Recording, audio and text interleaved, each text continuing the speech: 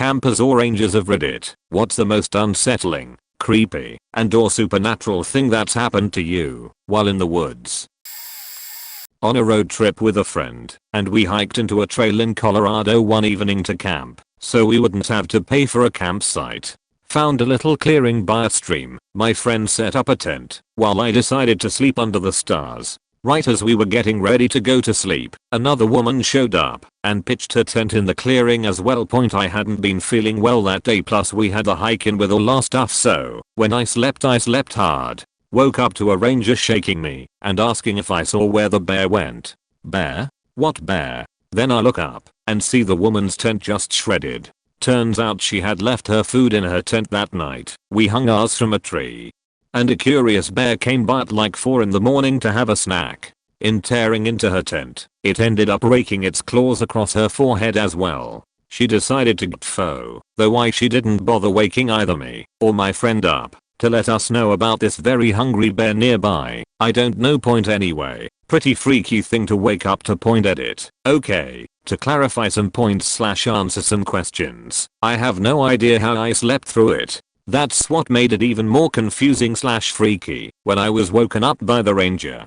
I was definitely really tired, and like I said, not feeling great, so I know I crashed hard. We were also by a creek, so there was definitely some white noise of the water flowing, and the woman was on the other side of the clearing, so not right next to us. But was she just amazingly calm in the situation? Was she freaking out in total silence? I don't know. She arrived pretty late in the evening and we didn't talk to her, so maybe that's why she just passed on by on her way out. But we were 2 other females camping out there with her, so I'd like to think if the roles were reversed, I would've woken my clearing camping neighbors up, or like, asked them for help. I wouldn't call it a bear attack, more like the bear smelled something yummy in that tent, and upon cursory examination of the object blocking said bear from that yummy smell, it realized that it quite easily bypassed this object with its claws. So I don't think it was like a rah, kill this tent and all its occupants right now, so I can get to this food.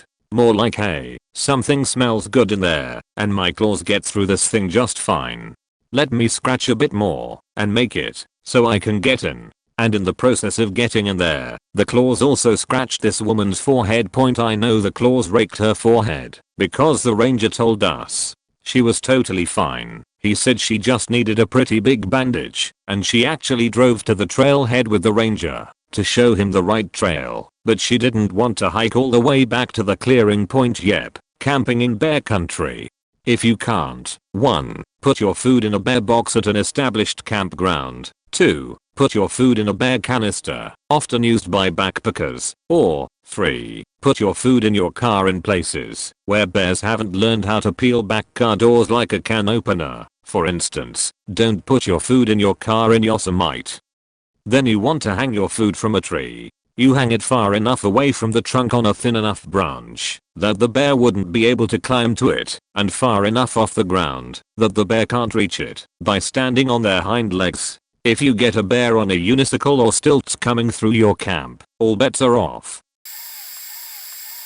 Just a few weeks ago we were on a road trip from BC to San Diego and we came upon a campsite just outside of Crescent City, California. We drove through. One side of the campground was relatively empty. I noticed a few scattered tents but nobody close to the location we ended up picking. We had tons of space. We wanted an early night, so I started a fire while my girlfriend started cooking. We ate, had a few beers, and climbed up to our rooftop tent, Tepu, with our dog by 9 PM or so. I had a rough time sleeping and woke up a few times, but finally fell into a decent sleep. In the pitch dark with all of our tent windows and canvases closed, I was awoken at 1 AM by someone whistling outside of our tent the tune of When the Saints Come Marching In.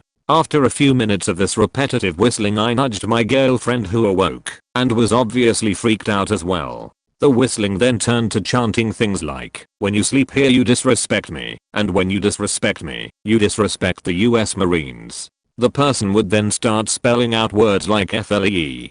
The verbiage and tone kept getting more aggressive, so we decided we had to make a move. I slowly unzipped the tent while our guard dog was snoring and got my head out of the tent. I took a few seconds to let my eyes adjust and figure out where the person was. I felt more confident once I could somewhat see and hear, so I climbed down, and the girlfriend passed me the dog and she climbed down too. We flipped the tent up without securing it, and we jumped into a truck, while the person was still whistling, to a motel in Crescent City Point. The next morning we drove back to get the few belongings that weren't in the truck, and a family who had been camping a few sites over said it went on for another 2 to 3 hours, and it was the scariest thing their family had ever experienced. Was solo backpacking and decided to stop for the night as it was right around sunset. Got everything set up, and I heard a car on a road about 1500 feet from my position. Honestly, I didn't even realize there was a road there because it was up a steep embankment and I couldn't see it. So I hear this car, then it slows, then it stops, then the doors open and close and the car drives off. I hear a group of men talking, but they were too far away to make out what they were saying. By now the sun has set, and the men begin using flashlights. They appear to be descending the steep embankment towards me. I'm not a little concerned as nothing about this is adding up.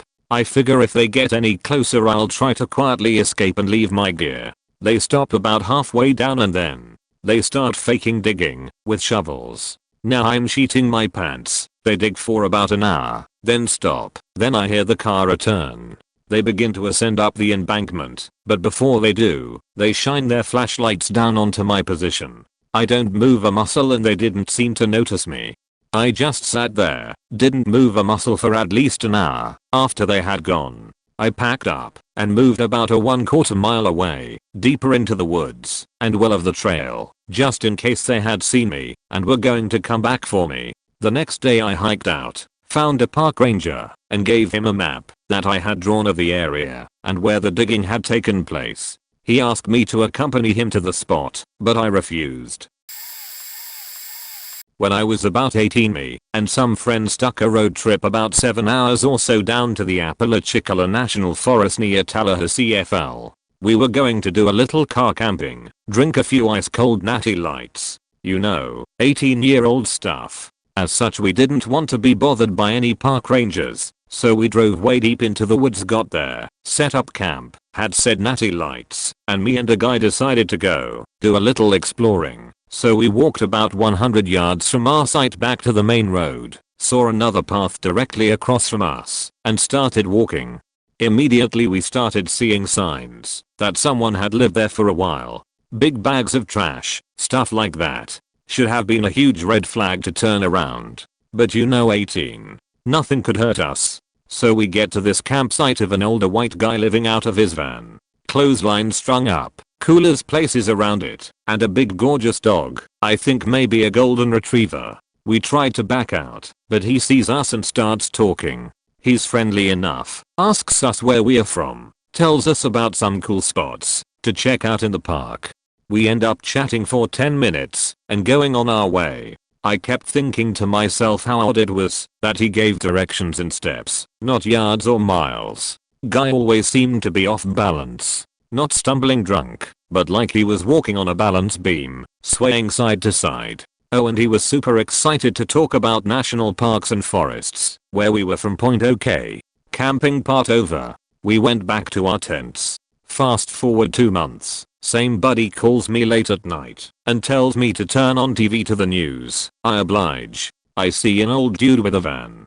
You see where this is headed, but I didn't, so I get pissed at my friend for waking me up. No, watch. And then I see the golden retriever and it all clicks. What the fuck? That man's name was Gary Michael Hilton, convicted of at least 4 murders. He kidnapped and murdered a girl on Blood MTN Gap, an older couple in the Pisgah NC, and a girl in the Apalachicola at that campsite not long after we left. Yes, the very same places he had been talking to us about.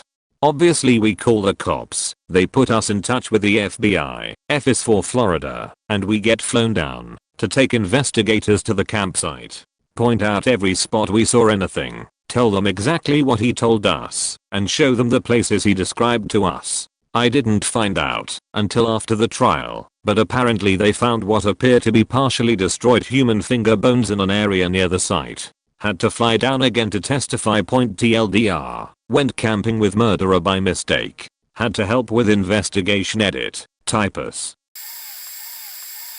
camping with family/friends up in the mountains, sharing a tent with my brother, call him Luke, and another friend, call him Evan. Luke, Evan, and I weren't tired when everyone retreated to their tents for the night, but the fire was dimming out, and we were bored, so we went inside our tent to watch Adventure Time on my laptop till it died. We all passed out after a few episodes, and I woke up sometime during the night into an episode of sleep paralysis. I have weird sleep habits and experience sleep paralysis every few months or so. For those who haven't heard it, basically you're awake, but you cannot move, and sometimes experience auditory and visual hallucinations. I was aware of this, so I didn't have a full-on heart attack when I started hearing shuffling noises outside my tent, which continued and got louder and closer until the fabric of the tent itself was being touched by something. My computer hadn't yet died, so I could see my surroundings in the dim light of the screen. I watched the fabric compress as something pushed against it sporadically about 4 feet off the ground, then moved around the tent towards me. I watched 3 distinct impressions follow this creature around the side of the tent. It looked like a claw. I was terrified and filled with adrenaline, but another part of me remained calm, assuring my body it was all a dream. I couldn't do anything anyway, so my fear was pointless. But as I continued to observe it, my sleep paralysis began to fade, and I realized I could move. No longer so convinced I was dreaming, I reached over and shoved Luke awake. I tried to get him to look and see if there was really something there, but I must have sounded like I was sleep talking because he just rolled over and went back to sleep, waving me off. Eventually the rustling stopped, and I was tired and groggy enough that I quickly fell back asleep. In the morning I'd completely forgotten about it, that is, until my brother-in-law, who was in the other tent, call him Dean, said to us, "It's a good thing we put the dog in the car last night. There was a bear here while we were sleeping." Dean pointed out the tree where we'd strung up our trash so animals wouldn't get into it, and the fresh, gaping claw marks about 9 feet up the trunk. It hit me like a truck. I had seen the bear and calmly watched it test the fabric of my tent 12 inches from my face. TLDR, I had sleep paralysis while camping and thought I was hallucinating a wild animal trying to get in my tent. It turned out it was real, and it was an enormous bear. Just a few weeks ago we made our way to a very remote valley that is very difficult to access. Think walking on 1-inch ledges, dropping into narrow crevasses, etc. The valley ends in a sharp drop with a waterfall that is about 100 foot high. We were almost at the drop when we heard a whistle. It sounded a lot like a hiking whistle, but we only met one group of people the entire day, and they had stopped way before we did as they thought the mountain slope was not passable. According to our calculations, that group should have long left and headed back to the base camp, so it made no sense. Then we heard another whistle. We yelled hello, and immediately we heard a whistle back. The whistle was coming up from the thick trees up on the very steep slope of the mountains encircling the valley. The slope was about 75 to 80 degrees. The only way we could make it up there would be if we were pulling ourselves up by tree branches and roots, because it was so steep.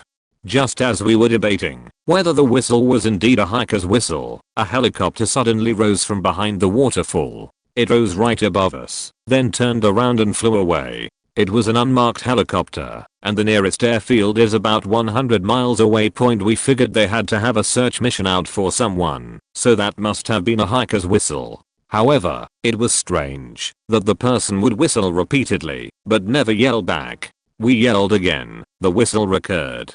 Suddenly, we heard the helicopter rotor again. Not 3 to 4 minutes later, we saw the helicopter rise above the valley again, hover for about 30 seconds, then fly away over the mountain. We went ahead and crossed the creek to climb the mountain slope. We scrambled up, grabbing onto roots and branches. The whistling ceased. We yelled a few times, and no response. It took us 4 hours to make our way out of there. After the bushes were so thick that at times we walked on branches above the ground and I could not see my hand in front of me. I still have no idea who was whistling. It was a very mechanical whistle. I've been out in the wilderness quite a few times and have never heard a bird whistle that was anywhere close to that. While prospecting out here in the Caribou region, I came across a set of rock piles known as Chinese piles out in the middle of nowhere. These being here means someone did a lot of digging back in the old days. So I started working, and after half an hour had about 10 grams of gold, and was having a happy dance, when I noticed the small standing stones on each of the rock walls. Each stone had several Chinese characters on them. And in a moment of dread I realized they were graves. I put the gold in a glass bottle I found nearby, and left it behind. I also took down drawings of the symbols, to show a local historian who later confirmed my suspicions that yes, they were graves, and they likely had not been seen in 150 years. Chinese miners believed that, if a miner died on site, the ground became cursed by the fallen miner's spirit, so they wouldn't continue to mine the area, and would tell anyone they met that the area was worked out. Sometimes they would also do extra work, to make the site look finished off, so people wouldn't end up digging up their comrades. I've been back several times, but I won't dig there out of respect. The site's super creepy in the morning fog. You almost can see people's outlines sighting around the piles. One of the stories my boss out here told me about was when he got involved with some sketchy folk from Prince George back in the 70s. And went with them looking for some mining gear to steal, so they could claim jump a site a few kms down the road. My boss went down this forgotten path into a clearing with 2 ancient bulldozers and a small cabin. The rest went to the bulldozers to see if they ran, while my boss went into the cabin and was greeted by a skeleton laying on the bed with a bullet hole through his head. They brought in the cops and they figured the guy had been there since 1935, since that was the last date on the newspapers inside. I went to the same cabin with him a few weeks back and found the place had been burned down by quadders. Edit. Wow, this blew up. Didn't think this was all that interesting. I was camping with family over a 3-day weekend. A few of us didn't have to get back to work, so we decided to camp an extra night. What had been a full campground was now down to just us. It was my brother, his young son, me and my young daughter. About 3 AM my daughter woke up and said she had to go to the bathroom. She had to drop a deuce, so there was no getting her to squat outside the tent. The outhouse was like 100 yards away through the pitch dark campground. The fire had gone out and there was not really any moonlight. I got up with her, grabbed a flashlight, and we headed to the outhouse. She did her business, and I stood outside the outhouse. I'd be lying if I said I weren't a little scared standing out in the woods, in the dark, miles from anywhere with my 7-year-old daughter inside a dark outhouse by herself. Luckily she was quick, and we stumbled back towards camp in the dark, with just the flashlight to lead us. The walk back was uneventful. We chatted little. I tried to reassure her we're safe out here in the dark, as she had gotten a little scared as she realized how alone we were in the empty campground. As we got to about 50 feet from camp, my daughter suddenly grabbed my hand tight and said in a scared whisper, "Yell, Daddy, who is that?" "Who is what, honey? I don't see anything." "That man, right there, who is that?" I shined the light where she was looking, and I couldn't see anyone. I grabbed her hand tighter and picked up the pace to get us back to the tent, which was the only safety there was out there, and I knew that in the dark like this, we were really in trouble. If there was some sketcher out there messing with us. We got back, and I got us in the tent, and we got in our sleeping bags, and I laid there and listened for any sound outside of the tent. Of course there were millions of sounds I hadn't noticed before, and each one made me more and more terrified of whoever it was she saw out there. As she started to get sleepy, she asked if we were alright. I said yes, even though I was completely freaking out. I asked her what the man had looked like, and she said he looked like a Native American. I laid there for what seemed like hours, but was probably only 15 minutes, until I couldn't take it anymore.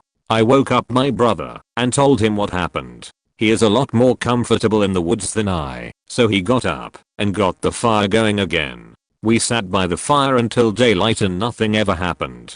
The next day I asked my daughter about the man she saw, and she didn't remember it. To this day she doesn't remember the event. The area we were camping in was well known for being a historical place where Native Americans had lived and flourished until they were forced into reservations or killed. Neither my brother or me could find any sign that anyone was out there. If they had been walking around the woods we would have heard them for sure. My only explanation is that she was so tired that she fell asleep walking back in a little micro sleep or something and dreamed it, but to this day it still freaks me the fuck out. I've posted this story before, but here it goes again. I wasn't in the woods, but what I saw came out of the woods behind my house. I saw an alien. No joke. To this day I still wonder if I was somehow tripping on something I ate on accident or something. I was about 10 years old and was playing in my room by myself. It was about 11 PM. I had a sliding glass door in my room and the blinds were pulled back. Out of nowhere the automatic spotlight behind my house turned on. I looked to the sliding glass door and a figure started approaching the door.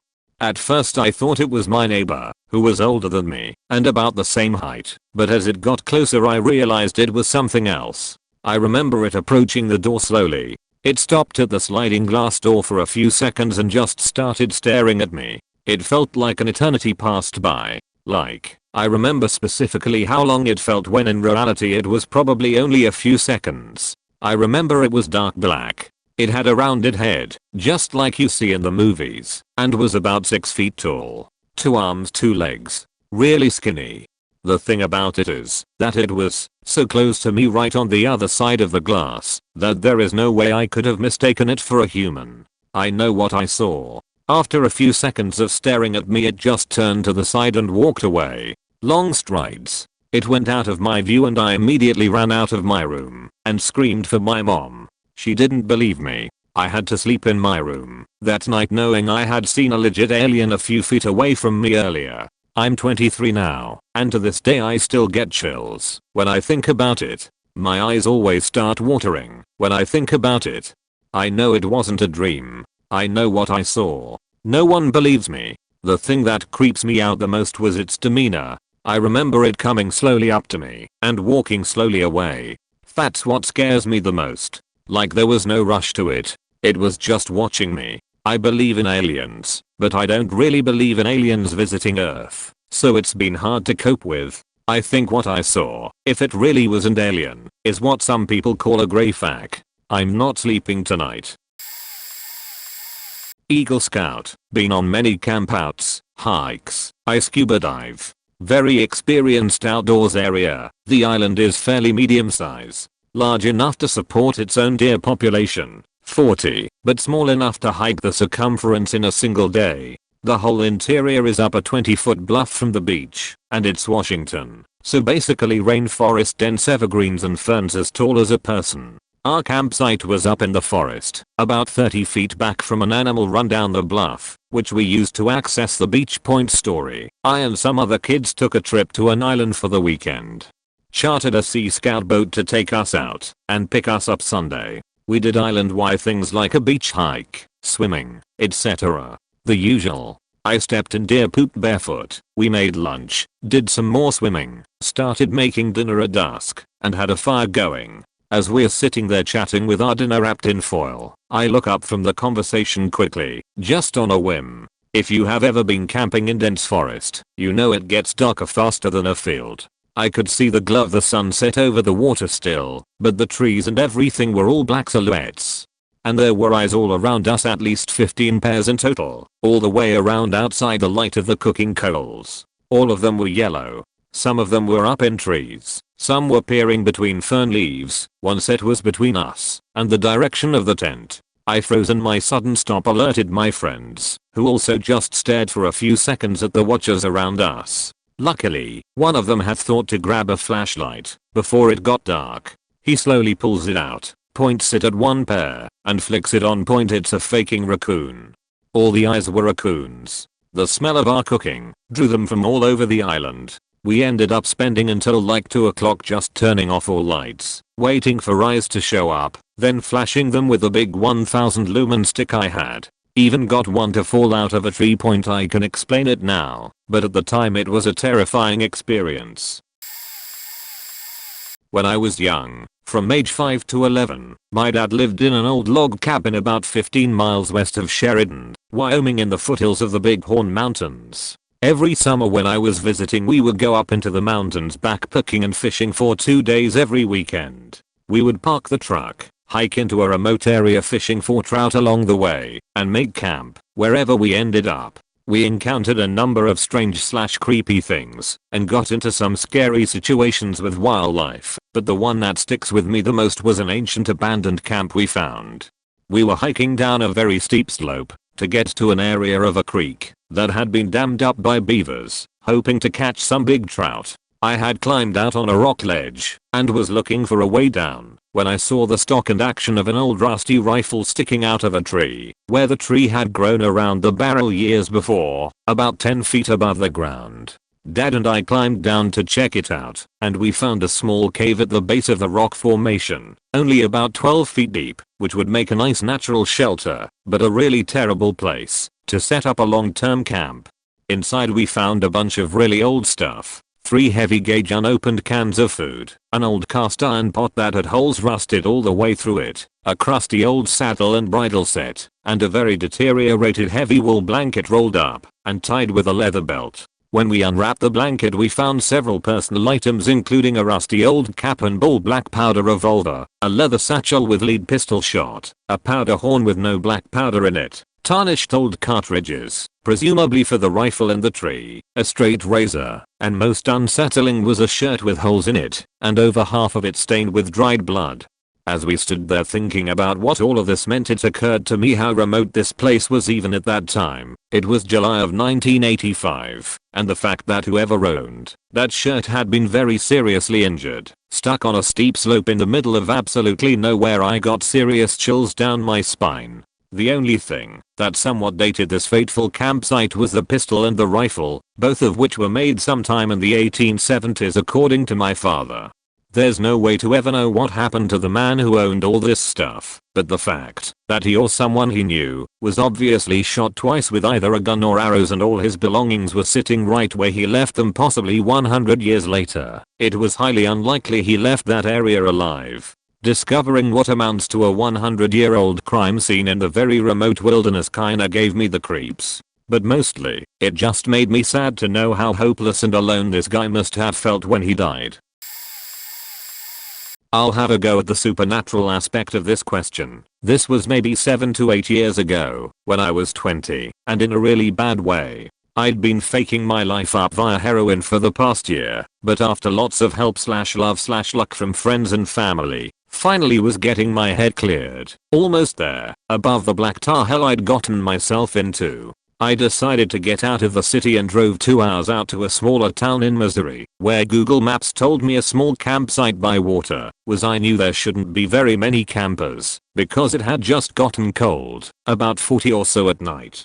Nearly there, as I'm driving down a misty morning road, just a picturesque straight 2-lane highway, there's this object laying in the road about a half mile up. I slow my approach, and can see it's this shaggy mutt, just hanging out. I stopped and rolled down my window right next to it. She came up, licked my hand, and wagged her tail a bit. She seemed to expect something of me. She had no tag, no tattoo for Chip, I later checked, just a dog with no name. Naturally, I popped open the passenger side door for her, and she was glad to hop in. So now I got this dirty but friendly companion for my little excursion. The dog with no name. The entrance to the campsite was only a half mile further, and as I suspected, there was no one around. I just dropped a 5 in the honor box and picked the site closest to the stream. I set up my tent, the same one I'd set up for years with my dad as a kid, collected some dry sticks, not hard to do this time of year, started a fire. The dog with no name just circled the campsite, looking content enough to sniff some leaves and roll around in the mud. I'd went to check out the rivulet, about 30 feet wide. It had a man-made stone dam you could walk across. To the west was the deeper part of the river, sort of pooling at the dam, then maybe a 8-foot drop to the east into calmer streams. Instantly, I wanted to go on, cleanse myself, symbolize, baptize, whatever. I grew up Catholic, so that kind of shit runs through my head to this day, though I'm far from religious. The dog sees my scoping it out the whole time from the campsite point. I can't bring myself to do it though. I'm hugely disappointed in myself, but it's cold, it's brackish, I don't have a towel. So I go back up to smoke cigarettes, eat hot dogs, pet the dog with no name. Night falls quickly after all this meditation, and I roll inside the tent to sleep. My buddy sleeps inside the tent next to the sleeping bag. This dog was faking awesome. If you couldn't tell that yet, I wake up for no reason I can put my finger on, and my main source of warmth, dog with no name, is missing. I slide out the tent. I guess I left it unzipped, and there she is, just sitting, waiting for me in pitch black, wagging her tail. I feel very strange, like something is happening here. And someone/thing is telling me to get back down to the river and do the damn thing. We walk down the short trail together, surrounded by Missouri Black Point. It's even colder than before, but I start to strip anyway, standing on the chilly stones of the dam. The dog with no name sits on the edge of the river, again, just watching me, a slight wag. I'm now stark naked as can be, staring into this black pool that looks like some supernatural ink. I should mention here that I hate swimming in water I can't see the bottom of. My fearful imagination takes over, and I freak out. In other words, I stand naked on the dam for over 10 minutes before I finally muster up the balls, albeit shriveled and tiny balls, to say fuck it and dive into the blackness. It was cold as hell. It was scary as fuck. When I came up for air, I was thrashing wildly back towards the dam, scrambling back onto the slick stones. I shook out my hair and was surprised how the adrenaline helped me in keeping warm. As I pick up my clothes and shoes, I look over for my buddy at the river's edge. The dog with no name is nowhere in sight.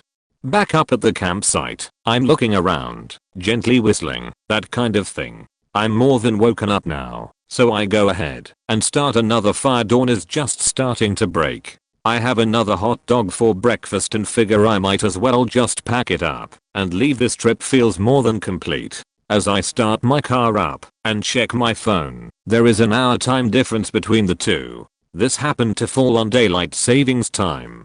I'm not calling it a supernatural rip in time, but it is funny that the night this went down, in fact, the exact time would be around 3 to 4 am, that the dog disappeared. Point. So the dog never showed up again. I never shot up heroin again. Point. TLDR found ghost dog. That prompted me into a supernatural hillbilly baptism, where I didn't find God, but might as well had. Then ghost dog vanishes. Point. Pre-edit. I realize the dog was probably from a nearby farm and found her way home, but I don't care. The coincidences are wild enough for me, and my mind needed all this at the time.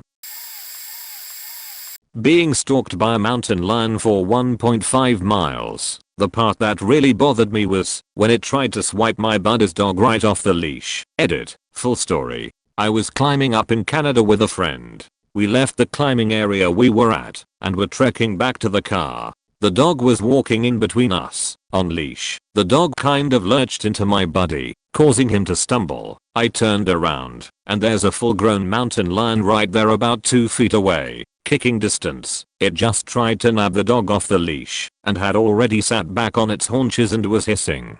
I freeze. My buddy turns around, screams and starts running.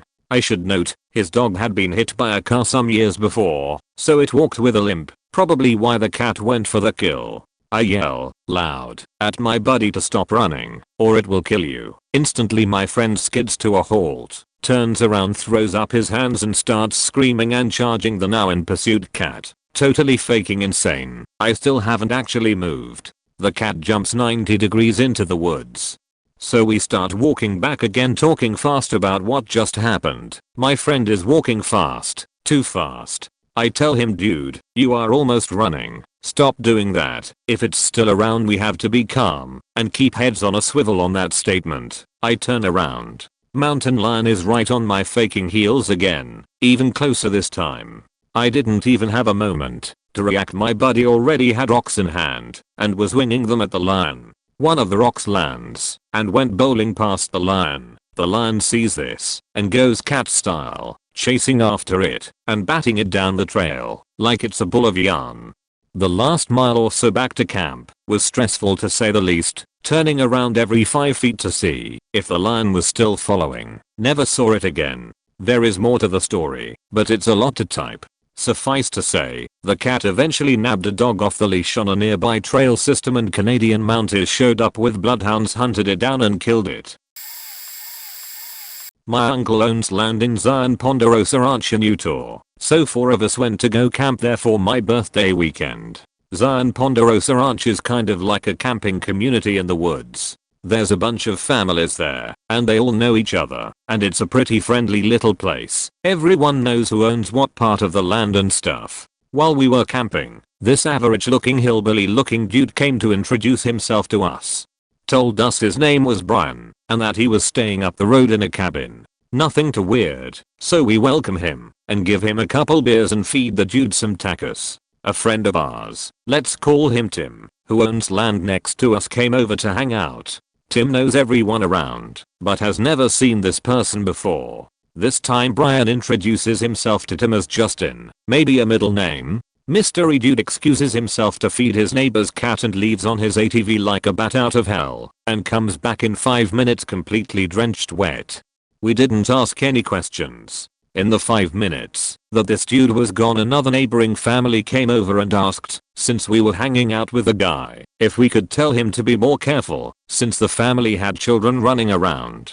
Completely understandable point. The dude comes back, and we tell him about the family's concerns, and that his driving could be a danger to the children. Fuck the kids. Who the fuck are they to tell me what to do? Replies weirdo. That was more than we were comfortable with, so we politely asked him to leave, because he was drinking a lot, and had a gun, and we didn't know this dude. We were all already uncomfortable. He apologizes and leaves back to his cabin, or whatever. Less than a minute later we hear gunshots coming from his direction. We all kinda freak out a bit. And guess who comes back to greet us? Morgan Freeman. Not really. That same freaky dude trying to apologize, and we asked him about the gunshots and he replied with, so you heard gunshots? So what? And so? Girlfriend was getting really frightened by this guy, and so we decided to use my uncle's ATV for a ride, while leaving my uncle, to talk to this dude. I blocked out their convo, but I definitely heard him say that he needed to take a Hitler stance on the subject, so they wouldn't walk all over them and destroy the country. When we got back the dude was gone, and we went to sleep for the night. At 4 AM I was woken up to the sound of an ATV coming very close to our camp, and stopping there for a while, before going back to the same direction he came from.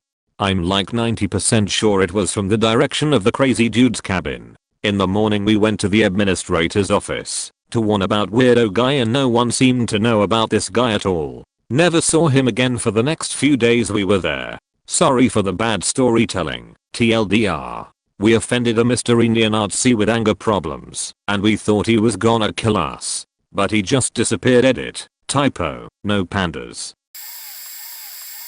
One more story. I was camping in the Florida Keys one winter. I managed to survive the large snakes and even larger alligators, as well as the scorpions which would get in my shoes at night. But one experience I will never forget.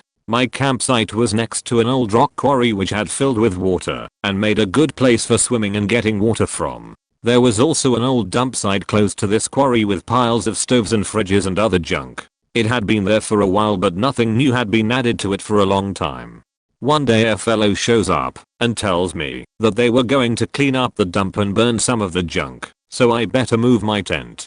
So I gathered up all of my belongings and moved a few hundred yards back into the woods. That day they started burning the garbage, and I thought nothing about it until I climbed into my tent at night. As soon as it got dark and I was falling asleep, my tent became covered with hundreds of rats. I guess they had moved out of the dump because of the fire, and we're just wandering around looking for food. They were everywhere, climbing up my ropes and over the top of the tent. I shook as many as I could off and started a fire and stayed up all night hoping they wouldn't return. They seemed to be gone, so the next night I stayed in the same place thinking they had moved on to another dump or something, but no. Again, as it got dark they all returned, bringing some of their friends, as it seemed there was more than ever now. I again shook them off the tent and got a fire going. When the morning came I packed up my tent and headed for a new place far from those rats. As I was walking down the highway wondering if I should return to another camping spot where I had been previously, there on the highway near to that place was a dead 11-foot alligator which had crawled out from the mangroves only a few feet from where I had been camping a few weeks previously. I decided my Florida camping adventure had gone on long enough and headed back home. This is my first ever edit post, was in the Watugan MTS in NSW, Australia in 2006. The camp we chose is a beautiful spot that is tucked in underneath some impressive sandstone cliffs in some very dense and remote country. Roughly 30 people were staying in the same campsite as us, spread out over about 10 sites. I was there with my girlfriend and a few friends. We had chatted with a few other campers the night before and enjoyed getting drunk and singing songs around a fire. Early in the morning, but still dark, I awake to the most deafening rumbling noise you can imagine. Mixed with this sound is loud cracking noises that sound like fireworks. It goes on for about 20 seconds and then abruptly stops. My girlfriend is awake too, and before we can ask each other what the hell it was, we hear all the campers around us calling out to see if everyone is okay. We get up and join everyone else in the camp as we all gather together to try and figure out what we heard. Everyone is freaked out and very confused as we all heard the same thing, and it was bloody loud. A few of us take our torches and head into the direction from where the noise came. About 100 meters from the camp we quickly discover the source. A chunk of sandstone that formed the cliffs around us had broken free and fallen down the side of the mountain. In the morning we went to have a good look and found a chunk of rock about the size of 5 school buses sitting at the bottom of the valley with a path of destruction in its wake. The cracking noise had been tree snapped, like twigs, as the rock took them out on the way down. Needless to say, we felt very lucky and humbled by the sheer scale of the event. TLDR, a mountain decided it would fall over and try to kill us. Not my story, but my dad's. My father used to have a business in maintaining the woods. Couldn't find an English term. It is a thing in my country. It basically means cutting down dead trees and hauling them out of the area. This meant that he was out in the woods all day, and he was allowed in places normal citizens couldn't come because of rules by the Forestry Commission. My dad was working in the early morning when he suddenly noticed a car in the middle of the woods. It drove through a small path normally only used by the forester. It wasn't a car from the commission, so he thought it was very weird that it was there.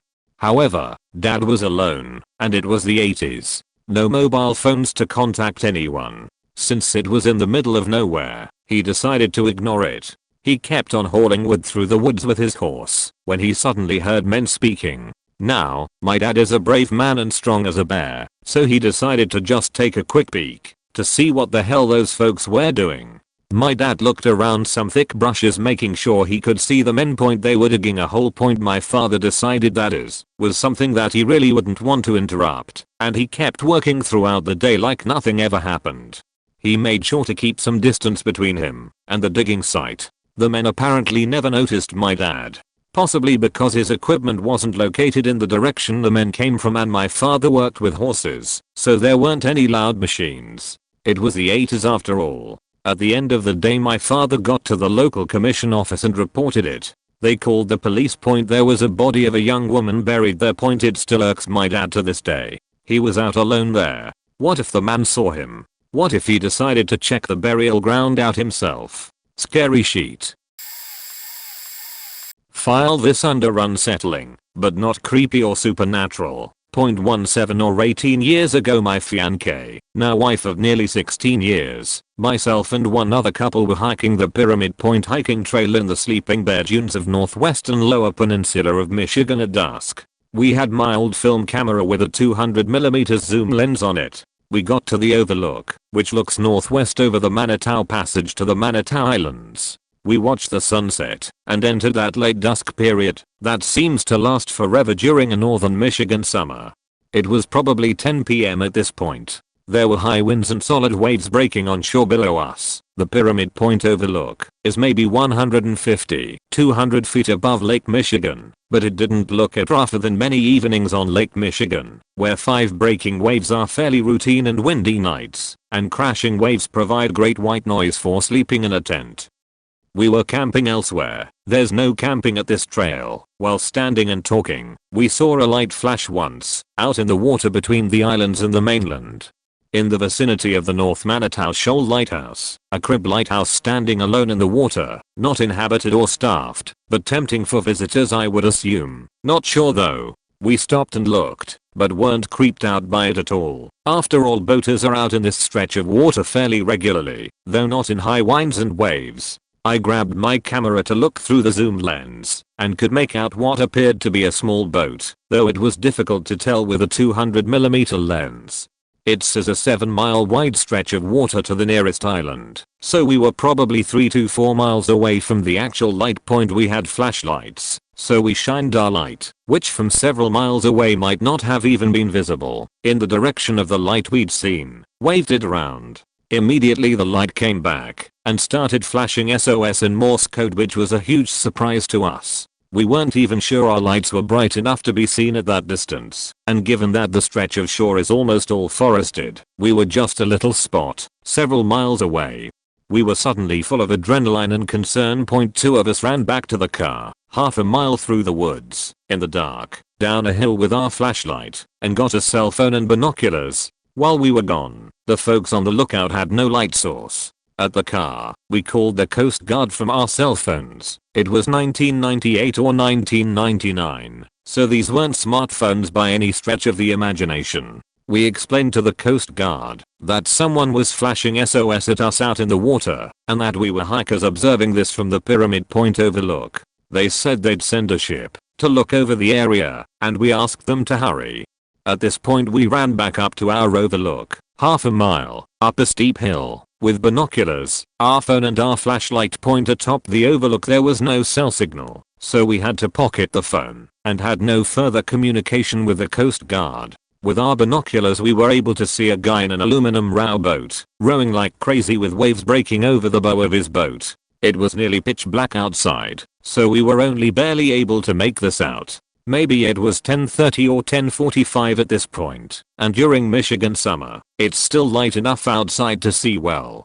He would occasionally turn around, flash SOS at us, and go back to rowing. It was disturbing to be several miles away completely helpless, while we watched this guy struggling in a rowboat in the dark. It got dark. We could not see anything anymore, but every few minutes the man in the boat would flash SOS at us. He did not appear to be making any progress toward the mainland, but he was clearly drifting northward through the Manitou Passage. Every time he flashed we'd turn on our flashlight, shine it back at him for a few seconds, and turn it off. We did not know Morse code, and we had no cell signal.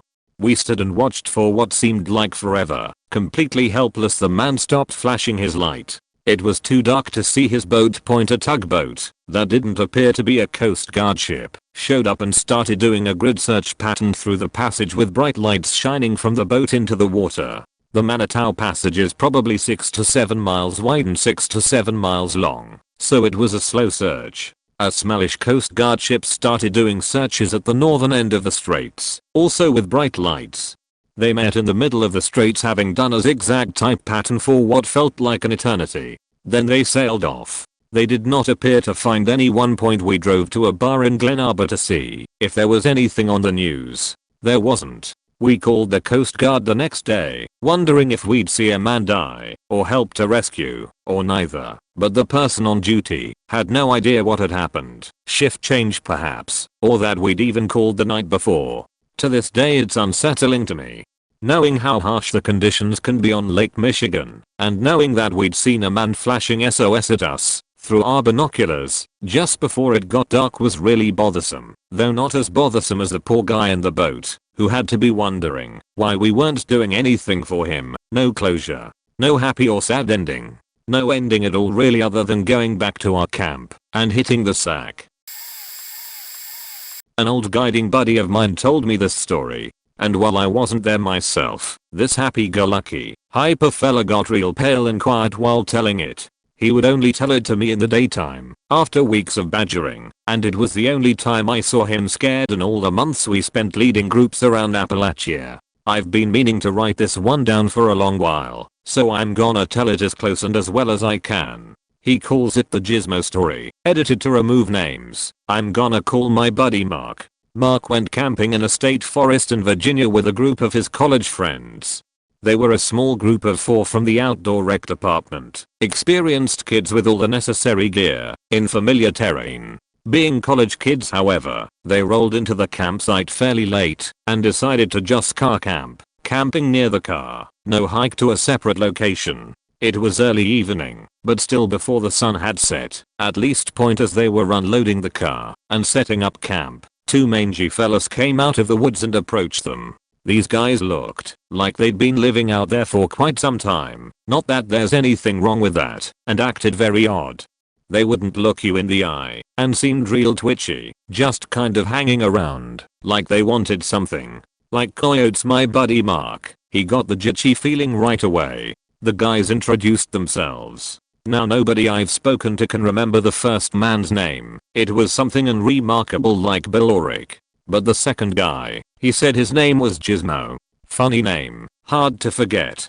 So Gizmo and his friend started asking questions like, "Y'all fixing to stay the night? How much food ya got? When are you kids supposed to head home? Y'all got phones on ya? Anymore? Y'all planning on showing up?" Well, Mark didn't like that one bit. So he started telling tales. "Yeah, there's gonna be 8 or 10 more of us showing up tonight. Our parents expect us home first thing tomorrow morning. They're super paranoid, so we gotta get home on time or they'll call the cops. Parents, am I right? Ha ha ha." That sort of thing. Gizmo and company poked around camp a bit more, then wished the group good luck and disappeared back into the woods. Mark and his friends joked nervously about Gizmo and his friend, but weren't worried enough to actually leave. They built a fire and cooked dinner, then cleaned and hung up the bear bag. They spent the rest of the evening hanging out around the fire, chatting and drinking. One of them had a harmonica, I think. By midnight, they had all turned in. They had brought 2 tents, a girls and a boys. Well, Mark didn't feel right sleeping in the tent. He felt like somebody needed to keep watch. So he lay down by the fire. Sometime later, Mark found himself awake. The fire was dying when he opened his eyes, and he couldn't see much beyond the campsite. Except for one bright burning spot. There was a light out in the woods. It bobbed along at chest height, occasionally disappearing behind the trees, sometimes pausing. Whoever it was at a good distance, maybe 100 yards out. When he told me the story, the distance was between here and that tree, so I can't be certain. He followed it for a while, until it went out. He stared at the darkness for a long while, until eventually he fell asleep once more. Suddenly Mark woke up again, this time in a panic. The fire was down to embers, barely glowing. He opened his eyes to see that the strange light in the forest was back, and it was much closer now. He could see now that it was from a lantern. He watched as the lantern carved a smooth perimeter around the campsite, occasionally going out, always reappearing a short distance away. Mark pretended to roll onto his back in his sleep so he could watch. It circled the campsite twice, getting closer each time. The strange thing is that there were no sticks breaking, no leaves crunching. Somebody traipsing around in the dark woods. That close should have made a lot more noise. Whoever it was trying to be real quiet. Mark lay there, tense and unmoving. By the time it began its third rotation of the campsite, the lantern was so close that Mark could see a face illuminated in it. It looked like one of the fellas from earlier. He couldn't remember which one. His eyes were bugged out, scanning the campsite like a predator, and he was sweating. Then the lantern went out. At this point, Mark woke up.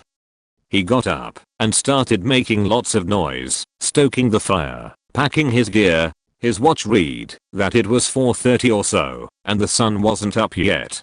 He considered all that had happened and made the tough call to wake up his buddies and bug out. Nobody argued when they saw his face. Like I said, this guy's happy-go-lucky, a human golden retriever, and an experienced woodsman to boot. You'd believe him. The sun was barely starting to come up by the time they got in the car. As they were driving out, they passed something they hadn't noticed on the way in. There was an old RV parked out in the woods, camouflaged with a mixture of earth-colored tarps and actual greenery.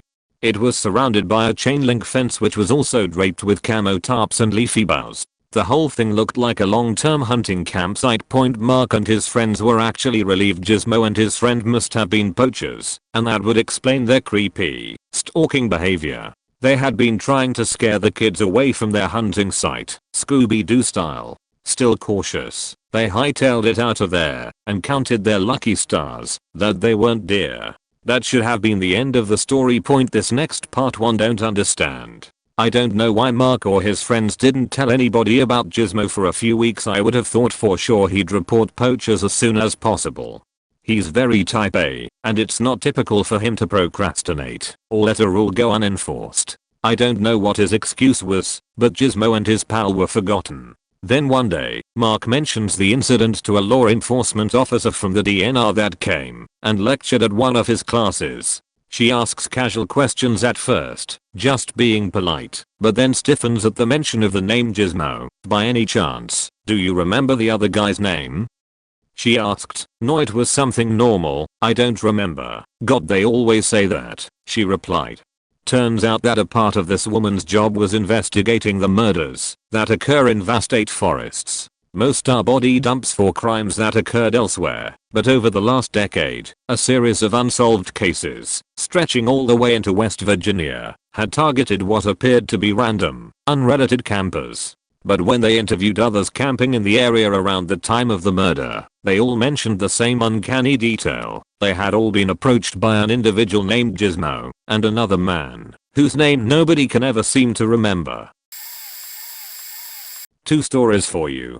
Both take place in the Rocky Mountain region. We don't like to camp in campgrounds because we're antisocial and none of us care to share a campground with a stranger screaming kids waving around their flaming hot s'mores pokers. When we go camping, we do mild off-roading and camp in clearings away from other people. Just after high school, me and my friends decided to celebrate by going on a camping trip. We ended up leaving way later than we had planned. It was dark by the time we got up in the mountains. The camping spot was about an hour or so away from home. We didn't want to turn around, so we decided to just make do and set up camp in the first decent clearing we found and figure things out in the morning. We all set up our tents in the dark, moonless night and just went straight to bed. When we woke up, we realized that we had unwittingly set up camp on top of someone's abandoned attempt at a marijuana farm. Not wanting to deal with that shit, we packed up pretty quickly and moved on. Second story. It's a few years later, same group of friends. We set up camp in a little clearing, surrounded by thick trees, and settle around a campfire for the night. After it gets dark, we can hear rustling in the trees and occasionally catch a flash of campfire reflecting off eyes in the distance. We aren't worried. This isn't bear country, and this particular area is covered in deer. We had to stop a few times on the drive to this spot to let deer cross the road, and we noticed tons of hoof prints and deer trails near our camping site. While we were setting up, we go to bed, and all night long we hear the snaps of twigs and leaves. They sound like they come pretty near the campsite a few times, but back off when the dogs start barking. The next morning we find that there are fresh cougar prints skirting the edge of our campsite. It's pretty obvious the cougar was circling around us all night, sizing us up. We are dumb young adults and decide to test our luck. We stay a second night. That second night, we decided to take shifts sleeping, with a few of us staying up to watch guard with our shotgun ready and keep our fire tended during the night. Me and my ex had first half of the night. Occasionally we would see the yellow flash of eyes for a brief moment and they'd disappear again. The dogs will not shut up. Maybe it's just paranoia setting in, but my ex swears he sees the cougar off in the trees. At this point, we all decide to just sleep in our cars and leave in the morning. Next morning rolls around, and our friends take the dogs out for a small hike and one last potty break while we brewed some coffee. On the way back down the trail they notice cougar tracks following us, and we're all convinced we are being stalked. We decide fuck coffee, tore down camp as quickly as we could, and noped on out of there.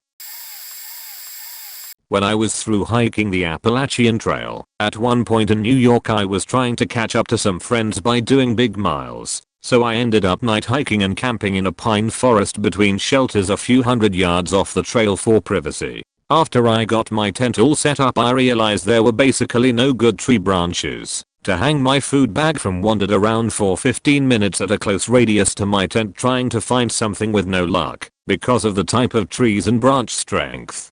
But I knew there was a chance of bears because it was close to some parks where people are always leaving food out. Eventually I find a tree just 15 feet from my tent that has one branch that'll do. As soon as I get my food bag up I crash hard and start having nightmares about being chased by a banshee. I don't get nightmares often but this was a vivid one. There were very distinctive sound as this she-demon makes repeated swoops for me out of the sky. I eventually wake up in a full sweat, glad to realize it was just a dream point, and then I hear the sound directly outside of my tent at maximum volume. Holy fuck, was I scared.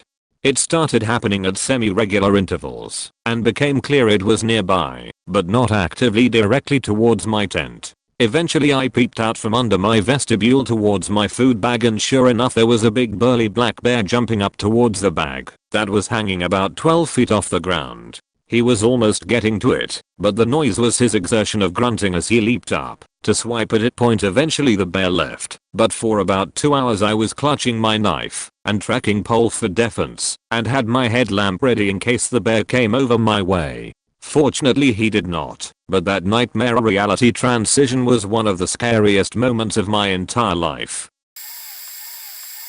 Happened in Sedona, but in the wild, so still counts. I had a business trip that took me to Arizona, and didn't want to pass up a chance to visit some great views and hiking in Sedona, so worked it into a long weekend. I got up early one morning to hit the trail before the pink jeeps descended upon some of the more visited places. First stop was a previous Anasazi site purely for historical reasons. After hiking in from the road by foot, I got a good 30 minutes at the site before the first jeep tour showed up, packed up my day pack, and headed down the trail. My second goal that morning was a fairly gradual but scenic hike up the side of a nearby mesa. However, the weather that day wasn't cooperating, and I kept my eye on some thunderstorms to the south that were building. As I continued to gain altitude on the switchback trail, I had a beautiful view over the valley towards Cathedral Rock. The low clouds filled in and began to build, and some downpours were visible, but no strikes standing on mesas in the rain, and lightning strikes don't mix. I picked up my pace and made the lip of the mesa, walking slowly to a smooth rock outcropping with great views and to catch my breath. Not sure what caused me to, but I took off my hat, turned around and looked up. I saw low scud clouds with wispy tendrils slowly swirling in a circle overhead. The outer fringe was darker gray, the central core a lighter shade, and suddenly before my eyes, I saw a large wingspan bird appear at the center of the swirl, all dark, not the coloration of an eagle, and with the wing feathers separated, like a turkey vulture, but even larger. I watched the bird as it drifted, sometimes with, mostly against the direction of rotation of the cloud swirl, and I don't recall seeing it flap. I took a quick moment to look south at the advancing storm, saw my first lightning strike well off in the distance, and looked up at the bird again. It made a right-hand turn for the center of the swirl, and then vanished as it cruised across the center of the swirl once more. I stood there a good 5 minutes, processing what I'd seen, waiting for it to reappear, but nothing. Truly a mesmerizing nature encounter. I grabbed my pack and made tracks down the trail to make it to the vehicle before the storm that was fast approaching. Being alone on the trip, I really had no one to discuss it with, and mulled over the experience for the rest of the afternoon. I took a warm shower, dressed up, and then drove to an Italian restaurant, newly opened on the main drag into town. They didn't seat until 5 p.m, so I wandered into the gem and mineral shop next door to find some mementos to give to friends. When I got back, the lady behind the counter was friendly, not overly chatty, and looked the granular part that I would expect for such a place. Incense burned in the corner, and peaceful Native American flute music played over the speakers. She asked how my stay in Sedona was, and told her I was enjoying the views and the hiking. I told her where I'd gone hiking to see the Anasazi cliff dwelling, and she walked to an old yellowed map on the wall and pointed to the site. "This one?" she asked, interested. I looked, and yes, she was pointing to the site I had visited. I looked next to where she pointed, about where the mesa was, and a large red swirl was centered there. The map had several of those markings, mostly around the perimeter of the valley.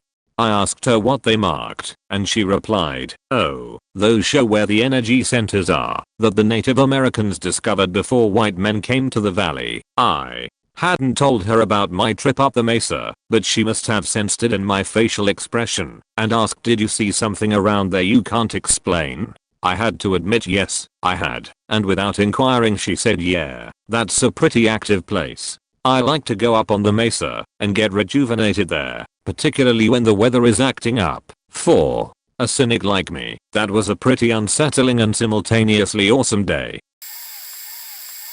I went camping in Big Sur, California with one of my best friends. It was off season and a Sunday night, so the place was practically empty. We picked a campsite about a half-mile walk to the ocean. It was in a huge open field surrounded by a lush forest. In the background were limestone mountains and you could hearing the crashing of the ocean's waves. Very epic point. We spent the night around a campfire telling stories and eating. We are both pretty experienced backpackers too. We are very diligent in ensuring we do not leave any trace of food by our site. And almost everything other than our essentials goes in the bear bag/box. I have my dog with me too. She's Ada, so she was allowed on the site. She's leashed around one of the few trees in the field on a long metal leash and full harness. It's a full moon out, and it was pouring beautiful blue light across the field. It was absolutely pristine and breathtaking. Around 1 AM, something spooks my dog. Now, she is used to the woods and has an incredibly calm demeanor. But, I mean, she is flipping out, tugging hard on the leash, like she is desperate to escape, and she does. She pulls so hard that her harness snaps and she goes bolting across the field into the wilderness. I lose my cool. I drop everything and bolt after her. I'm not thinking straight running into the woods at night. My only concern was getting her. Even if it meant risking my own safety. I rescue her. I find her curled up in a random clearing in the woods, looking ashamed and terrified. Thank God she ran in a straight line, otherwise I would have been totally lost. I walk back carrying her, and my heart is pounding furiously at the horror of the idea of her being lost in the wilderness forever. The thought now is still unbearable. I can feel her heart pounding too in my arms. She's still terrified. I'm no longer in a great mood. We all head to bed in my tent, but my dog won't lay down. She refuses. Her ears are up, and she's staring intensely at the tent wall, as if she could see through it, and she's tracking something. It takes a while for my nerves to calm down from my chase earlier. I'm working hard at taking deep breaths and reminding myself that I'm prepared for anything that I could encounter. That my dog is simply spooked from maybe a raccoon. Maybe she's just exhausted and acting up. And then I hear it, cackling. Like a high-pitched laughter that is full of a disgusting type of joy, and it's coming from outside my tent. Deep breathing. My senses go on high alert. My body tenses up so tightly it's like I'm about to break in half. I can't even breath. And then I hear even more cackling, like a group of witches were doing something evil just yards away. It fills my hearing, laughing and more laughing. It's loud and it just sounds so wrong. I can't even bring myself to move to look at my friend. It's like my entire body has given up. The laughs are then followed up with blood-curdling screams. It honestly sounded like somebody was being murdered. It was full of panic and horror and sadness. Dear God. It could have been wolves or coyotes killing their prey. But it sounded so distinctly human. The laughter, the sobbing, the screams. Finally my friend says something. What the fuck? I even begin to laugh a little because the situation was so intense and wild. I had no idea how else to react. I can't handle this, I say, and suggest that we bolt for the car. It's a mile away, so we decide to stay out. We just listen to the laughter and screaming until it fades away. Even when it was over, I didn't bother going to bed. TLDR. Evil witches spooked my dog and then murdered a child right outside my tent during a full moon ritual. Definitely just wildlife doing its thing though. 8. So here's what's up. So my mom, my sister-in-law, and I are all lying on the ground watching the Perseids meteor shower. I see a plane in the sky, only its lights aren't blinking like they normally would on a plane. So I'm like, hey, guys, you think that might actually be a satellite? And, since this is the age of technology and instances, my mom pulls out her smartphone, looks up a list of visible satellites passing over our location at night, and it turns out that plane is actually the International Space Station reflecting sunlight back at us, which is totally wicked cool.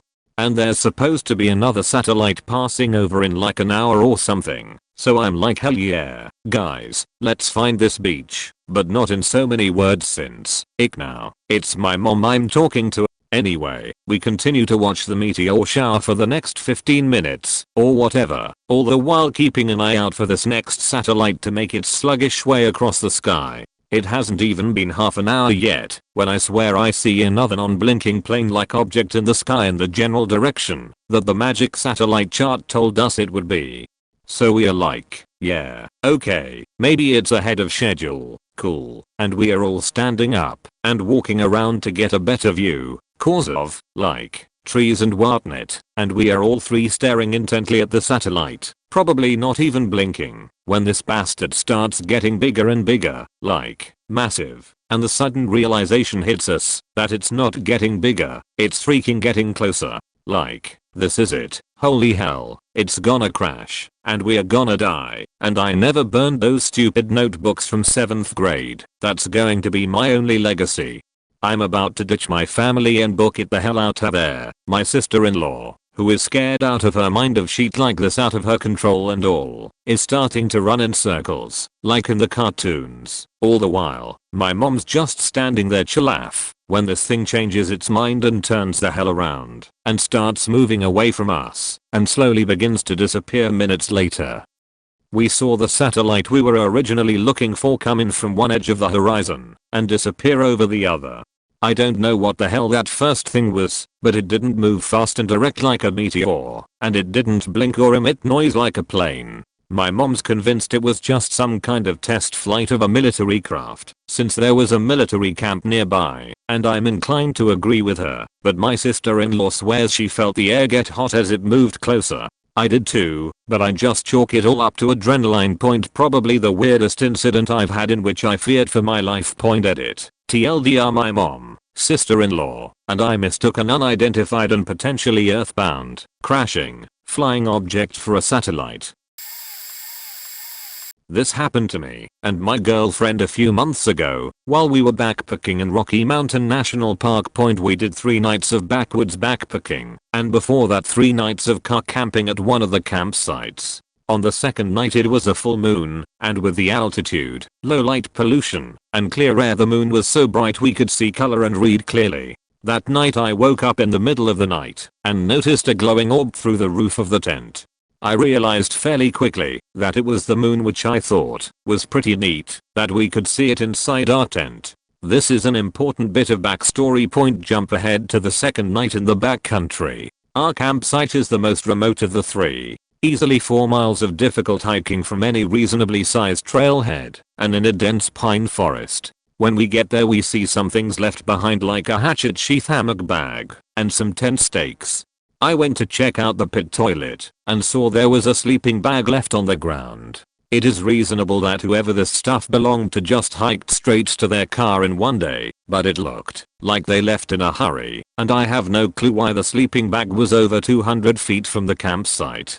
I'm not easily shaken and an experienced hiker, but I was definitely getting a strange vibe from this spot and was being really cautious about bears or whatever. My girlfriend was also getting a strange vibe, she later told me. Now this is where the background ends. That night I woke up again in the middle of the night and noticed a glowing orb about the size of a basketball shining through the tent. I kept waking up for a few hours scaring myself by what it could possibly be, but finally convinced myself it was the moon and got to bed.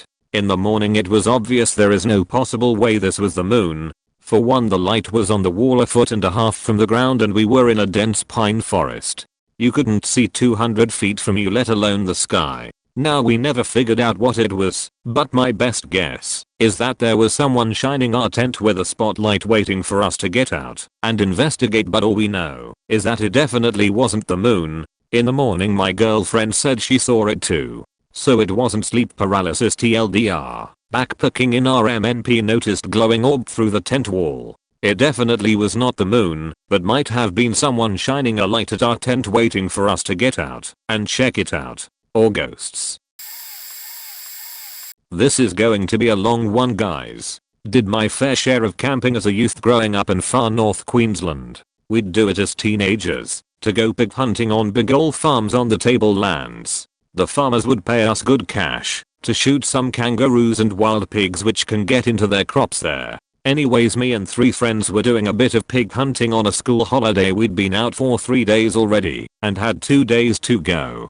bagged a fair share of roo's which the farmer would pay us good money for, so we were all having fun and enjoying the freedom of being young youths. To give you perspective, this particular farm was huge. Off-road driving could take easily more than 3 hours to get from one side to the other. It was really remote and often you didn't feel you were on a farm, just on someone's private land. The farmer told us we were the only folks camping during that time, so to be wary about any strangers we'd come across as they shouldn't be there. Anyways, on our second last night we set up camp near a lot of trees and reasonably close to the river. Nice little flat sandy area, perfect for a campsite. Built a fire, settled in for the evening. Had a car radio bursting out some tunes from some random station we could pick up. Talking shit around the fire and doing a bit of drinking point. That night, getting close to midnight, we turned the radio off and started to settle down, just talking shit about going back to school. That's when we heard some voices. We are talking beautiful female voices, kind of singing far off in the distance. Kind of drifting on the wind. At first I thought it was me imagining it, but my friends all went silent and we listened to these voices that sounded like they were singing. There was a long pause of us all looking at each other like, what the fuck are we hearing? The voices were coming far off in the forest near our campsite, but close enough for us to kind of hear laughter and generally very nice singing. One of my mates is Aboriginal. Local black Australian. I shit you not, he went white. Like a ghost. He seriously looked white in the dark. I asked him what's up, and he told us whatever we do, don't follow or go check out those voices. Aboriginal folks got stories of these very long slender type of people that live in the bushland, and they'll sing / talk to hikers / campers to lure them off the main tracks. People used to go missing way back when in Aboriginal history, so the elders would always warn the community not to listen to the voices. Often they would call to you when you were out hiking to come see what they have found or to come help. Some of the stories suggested they would eat you. It was the first time he believed his elders' stories as the first time he'd heard them, but he swore it's what his elders warned them about. Very nice voices, sounding very inviting. He seriously believed this. Me and my other mate were a bit disbelieving. We thought some young girls might be out there having a bit of fun camping, and with a bit of drink were considering going out. As we were discussing it, the voices seemed to get a bit closer and my Aboriginal friend told us to not speak to them and to stay by the fire. He literally threw more wood on the fire to make it brighter. We started getting pretty tense. The voices were around our campsite for about 30 to 40 minutes, easily within 50 meters of us. Now very clear, beautiful sounding voices, and sometimes I swear to God I heard them say come join us, but they went away. Next day we looked around the area, couldn't find any tracks at all. We were pretty experienced at tracking animals and people make biggest tracks. True story. We'll never forget it. We spoke to the farmer about the voices, and he told us they come and go as they please, these voices. He's sometimes heard them when he's in his house. He also believes in the Aboriginal legends. 2 stories, both with the same friend. Story 1. As wrapping warning, my buddy Todd and I were camping at a small state lake in Kansas. The park is surrounded by farmland with about a mile-long gravel road leading up to it, which then goes into the woods and descends to the lake. As anyone who is familiar with a gravel road can attest, it's easy to hear someone coming. The campsite we were staying at was in the hills above the lake and wasn't frequently used. It's closed now, unfortunately. We are both light sleepers and would wake up to a mouse rustling the leaves near our tent. That night we were up until sometime after 1 AM talking about the old days next to the fire and were asleep by about 1:30. We don't like to drink in the woods because it dulls our senses. We slept somewhat restlessly and woke up to every tiny sound that night. Every sound except one that would explain why there was a large bottle of baby oil squarely in front of our tent door in the morning. We both looked at each other in shock and packed our sheet to leave in case it was a threat of something to come that night. Pun intended. TLDR. Woke up with Azrap lube outside our tent with no idea where it came from and no other campers around.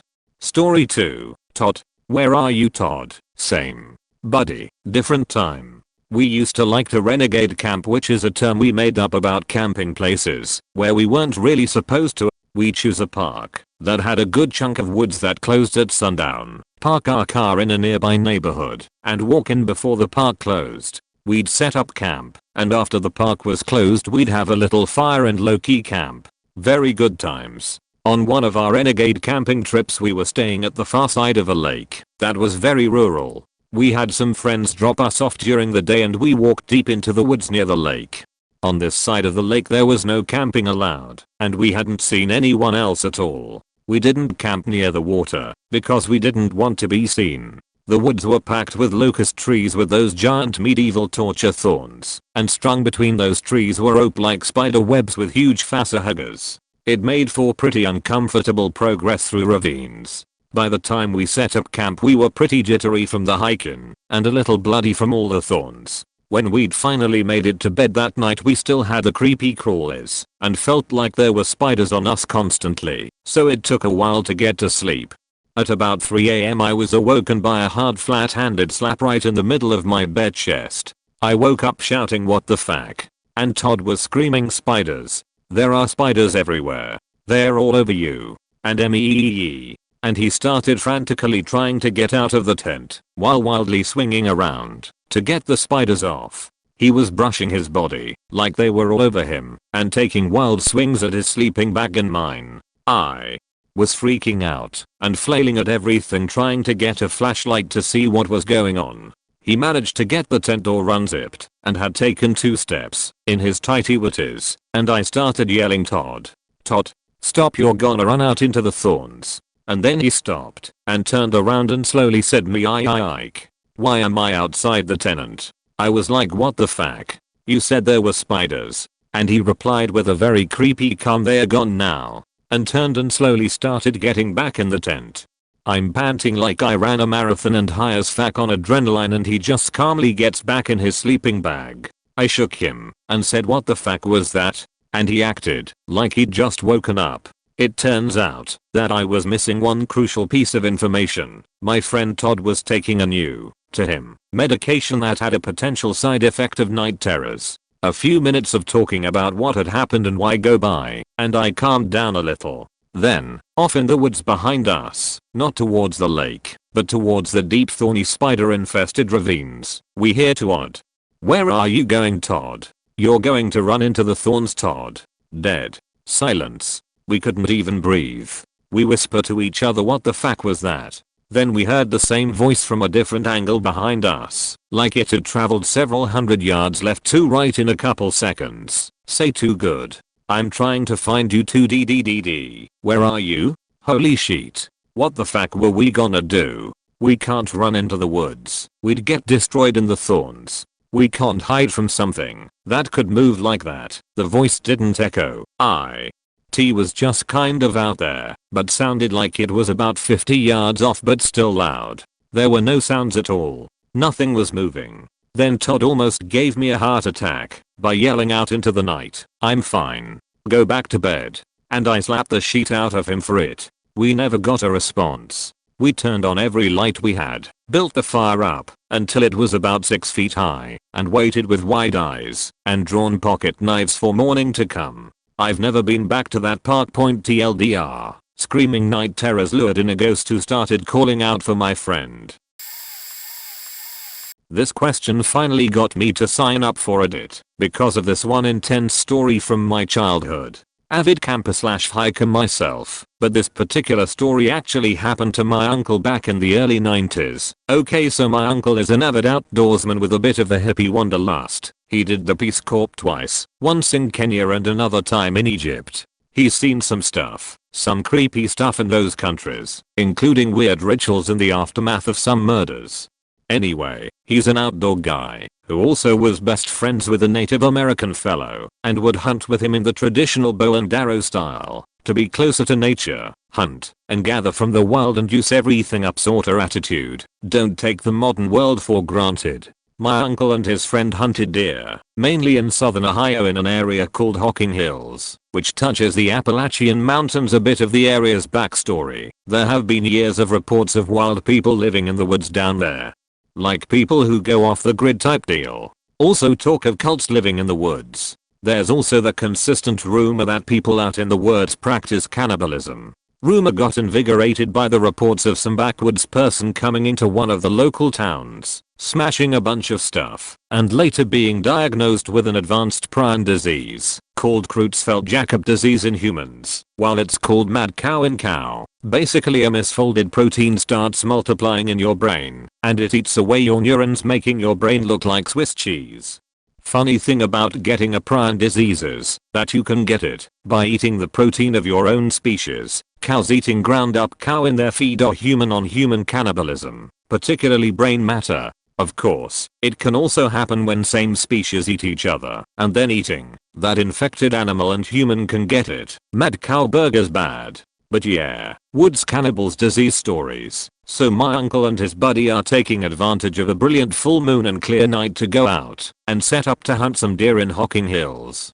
They hike way out into the deep woods late at night and set up their perch and hut high up in the trees near a pine grove clearing, so they'll have some good visuals of the ground below. Inevitably my uncle has to do what nature calls and leaves the perch and hikes out a bit to do his business, just to prevent animals getting wind of human smell. This is now in full moonlight, so my uncle feels pretty confident where he's going and where he came from. Then a random cloud covers the moon and it's totally dark, and he made the mistake of not having a headlamp with him. So he waits it out until the cloud moves along, or until his eyes adjust. Then, he hears a screaming point, not just screaming, but like laughing screaming, and very human sounding. Like the closest thing he said was that it was like circling hyenas on the savannah that he remembered in Kenya. But also blood-curdling, like make your veins turn to ice. Just out of absolutely nowhere. And this is Ohio, not mother effing Africa. So he bolts, runs like a crazy person back to where he thought he came from, ducking under bushes and hiding behind rocks when the laughter screaming sounds get closer. Again, this is a guy who's seen some pretty messed up shit overseas, and he's tumbling and fumbling over himself trying to run a waypoint. So moon comes out again, and my uncle finds himself in the pine grove clearing where his buddy is. Quiet, then more screaming. He's like F, cannibals. Finds the tree where the perch is at and barefinger climbs up that GD tree like his life depended on it. Fractures a bunch of his nails. Buddy is still there up in the perch and my uncle is freaking out. Tells his buddy that the cannibals are after him and that they're totally effed. His friend just laughs at him. He tells my uncle that the sound he's been hearing, the laughing screaming sound, is actually the sound of deer in heat and getting it on. Like a bunch of deer having sex everywhere. That it's super rare to be able to hear it and they're lucky to experience it. I think I heard that my uncle wanted to punch his friend, but they laugh about it instead and talk about the good spot, and they'll likely get a buck that night with all the activity. Although that would suck for the buck to have the sexy time only to get shot at. All of a sudden, a whole group of deer trot into the clearing. My uncle and his friend get ready to shoot, but then all of a sudden all the deer stop and turn their heads in the same direction and then bolt, like stampede away. My uncle and his bud are like, wire. And then, into the clearing come 3 or 4 people, and they're carrying something that has the shape and weight of another person. Again, this isn't the middle of the woods. They walk right into the moonlight, and it's like a freaking body they're carrying. They look like haggard wood people. They have dark purple stuff on their upper bodies. My uncle goes to ask his bud a question about if they're seeing what they're actually seeing, and his friend shuts him the hell up. Like covers his mouth. The people walk away not seeing the perch. My uncle says his friend gets real serious and starts counting his arrows. After about 30 minutes my uncle's friend tells my uncle that they must not sleep that night and to not make much noise. Then starts mumbling a soft native chant. Point they don't sleep. No one returns to the clearing and the sun comes up. Very sunny clear day. Look around. Nobody. Very quiet. They make their way down the perch, leaving most of the stuff in the perch because they want to get the hell out of the woods as quickly as possible. They get back to the truck, parked along the side of the main road, and head immediately to the nearest ranger station and tell them what happened. They both get the breathalyzer because yeah, the story could totally be the product of one too many Bud Lights, but they're stone cold sober, both are teetotalers. They convince the rangers that something went down. A few rangers then go with them back to the clearing to check it out and for my uncle to get his gear. While my uncle and his friend are packing up their gear, the rangers walk the area, and then all of a sudden they all get buzzing.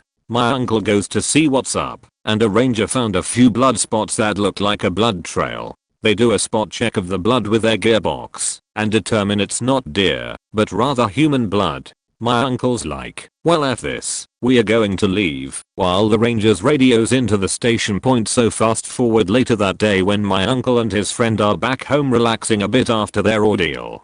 Both guys are fastidious and clean everything to put away, and then my uncle said that his friend just stopped dead cold and then looks at him. He tells my uncle that he began the night with 2 quivers, 6 arrows each, and now he has only 9 arrows.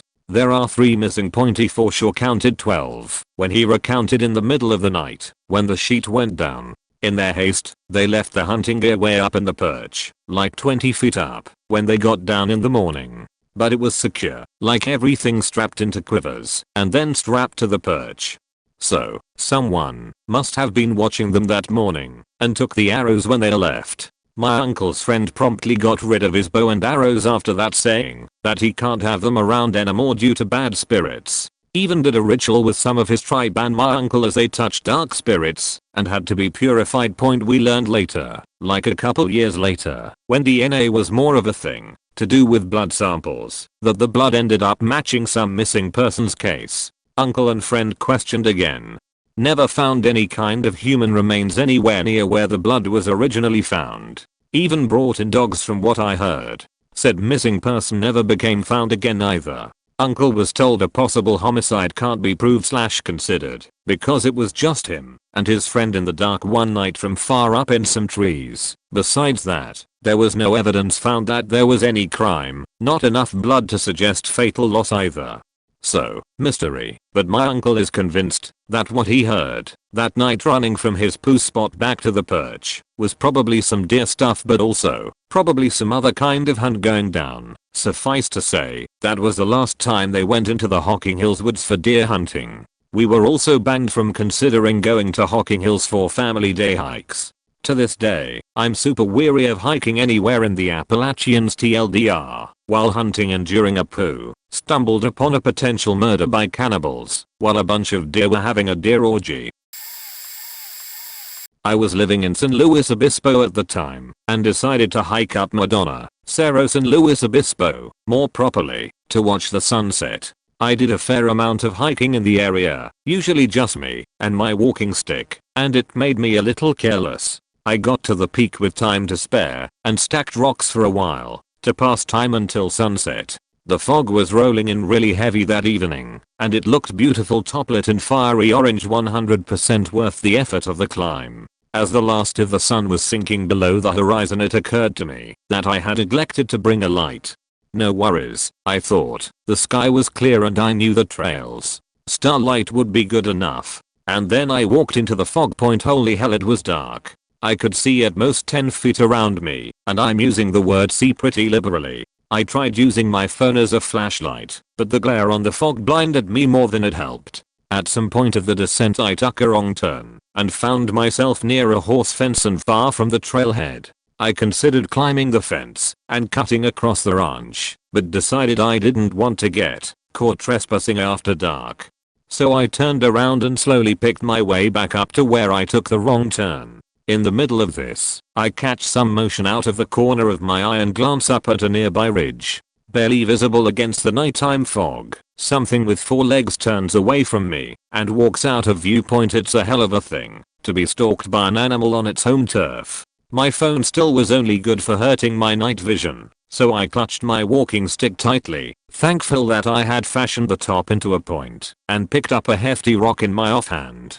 Caveman fear tugged at my mind as I stood as still as possible and struggled to pick out any sound that might betray what it was I had seen. It had been at least dog-sized and moved with a grace that made me think it was feline. I remembered seeing signs at the trailhead a few months back about cougar sightings in the region, and it got pretty difficult to keep the panic at bay. After what must have been 10 or 15 minutes of tense silence, I worked up the nerve to continue along the trail, alternating between singing and whistling to myself and standing stock still to listen. I got myself back on the right trail and happened upon a small family headed back to their car. I shared in their flashlights all the way back to the road. Coming down from the adrenaline high made me queasy and weak in the knees. It really made me understand extreme sports. At the time I was pretty convinced I had seen a mountain lion, but looking back the size was way more in line with a largish bobcat. Not that that would have been much comfort at the time, as a hungry bobcat can and will take down deer and would have a distinct advantage in the darkness. About 7 years ago I was on a backpacking trip with 3 friends, one a ranger, the rest of us bio/botany nerds, and all 4 of us saw something we still cannot explain. Day 1 went off without a hitch, bit long and a lot of elevation gain, but nonetheless we set up camp and heated up some beans and rice under what was one of the clearest summer skies I can remember. This is up in Wa, and the night sky from the mountains is just unreal. Day 2 was different. All 4 of us awoke shortly before dusk to a shrill scream. Not super uncommon. Most of us are pretty seasoned hikers/campers/backpackers. The sound of something getting killed is pretty universal. None of us could quite make it out. If I remember correctly, we mostly assumed it was a coyote, that familiar yelp/wail. Anyways, it was pretty close, which is probably why it woke us all up. So we started scoping out a small radius around the campsite point. We found what looked like somebody had put a bomb in some kind of animal. No evidence of an actual explosive. I'm just trying to give you the same picture I have in my head. A totally indecipherable heap of flesh and fur, probably about the size of a German shepherd, similar fur coloration, too. We discussed how odd it was for a bit, then decided, more or less, what are ya gonna do? And moved on. Best explanation was something tore into it and bailed. Maybe by the sound of us waking up. Day 3. Did you see that? We're winding down from a fairly short day of hiking. We were all tired, I guess. I remember us joking about being old farts now and not being able to hustle like we could a few years prior. Sun was just making its way down over the tree line while we busted out the whiskey and started boiling a pot of water for more beans/rice. I'll never forget this moment, as long as I live. One of crew was just launching into a story about his ex, and it went something like this. Yeah, so she was just about the worst possible kind of. He gets cut off by a loud pop, which we all unanimously recognized/described as a tree's last leg snapping before it falls. We're all standing now, scanning the tree line. We're in a small clearing, aside from the single large tree we're next to. A few minutes go by without a sound, nothing. Then we start hearing the forest's life make noise again, mostly birds doing their thing. We all settle back in, presuming the tree wound up leaning up against another tree instead of hitting the forest floor. It sounded pretty close, but there weren't too many trees we needed to be concerned about, i.e. couldn't reach us if it fell in the middle of the night. Then another wail, like the one we heard on the first night, except more distant. I never sensed it, but one of the crew said sounded like it came from a cave, like it echoed, so we went looking for a cave in that general direction. We were out for about 45 minutes before one of us suggested we just head back as we were going to be out of sunlight soon. Never did find anything like a cave or something that would cause that kind of reverb, or any kind of body. More importantly, it's starting to get dark, and we're a little ways from the safety of our tents heading back towards the clearing/our campsite from the woods when something catches a friend's eye. Did you see that? He's pointing across the clearing about 9 o'clock. We're taking a direct path, so our campsite is dead ahead at 12. We're all looking in that direction, scanning the tree line. Where? What, dude? I'm telling you, there was a person right there, just beyond camp. He's visibly shaken by it. It was pretty obvious he wasn't fooling around or thought he could be mistaken. And if you're wondering, shaken, because we're nowhere near a road or town, and even the nearest trail is miles away. A handful of times I've run into other backpackers in a similar way, people checking out your camp/heading the direction of your fire. So the rest of us had a pretty open let's go check it out mentality. Not our buddy. He suggested we all take a knee and wait while we hide in the tree line's cover. So there we are, kneeling in the brush staring at our own campsite from the other side of the clearing, when we all unanimously see a figure start to move against the brush from 9 to 8 to 7, counterclockwise. Remember, we are at effectively 6:00, so this becomes increasingly unsettling. I remember noting our ranger buddy readying his rifle. and another friend putting a hand on his knife. I'm pretty sure we are all feeling the same uneasiness now. I say we saw a figure, but really we could just hear and occasionally see the brush moving in that area. Point Ranger Buddy declares it just has to be a bear. The original spotter whispering his argument about it standing like a person. We decide that either way, getting into the clearing and making our presence known was the best choice. We either need to scare off the bear or confront this person. So we all stand up and jog into the clearing shouting, "Hey bear." This is more or less standard procedure, in case you're wondering, all being sure to keep our eyes towards the area we last heard/saw something moving. Nothing happens. Nothing at all. Now we are all standing in the middle of the clearing, somewhere about halfway between our 6:00 position and our camp, just waiting for something to happen. We are about 20 minutes away from total darkness when there's another wail from 4:00. Remember, we are all staring towards 7. I whirl around before realizing one of us was already looking that way, and his face is totally pale. There's a bunch of adrenaline here and everything is happening pretty fast, but I'll never forget catching the look on his face before I fully turned around. Then I saw it too. We all did. There's the silhouette of a tall man leaning over something else, facing away from us, and then he clearly rests on one knee before turning to look our way. Our ranger buddy has his rifle in air. Hey, who the fuck is of he's about to lay into him for hunting when the figure comes to a full stand, hard to gauge, probably about 6 foot, and then absolutely takes off away from us. And I don't mean like a man scrambling to run away or a bear bounding off into the brush like Usain Bolt, as if he were born and raised in the mountains. Never in my life have I ever seen anything like it, and I'm almost embarrassed to admit. My first reaction was ghost. After a pretty long wait and arguing over what it was/what to do, we swing back to camp to grab a few flashlights and our lamp. It's now past dawn and pretty dark. We make our way over to where the figure was leaning, and it's another mound of flesh, and without getting too detailed, this time some unmistakable fox paws were intermixed. Again, it looked like it was exploded open and the meat eaten on the spot, not harvested like a hunter. You probably wouldn't be surprised to hear we didn't sleep much that night. We make jokes about encountering Sasquatch out there. I've never been a spiritual man, still not, but it's very difficult to shake the inhuman yet human supernatural nature of the way it looked and moved. Shadowy, and none of us could make out any kind of clothing that would break up its silhouette. Since we could barely see any details anyways, we all figured an actual person's silhouette would be a bit more chopped by wearing a jacket, carrying something, a hat, whatever. Not to mention, I've never personally seen something kill quite like that. Closest thing I've ever seen is a deer carcass post-bear. In a time of year that would have made it very hungry/aggressive, late to hibernation, which wouldn't have been during our summer hike. What gets me is we heard the same shrill wails 3 times, and the distance between our day 2 site and our day 3 site was close to 10 miles, meaning we were on the same general game trail as it was, though none of us noted any trail markings, or it was following us. TLDR, we probably encountered a black bear in dim lighting, and the general ambience got our imaginations running wild, or the devil. I was the only year-round resident of a small island off the northeast coast of Maine.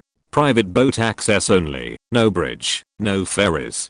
Crowded in summer, but we'd empty out completely when the weather turned. I loved the off-season 400 acres all to myself. No phone, no internet, but sometimes I'd get bored. I'd go out at night without a flashlight and challenge myself to hike the entire island in the dark. There was moonlight to navigate by, but there was also a stretch of the main trail that passed through the oldest trees on the island, where I'd be plunged into total darkness. I was in the old forest one night when I heard something behind me. I turned, nothing there, turned back and something brushed my face. My stomach dropped. I swung my fist into something and ran full tilt for 100 yards. I stopped and bent over with a stitch in my side and started laughing. I held my hand in front of my eyes and ran my fingers over the prickled cut from the branch I'd punched. Through the spread fingers of my injured hand, I saw a smear of bright white off trail ahead. I figured it was one of a small herd of white rump near the locals referred to as palominos, but it moved up a side trail before I could get a better look. I got my breath under control and followed. 100 feet up the side trail, it split again, and I could hear something moving through the underbrush just past the fork, and to the right. I crouched as I made my way to the fork, and stayed low trying to keep quiet and unseen. The trail gains elevation as it nears the center of the island, the trees spread out, and the moon lit things up. I reached the fork, and was straining to see ahead, when I heard the crunch and crack of something in the brush behind me. I spun and saw, 30 feet or so away in the brush off trail, a pale man, 6 foot or taller, with dark hair, wearing a bright white t-shirt. He turned away from me, and walked off path, and into the deep brush point. I backtracked my way to the main trail, then, terrified, speed walked all the way back to my cabin. I hiked the exterior again at night, with a flashlight this time, and checked the coast for evidence of any visitor, boater, or wayward traveler. Nothing. I got up early morning, and in the light of day I did the same with the same result. Point: I don't know who or what it could have been. The way he was running around off trail convinced me that he knew the island very well, better than me for sure, and that he was hiding out somewhere, but I never found any evidence of a secret lair, and I never saw him again. Two friends and I decided to go stargazing one night, so we loaded up my friend's truck. We had this awesome spot, a giant clearing surrounded by tall grass we knew about that was about an hour and a half outside of the city, and we had gone to this exact spot earlier in the year during winter, so we thought a nice summer night would be worth stargazing in the same spot. We set up the telescope and spent around 3 or so hours stargazing until we decided to just relax and look at the stars. I laid down in front of my mate's truck, while he and our other friend relaxed on the hood. Point: I was on my phone, while they spoke above me. When they suddenly went quiet, I curiously looked up to see why they went silent, only to find them pointing their torches towards the large grass in the distance.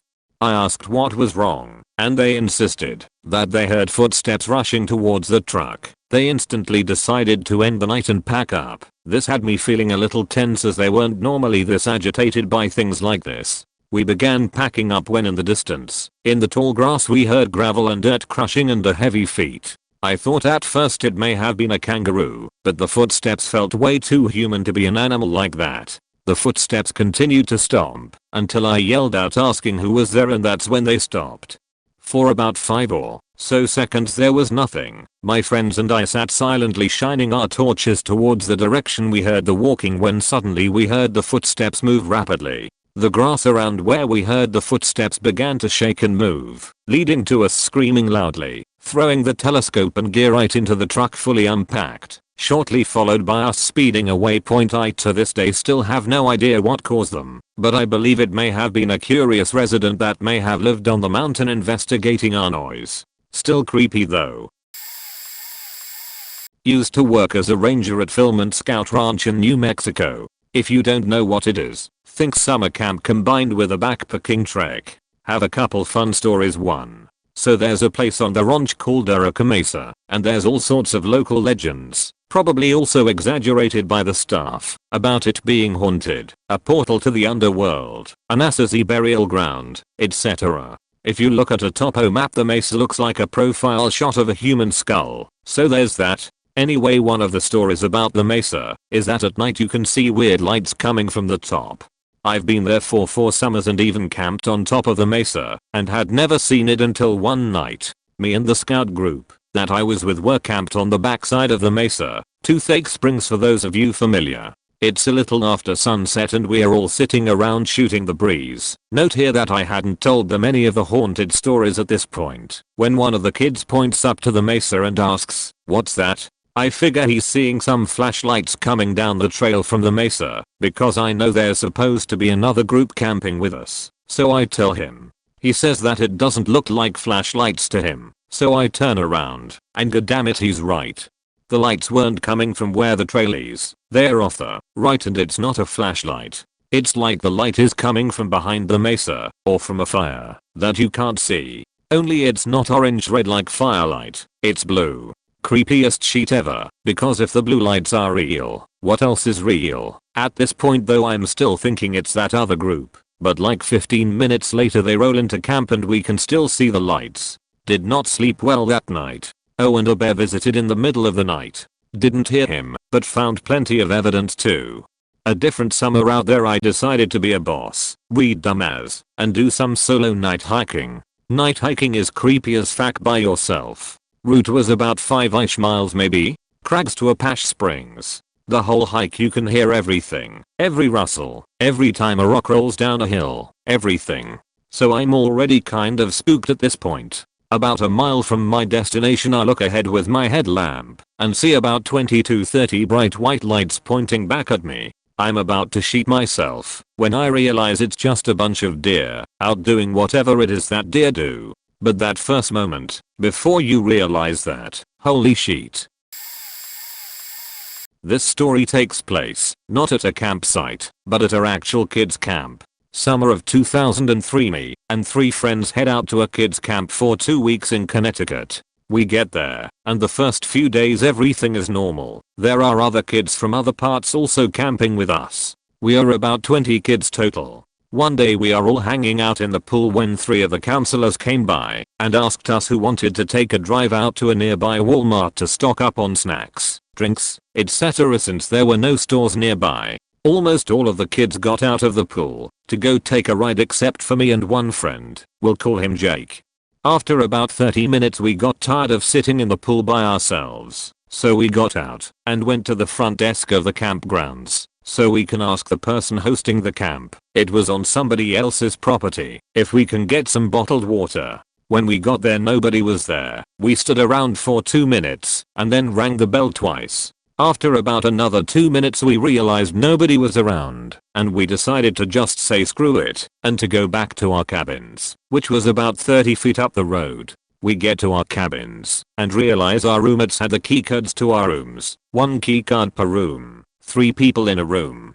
Jake was also in a different room than me and his keycard was also with his roommate who had left. We realized we are kind of screwed and still dripping wet from the pool with nowhere to go. We decide to just start talking about how it was eerie that the whole campgrounds were empty and how weird it was that the person at the front desk wasn't even there. Let me give you a layout of the cabins. There is about 10 cabins side by side with a huge empty space filled with gravel in front for cars to park by the cabins. We decide to stand next to one of our counselors' cars and just speak about whatever comes to mind as we wait for the rest of our peers to return from their Walmart extravaganza. My back is facing the road we walked in from because I'm leaning on the car talking to Jake. Jake turns pale out of nowhere and I see the expression on his face change like there is an avalanche coming down at us. With trembling lips he barely mutters out the words turn around. I turn around and I see a guy literally dressed like the wrestler The Undertaker head to toe, trench coat and all in the middle of summer. His face is pale. Hair is long and he has on all black down to the boots. He's standing across the road from the tip of the entrance to the gravel, which leads to the cabins. He's facing down from the road to the woods which is very steep and packed with tightly bunched thin trees. As soon as I looked at him, he slowly turned his head to the right and looked directly at me and Jake. We froze in fear for what felt like forever, but was probably only like 3 seconds. I turned to him to say who the fuck is that? As soon as I said that he turned to me to answer, and by the time we turned our heads to look back the guy/otherly being was gone. He disappeared in that split 1-second moment of us turning our heads away. We just stood by the car praying to ourselves the next 10 to 15 minutes or so until the counselors came back. When they got back our friends saw me and Jake were visibly shaken up and asked us if everything was alright. We replied yes because we didn't want to seem crazy and figured there was no chance they'd believe us. We sort of forget about the situation for the day and go along hanging out with our friends/counselors. The next morning I wake up to a counselor going ballistic at about 7 AM. He is knocking on all the cabin doors and calling us outside. I finally get out of bed to see Jake and about 15 other kids from the camp just staring at the counselor's car. Yes, the one me and Jake were standing by the day before. The car was absolutely destroyed. Scratches all over, dents all over, tires popped, etc. Jake just looks at me without saying a word and the look on his face just says he is terrified and wants to leave this camp immediately. He calls his parents to come pick him up and I get stuck there for another 3 days. Nothing else eventful happened after that day, but I was sure whatever we saw that day had a message for us to never return. Back in 2011 some friends and I took a cross-country road trip from the Midwest out to California and back. The return leg of our trip had us spending a night doing some roadside camping in the Mojave National Preserve. For those unfamiliar with the area, it's basically 2,500 miles of desert located about 100 miles west of Las Vegas in the California desert. Because we were 5 poor college students trying to save money, we decided to spend a night there before pressing on to the Grand Canyon the following morning. I had done a little bit of digging online and found that camping was possible in the park off of some dirt roads near the Kelso Dunes, which are massive sand dunes near the south end of the preserve that are a fairly well-known attraction because of the rumbling sound the sand makes when you slide down them. When we reached the campsite, we figured we'd look around and make sure it wasn't obviously occupied, since there is not any sort of reservation system and camping is first come, first serve. What we found was more confusing than concerning at first. A stack of firewood and 2 very warm Bud Lights that had been left in the sun all day, but no tent and no car. We could see a few specks off in the distance that were clearly people climbing on the dunes, but figured they had all driven them for the day, as you could easily walk to the base of the dunes from the campsite. After reaching this conclusion, we pitched camp and started a fire for dinner with the wood the previous occupants had left. Further inspection also revealed a large knife and creepy Buddha figurine along with Nazi graffiti. It was a little unnerving, but we didn't think much of it, since this was an unmaintained campsite point. As the sun starting setting, some of the guys decided to try to climb the dunes to check out the view and stretch their legs after a long day in the car. I initially resisted the idea because I knew the dunes were much larger and harder to climb than they looked, and it was getting dark, but they persisted, and I decided to go with, rather than stay behind alone. We had plenty of water and flashlights, so I figured we would be okay as all of us were reasonably experienced hikers and campers. Before heading out, we went ahead and doused our fire with the 2 cans of warm beer we had found previously so as to preserve our water. We had plenty of beer on ice as well. As I had predicted, the hike ended up taking several hours, and by the time we reached the top it was totally dark. The view was absolutely stunning as the nearest light source was Las Vegas, some 100 miles away on the horizon. There was very little moon and night, but I had never seen so many stars and the lights, and made it easy to distinguish terrain features. We were about a third of the way back to our campsite when we got the first inkling that something was awry. As we descended from the top of the dune, we noticed a fire in the distance. We thought this was odd, but thought there was another roadside camping area further down the dirt track from where we had set up, and figured another group had arrived later. As we continued ascending the dune, we lost track of our previous tracks in the desert and could no longer see the fire as it was blocked by a series of smaller dunes. We kept walking in what we assumed was the right direction and finally stumbled across the end of the dirt road right as we were becoming concerned we had somehow missed it. We then turned down the road and walked about 200 yards until we rounded a bend and found ourselves close to the campfire we had seen while descending. I was excited to find the road and even happier to know that we'd only have to walk a mile further to be back at our own campsite point. My blood turned to ice once I got closer and saw our van and tent half illuminated by the flickering fire. Several of us also saw a white man with black hair wearing jeans and a grey and red jacket squatting by the fire. As we walked closer, I called out hello, only for him to stand up, look at us, and sprint away into the desert. We fanned out and carefully moved into the campsite, but he was gone. We turned on the car and drove around in a circle with the high beams pointing out into the desert but saw nothing. Nothing had been touched or taken, but 3 of us all saw the same man and gave the exact same description. After checking the campsite, we sat around the fire looking over each other's shoulders trying to figure out what happened. Eventually we turned in and left early. The next morning we left for the Grand Canyon. We still have no clue what was going on, but I still have that night burned into my mind's eye.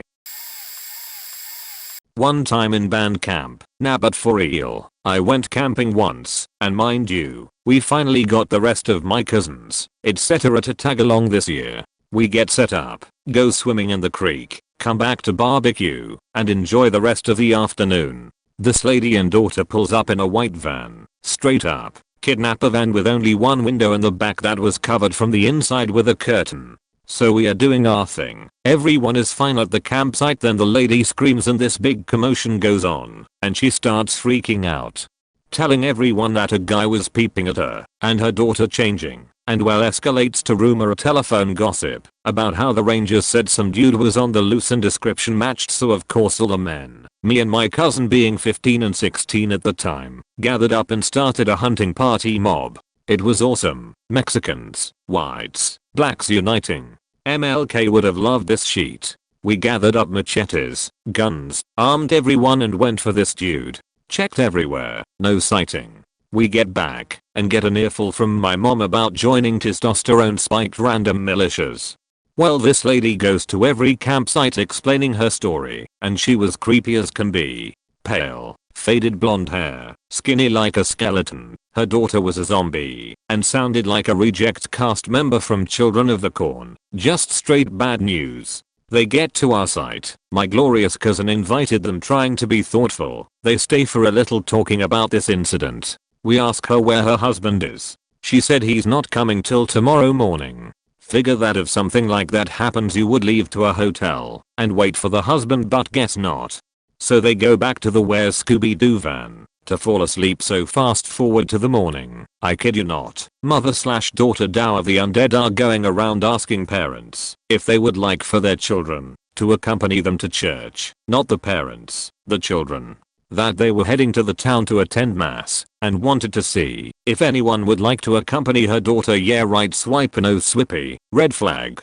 So we never find out if they actually get some kids to go, but I heard one couple say that would be a great idea SMH. Well, so we get home, and on everything I love, my grandma is frantic and tells us that she's been trying to call us because she was watching the news and they mentioned the campsite we were at and that there was a case of kidnap, and we asked if they described the vehicle and she said a white van with one window. It was so trippy. Till this day I wonder if it was them and if the daughter was actually the daughter etc. This was when I used to go to my cousin's house in Round Rock, as on the Navajo reservation. If you were to look that up on Google Maps, you would notice it is a barren mesa. It is not uncommon for people to report sighting of skinwalkers, and I remember having a few experiences with them. To get to my cousin's house, you would have to drive 20 minutes just to reach her place from the main road. Her trailer was near a canyon.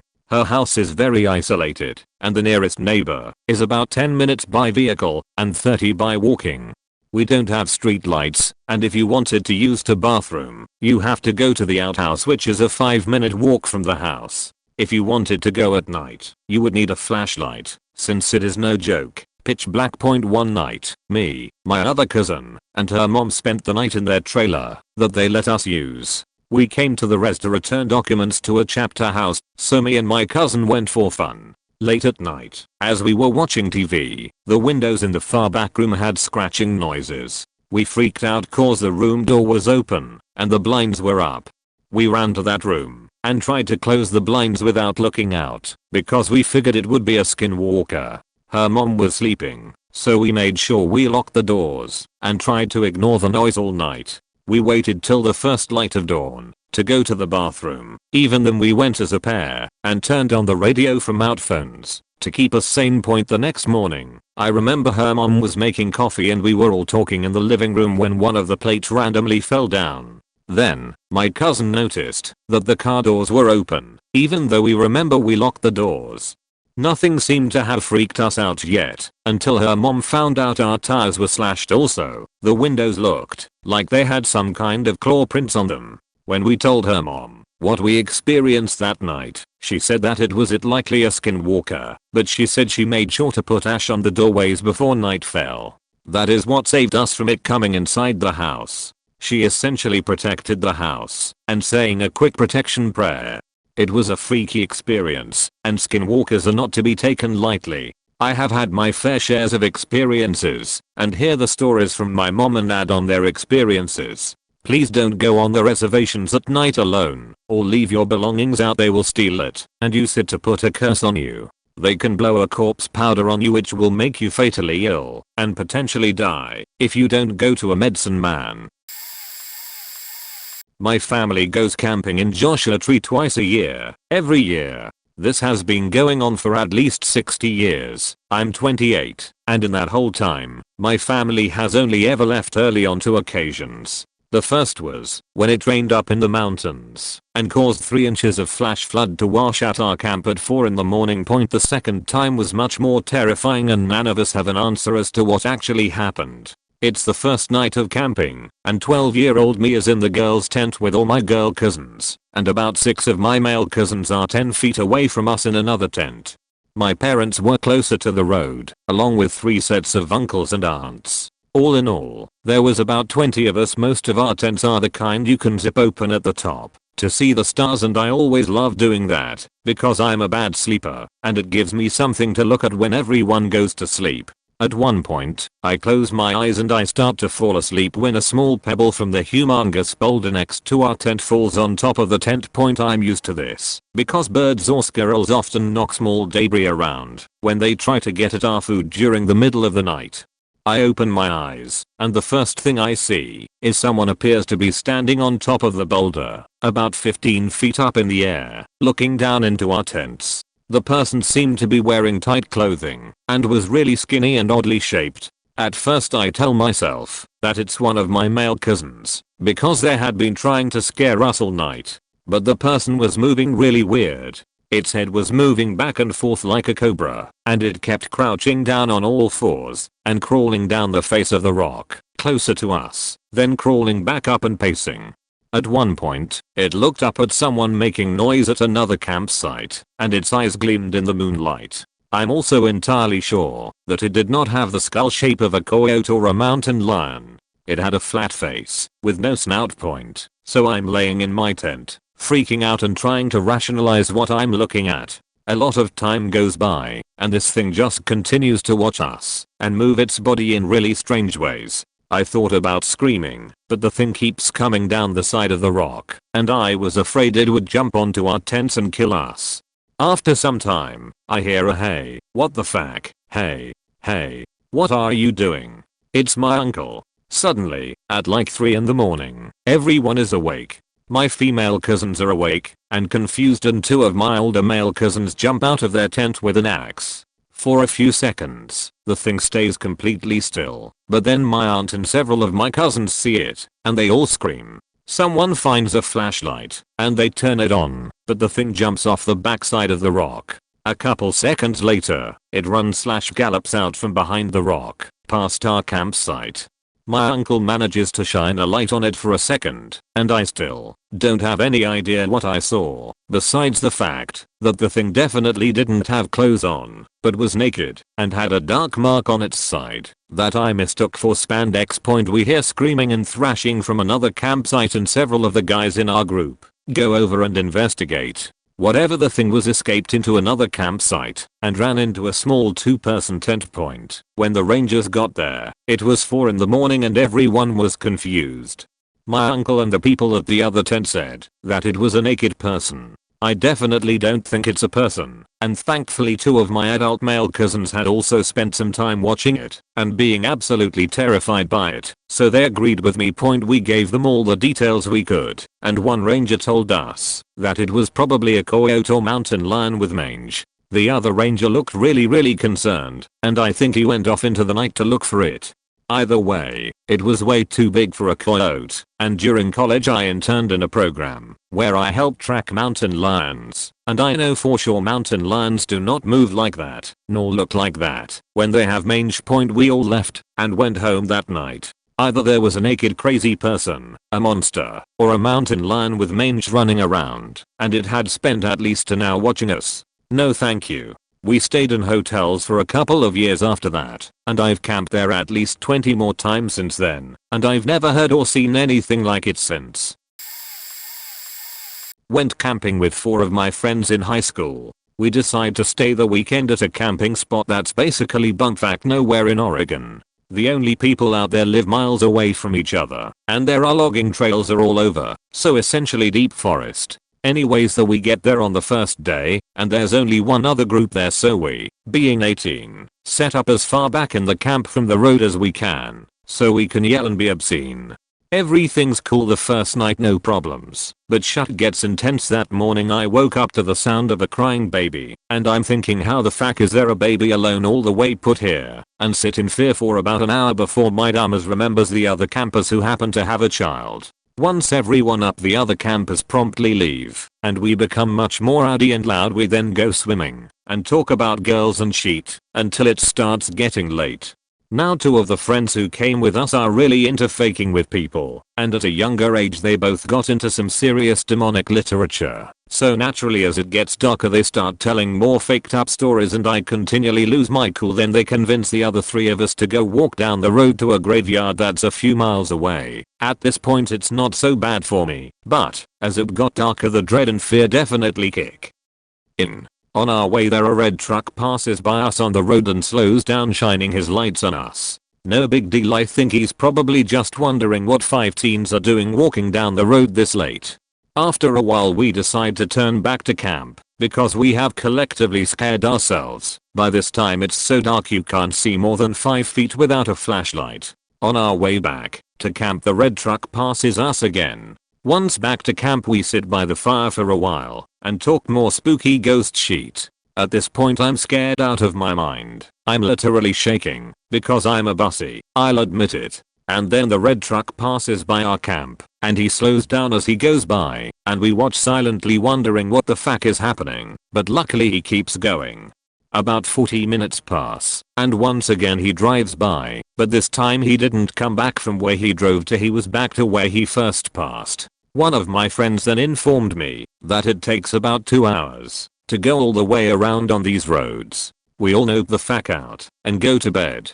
Soon after some vehicle pulls into the campground and drives, with their lights on, right up to our spot and just sits there. We all try to get someone to go out but no one does. It's got to be like 2 AM at this point, and once again the vehicle leaves. And once again vehicle pulls up, and I am so afraid for my life, and tired of being afraid, that this time I get out of our tent and grab the wood axe we brought, and just stand there waiting for whoever the duck it is to come at me, but they leave. And finally everyone is able to go to sleep. The next day as we pack camp we realize that a small cooler we brought can't be found, and on our way home I spot it on a logging trail just a few miles away from camp. To this day I have never been that scared in my life. We also keep camping there. It wasn't quite supernatural but definitely bizarre, so I'll give you guys the full story and maybe someone can come up with an explanation. 4 friends and I decided to go camping one weekend up in the mountains. When we left we were reading about a small storm approaching with some rain, and we thought about cancelling, but decided to go anyway. All our things were packed into my buddy's truck: tents, cooler, bags, wood, etc. And as we drove there the weather only got worse. I mention the weather because when we finally arrived at this campsite near the top of the mountain it was virtually empty. Just about everyone had packed up and left, and despite this, we decided we'd already drove out there, so we could stick it out for a night. The only people there other than us was an idle Prius who looked like they were debating whether to stay or not, and a couple rangers. So we set up the tent, chairs, and toss the wood out from the back of the truck. We take a second to eat some junk food from the cooler in the bed of the truck and the rangers walk up to us and ask for some help. The site we are at has your standard wooden picnic bench with a fire pit, and the rangers asked a few of us guys to move a couple benches that the last campers had rearranged. No biggie. So while myself and the other 2 guys move the benches a couple sides away with the rangers, the girls sit in chairs at the campsite about 10 yards from the truck. The rangers say thanks and leave the site along with the Prius. We are now by ourselves on a foggy mountain point. Up the road is a very small RV area and where all the cool scenic trails are, so we decide to drive up and hike for a bit. We pile in the truck and drive off. Now the drive to the top is only about 15 minutes, and when we got there we stretched our legs and went to grab some waters from the cooler. Except no cooler. So we are all wondering where it went, and we figure the girls must have been messing with us and moved it when we were helping the rangers. Except that it's a really heavy fully stocked cooler and realistically there was no way they could even lift it. So maybe it fell out? A couple of us head back down the road to investigate and see no sign of a cooler. There also isn't any hard turns or anything that would knock a heavy cooler out of a truck bed. Stumped, we forego the extra water and go on a short hike. When we came back though, the real strangeness of it starts to sink in as we tried to really figure out what happened. What we could piece together is that when we arrived at the site, the cooler was there in the truck bed and that it was never moved by us. After setting up our tent and moving the benches with the rangers, we think it was still there. Now we know it was there just before they asked for help, because just before we were enjoying having set up our campsite with some powdered donuts from the cooler. And we know the girls weren't messing around, because there's no way they cold lifted this thing and carried it very far. So we theorized a bit and came up with some explanations. Perhaps the Prius people took it, though this is unlikely due to how far away they were and the fact the girls were pretty close by. Okay, next, maybe the rangers took it, though unlikely. There was an unaccounted for ranger while we were moving things elsewhere in the campground. But I'm going to reiterate that this thing was heavy. We decided to stay a night, but packed for two and had brought a lot to eat. We started to point fingers at one another and we all really thought it was someone's elaborate prank. But after a few hours it was obvious it wasn't a joke. We ended up searching around the site and along the road again before giving up and driving down the mountain into town for a new cooler and food point. When we returned, the storm got worse. People got sick, and it was misery. So we left, and ended up trapped in a little sketchy town for 5 hours due to mudslides. But before all that, somehow, somewhere, along a short stretch of road, our stocked cooler straight up vanished. It was there 1 second, then gone the next. Let me start this off with the key people of the story. Me, Redditor with PhD. Totally have a PhD. My dad, referred to as dad, my ex-brother-in-law. We'll say Jim. So my dad and his dad camped and hunted all their lives, and since I've been real young, 4 or 5, I've gone with my dad. We do lots of camping all year, but every year we go to what we call hunting camp. This involves my brother, dad, myself and close family friends, usually about 15 guys. We've been going to the same woods that my father and his dad went to over 30 years ago, and even camp in the same spot. It's in northern Michigan, Manistee for those who are familiar. This is a spot tucked deep into the woods and is by no means a sanctioned campground. This area we camp by almost borders right up to the Native American land given to the tribes by the state. Now, I've read enough of these stories, and I'm generally pretty skeptical of the more far-fetched ones, but those who know the area can verify this, or you can Google it. For our camp, we set up a huge old canvas army tent that sleeps about 15 guys in cots. My brother and I stopped sleeping in that tent and would set up our own individual tents, because amongst the other guys there is one that is an unbelievably loud sleeper. Seriously, you wouldn't even believe me if I could mimic for you. This particular night happened 4 to 5 years ago, and it's the reason I've rejoined the group in the larger tent. Totally worth listening to the snoring to not experience this again. So generally our days go as follows: hunt in the morning, come back for lunch, go back out for the afternoon hunt, then at night eat dinner and get super wasted. We're up pretty late doing this, and when people get too drunk or tired they peel off from the group and go to sleep. So on this night, probably about 1 in the morning, there's few of us led by the fire and we finally decide to call it quits for the night. I'm a notoriously light sleeper and it's difficult for me to even fall asleep.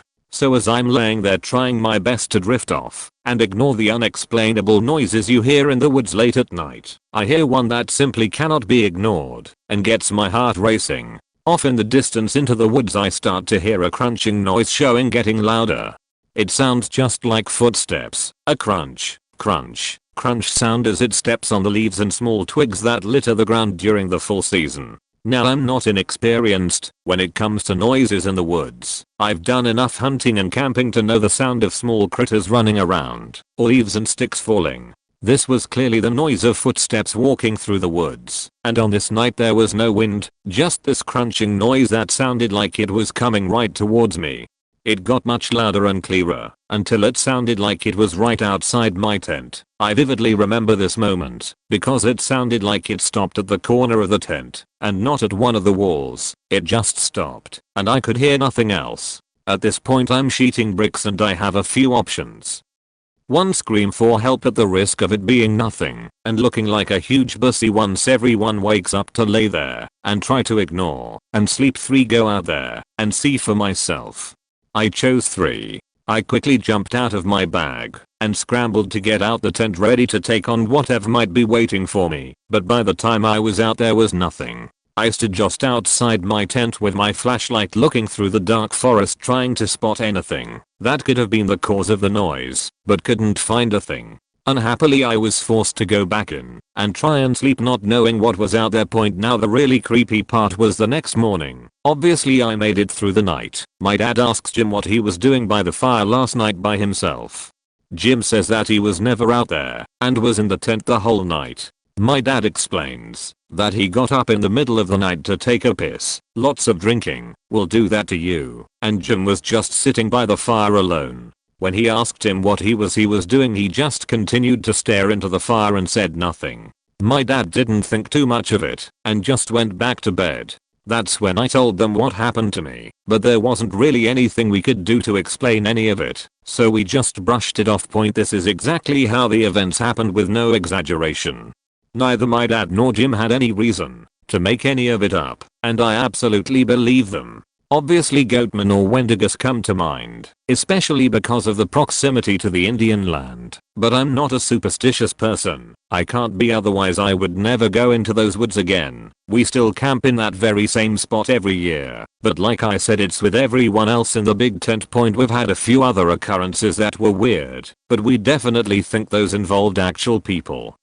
More than likely the Native Americans. I have some pics, but don't hate me. I only have a panoramic of the campsite. https://unga.com/edit. Somehow put in wrong photo.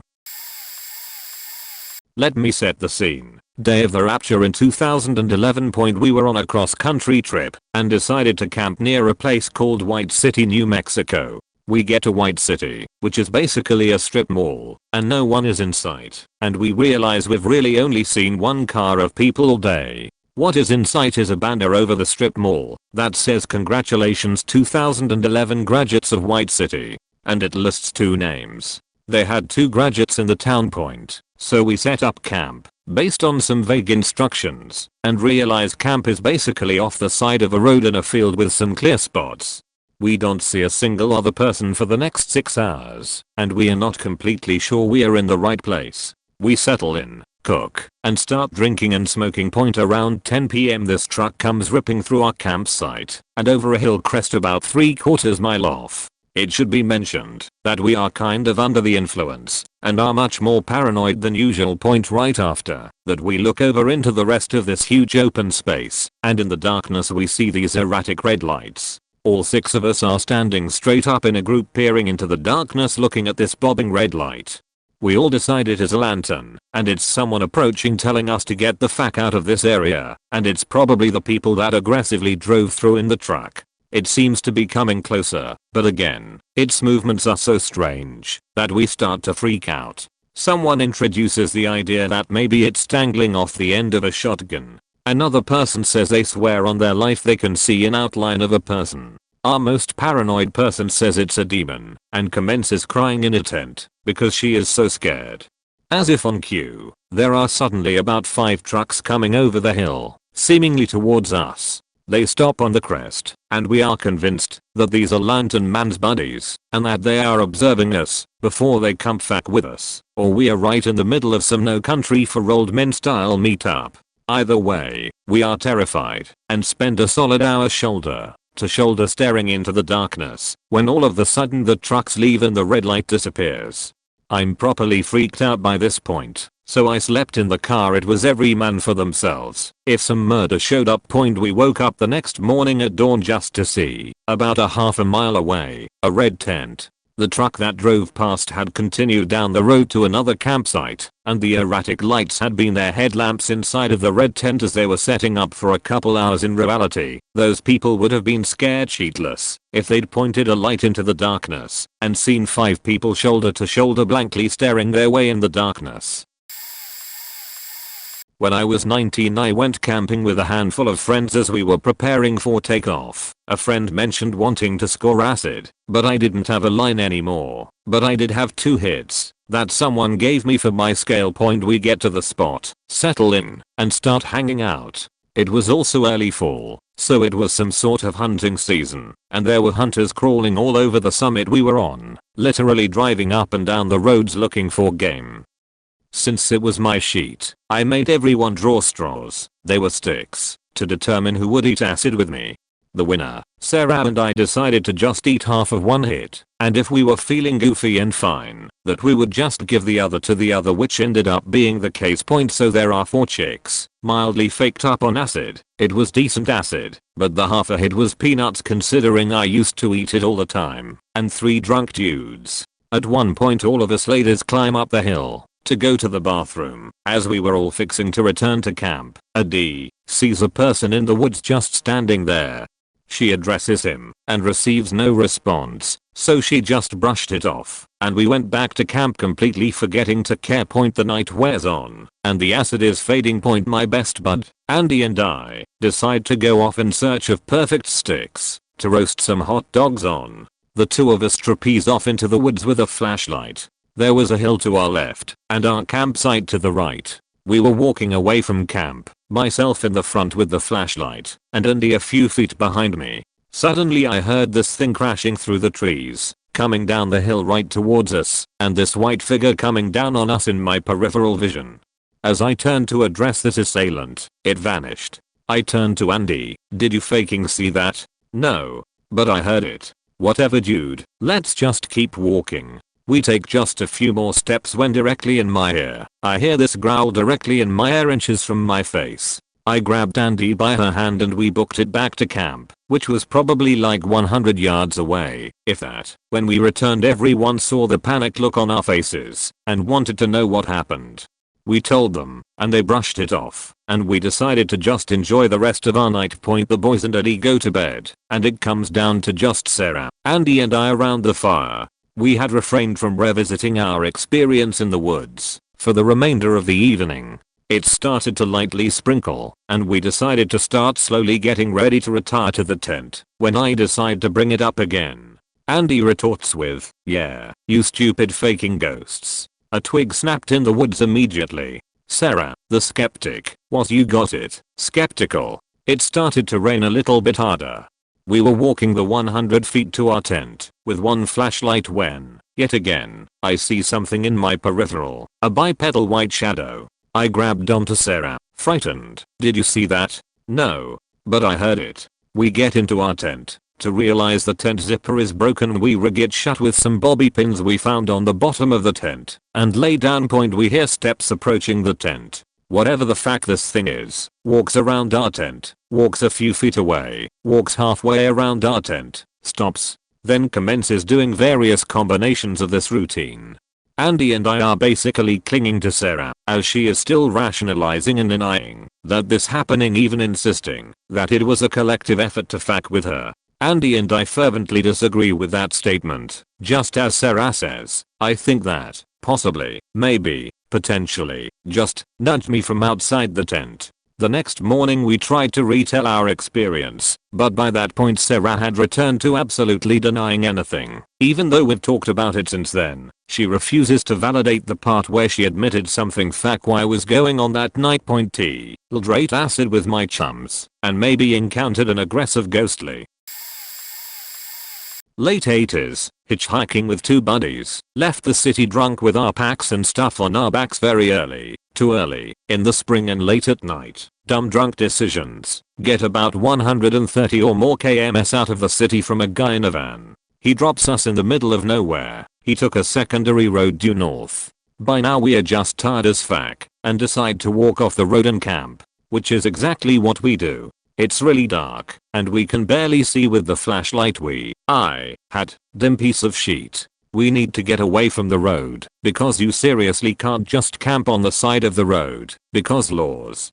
We get what we think is far enough, and we can hear a gurgling/rushing creek close by, so we stop and pull out our tents. We say fuck it, and don't even use the poles on the tents. tired and lazy combined with not wanting to be seen from the road. Just crawl and eat tent in case it rains kind of thing. We fall asleep to the sound of the creek. It's quite noisy. Point after some time, dunno how long, I wake up. Got a whiz. Crawl out of tent with no poles. Walk shortly off in the dark. Piss. While I'm pissing I suddenly realize I can't hear the creek anymore. What the fuck? I have only walked maybe 10 meters maximum. I hear a weird growling sound right nearby further ahead. Not so much a threatening sound, but a soft grumble sort of thing. I slowly am moving towards it, Damat's dying flashlight in hand, and I see something. It's sort of yellowish. I'm suddenly looking at our tents. The growling is snoring from my buddy sleeping. No creak sound, dead silent except for snoring. My tent is right next to it. I'm kinda freaked out, badly. I have been walking away from the tent to piss the whole time. I never turned around. No faking way. I'm no stranger to the woods, camping, etc. What the ever-loving fuck? I climb back into my collapsed tent and bag and lay there scared shitless. Eventually I fall back asleep. We wake up and it's light. We look around and there is no creek. Nada. Nothing. Bupkis. Yet when we got there at night it was a loud gurgling, rushing creek sound. No doubt about it. I tell my buddies about pissing in the night. We got the fuck out to there, hitchhiked and never got to where we were going, but that's another story that has no creep factor. Point makes my asshole cinch up typing this out. I think I have to set the stage first. Early 90s and I was living in a cool house in the Chandler Park neighborhood of Atlanta with a fellow lesbian friend. She was friends with this older lesbian that owned the house. She's previously lived there with her husband and raised a child there. Her occupation was something in mental health, I think, as she was always showing up and chatting. It was cool. We'd become casual friends and would have a glass of wine on the porch and hang out spontaneously with her. I was splitting my time between there and my girlfriend's apartment, and like most people would lose assortments of clothes between the two pads anyway. On to camping. It was the 1-year anniversary with my girlfriend and we decided to go camping at some lesbian campground in North Gap. It's so fucking cliche for two young lesbians to camp for an anniversary that it literally bugs me 20 years later, but I was young point, so the campground was completely private as in I didn't know of anyone else there. It was backwoods camping so there were no assigned places, but for a day we saw no one. One evening we were off doing whatever and returned to the site when it was getting dark and there was my landlord waiting for me. She had this unsettling smile on her face and just said hello, like she'd been waiting for us. She had this really weird demeanor, like you'd expect from a Stepford wife. My girlfriend was looking as uneasy as I felt. It was apparent that this lady was having some kind of mental break. She was treating me like her 1950s husband. Ugh, so disturbing. Suddenly I realized we were in the woods with a strange mentally unsound unstable person who'd obviously been stalking me.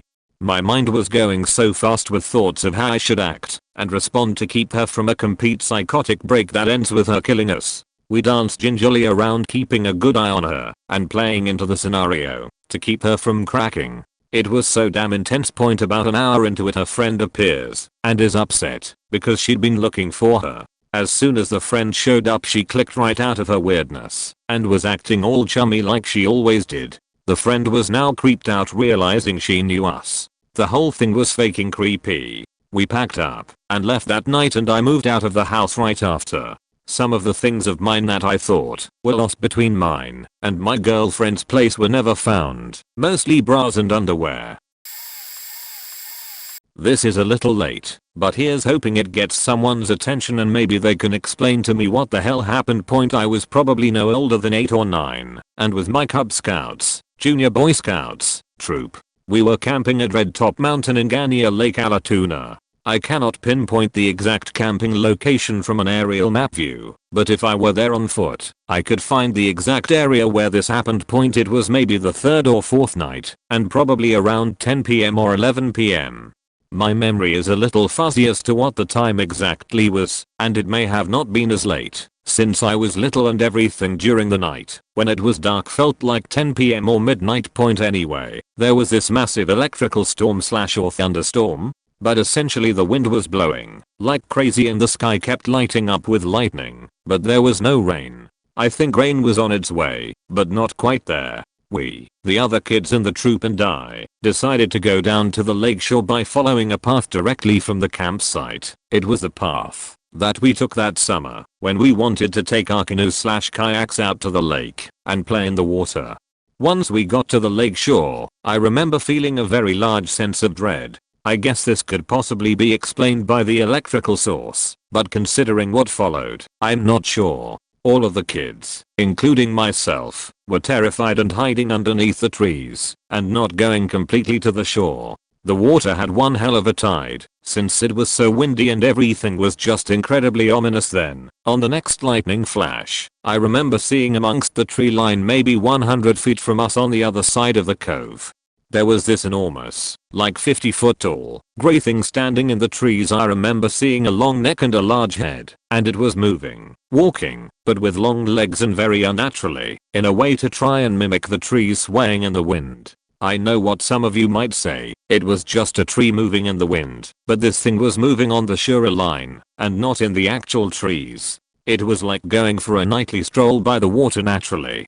We all metaphorically sheet ourselves. Hopefully, no one was verbal about soiling their clothing. If they actually did, and hightailed it out of there, and told our parents at the campsite point, of course, the parents all laughed it off, and gave the sort of comments like funny kids or ooh, spooky. But we were all genuinely terrified. It was also on the same trip, but I remember seeing a bunch of animals late at night when I went to go to the bathroom in the outhouse. They were always stalking around our campsite and never really ran off when I got near them/accidentally walked too close. I always felt really uncomfortable and got a huge sense of dread whenever I saw a dog, probably was a coyote, because it kept staring at me like it knew me or somehow knew something about me. It stuck around the most for a few nights, but we never saw it during the day. Sorry about the long post, but I've never actually shared this story with anyone until just now and it all came spilling out of my memory. TLDR went to Georgia Lake at night and saw some giant monster walking by the water during a storm. Alright, I will try my best to type this out on my phone and try and not forget anything. A group of us, 3 guys and a girl, wanted to go camping. We waited for our friend Ryan to get out of work and then headed out. We had like an hour or so to set up camp before dusk. We were in the thickest part of the forest. We were trying to make it to a lake spot that was a local secret. But because it took us longer to reach the trailhead, we had to drop tent and campfire before dusk. Keep in mind we didn't really look at our surroundings before setting up. There was this perfectly clean area that was flat and amazing, and a large fire pit in the middle. Awesome. So the only tent we had was a massive 10-person party tent that took like an hour to set up with tons of arguing and laughter. But we managed to finally get it set up. Tried to make fire, but we didn't have success, and by that time it was pitch black. Seriously, close yourself in a closet in a basement with no windows, dark. We were like, whatever, just go to bed early and wake up early to go to the lake. That's when things started to get strange. First was the sound of animals running around, not near us, but in far enough distance to be like, that's a lot of movement. Then it got dead quiet, whatever the forest slumbers now, laying around making jokes and chatting, and drifting in and out of sleep. Then the lights. There is no noise, just lights on our tent, bright. Lights up the whole tent. No footsteps, no car engine. Keep in mind we are miles into the woods off the path, middle of nowhere. No, we hear things just outside our tent. I'm sleeping nearest to it. I roll over and grip into my friend's scene. This is how we die. We all give each other the look. I'm sure the look people give each other right before a bomb hits or truck slams into them. Then we wake up. Or it's morning all of a sudden. We pack up and for some reason don't even talk about what happened that night. We argue about how one person could build a house. Our friend Ryan fought us on it, and we almost left our friend's scene because Ryan was so pissed with him. Obviously one man could build a house, and years later Ryan admits he was wrong. It took us over 10 years to talk about it. My wife could tell something was weird because I was sweating and shaking retelling the story. Something happened that night. Aliens, witches, or evil spirits. So remember that nice and clear spot we stayed at. In the morning there were 5 massive thick trees in a perfect pentacle location. and the massive fire pit in the middle point still makes me wicked anxious thinking about that night. A couple times every summer I hike out deep into the woods and camp alone to try out my survival skills. As I was hiking I noticed these weird mushrooms that looked like spinal cords. I had a plant guide with me and identified them as ghost pipe, saw that you could eat them, and picked a dozen of the largest. I eventually made it to a spot I wanted camp and started cooking the ghost pipe. They turned from white to a very deep purple/blue. Now I've heard when mushrooms bruise blue they are usually psychedelic, but the only thing mentioned in my book was minor pain relief. So I ate them, and it was a lot like eating asparagus. An hour goes by, and I'm hammocking and reading, when I start to hear children's voices. It was a mix of shouting and playful screaming. As I listened I started to hear what sounded like adult voices talking back and forth or laughing, but they were too far away that I couldn't make out what they were saying. I thought it was strange how a family is camping near me despite being deep in the woods far from a trail. It wasn't yet dark, yet so I decided to get closer to confirm what I had actually been hearing. I would get closer to the noises and they would get louder and louder. When I got to a point where they sounded extremely clear I stopped to listen. That's when I realized these voices were talking in a language I've never heard. To be honest it didn't sound like any human language at all. But the voices were clearly communicating back and forth. Since the voices were so loud at that point I guessed they were just beyond the next set of trees. I walked to where either the source of the voices should be, but they seemed to be just slightly out of reach again. So I walked further, and they were still slightly out of reach. After about the 5th time I was a little worried, because I was far from my camp and these voices were beyond anything I've ever experienced. That's when I started hearing growling and snarling in the same direction as the voices, except now the growling was coming towards me. I ran the hell out of there and managed to find my campsite. I sat there trying to figure out what was happening all the while you can hear these voices shrieking, laughing, and playing. It was starting to get dark, so I lit a fire and just sat there waiting for the voices to stop. They eventually stopped around 10:30 at night. I packed up the next day and left. A year later I went back with a friend and hiked in the direction of where I heard the voices and there was just nothing but thick forest for miles. I always mention about eating the ghost pipe beforehand because that's the only explanation I can think of as to what these voices were. Just a weird hallucination. Even though I know I wasn't tripping. This will probably get buried, but I've got a couple. First off, out camping in a somewhat wild area, my girlfriend and I get set up to our camp routine, go to sleep. In the middle of the night I wake up to snapping and gnawing. It's pretty disconcerting. I wake my girlfriend up, she definitely hears it too. Something is eating something else right outside our tent. At this point I'm unsure what to do. I'm thinking maybe I should unzip the flap and check outside. I look at the flap and it's indented a little bit. Whatever is out there has part of its body touching the tent flap.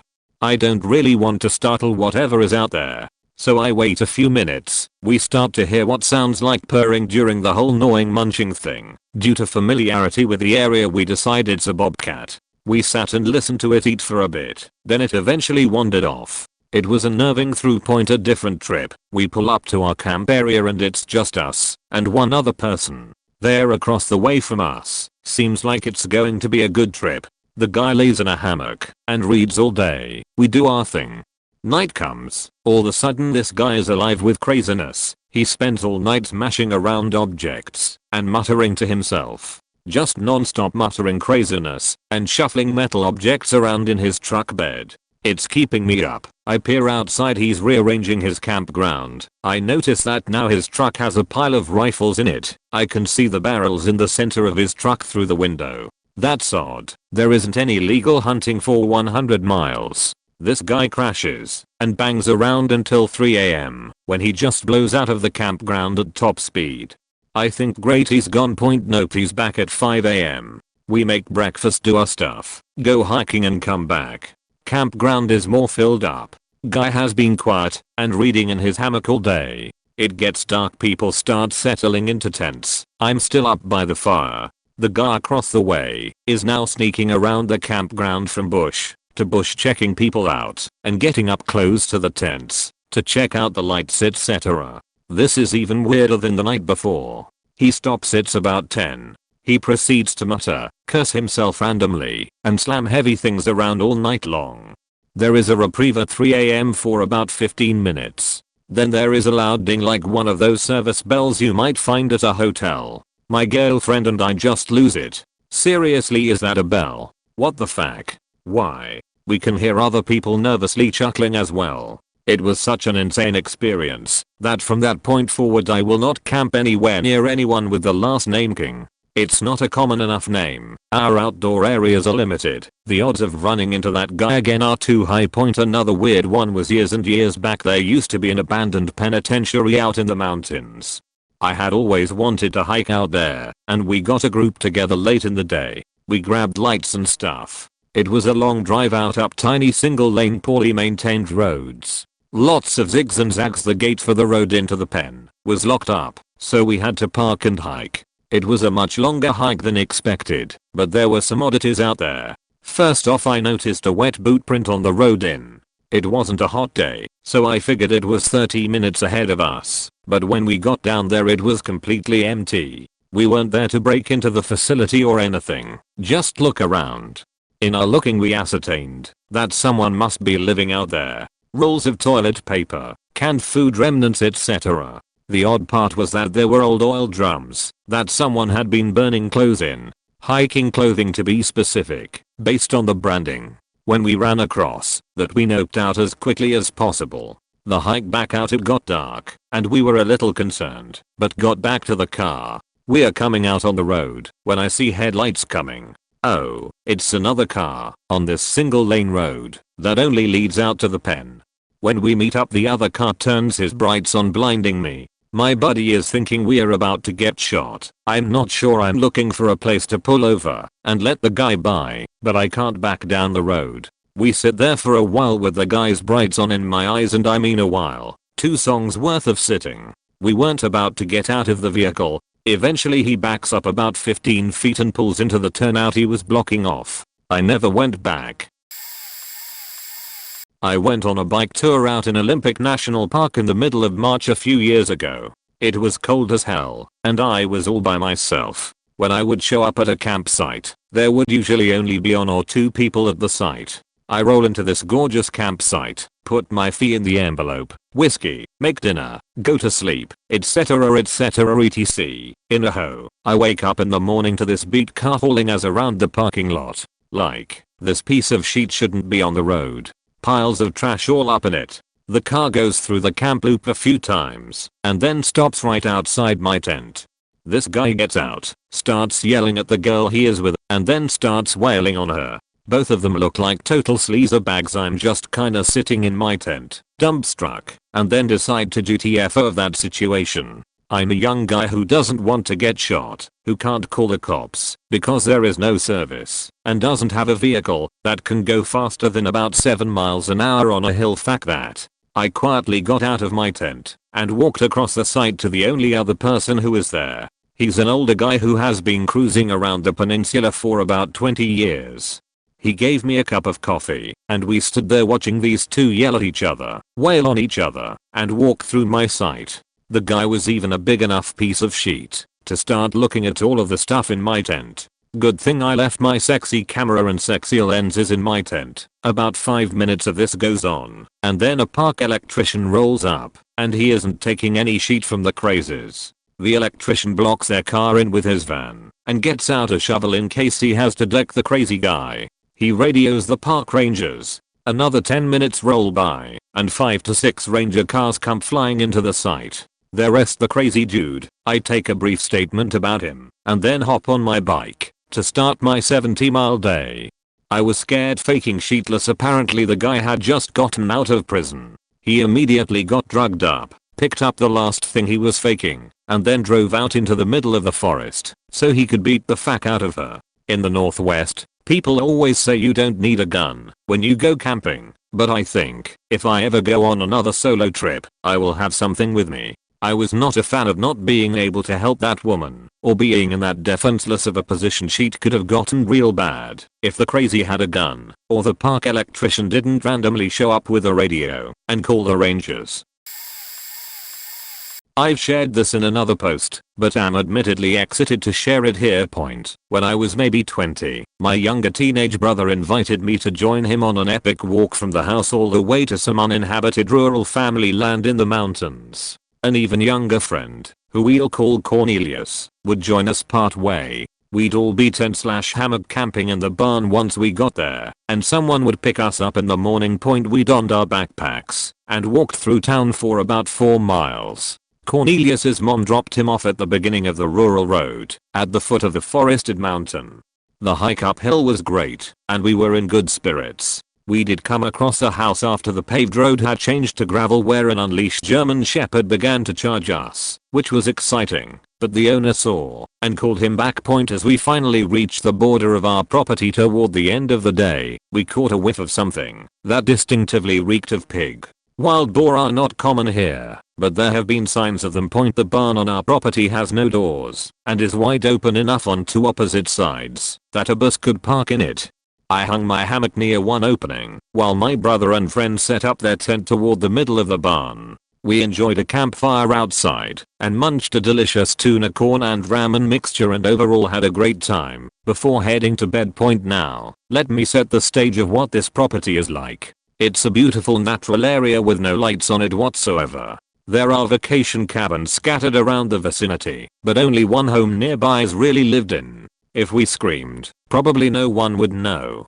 This property is remote enough that the stars are brilliant and the Milky Way quite clear. We knew bears were on the mountain, and we have at least since learned that there is at least one mountain lion. The property has lots of overgrown brush surrounded by forest. But there is another element to this property that made this experience more creepy. In the past, I had been alone by one of the streams when suddenly I felt a presence. Not necessarily a sinister one, but an unseen one. My parents had seen a UFO while camping there once.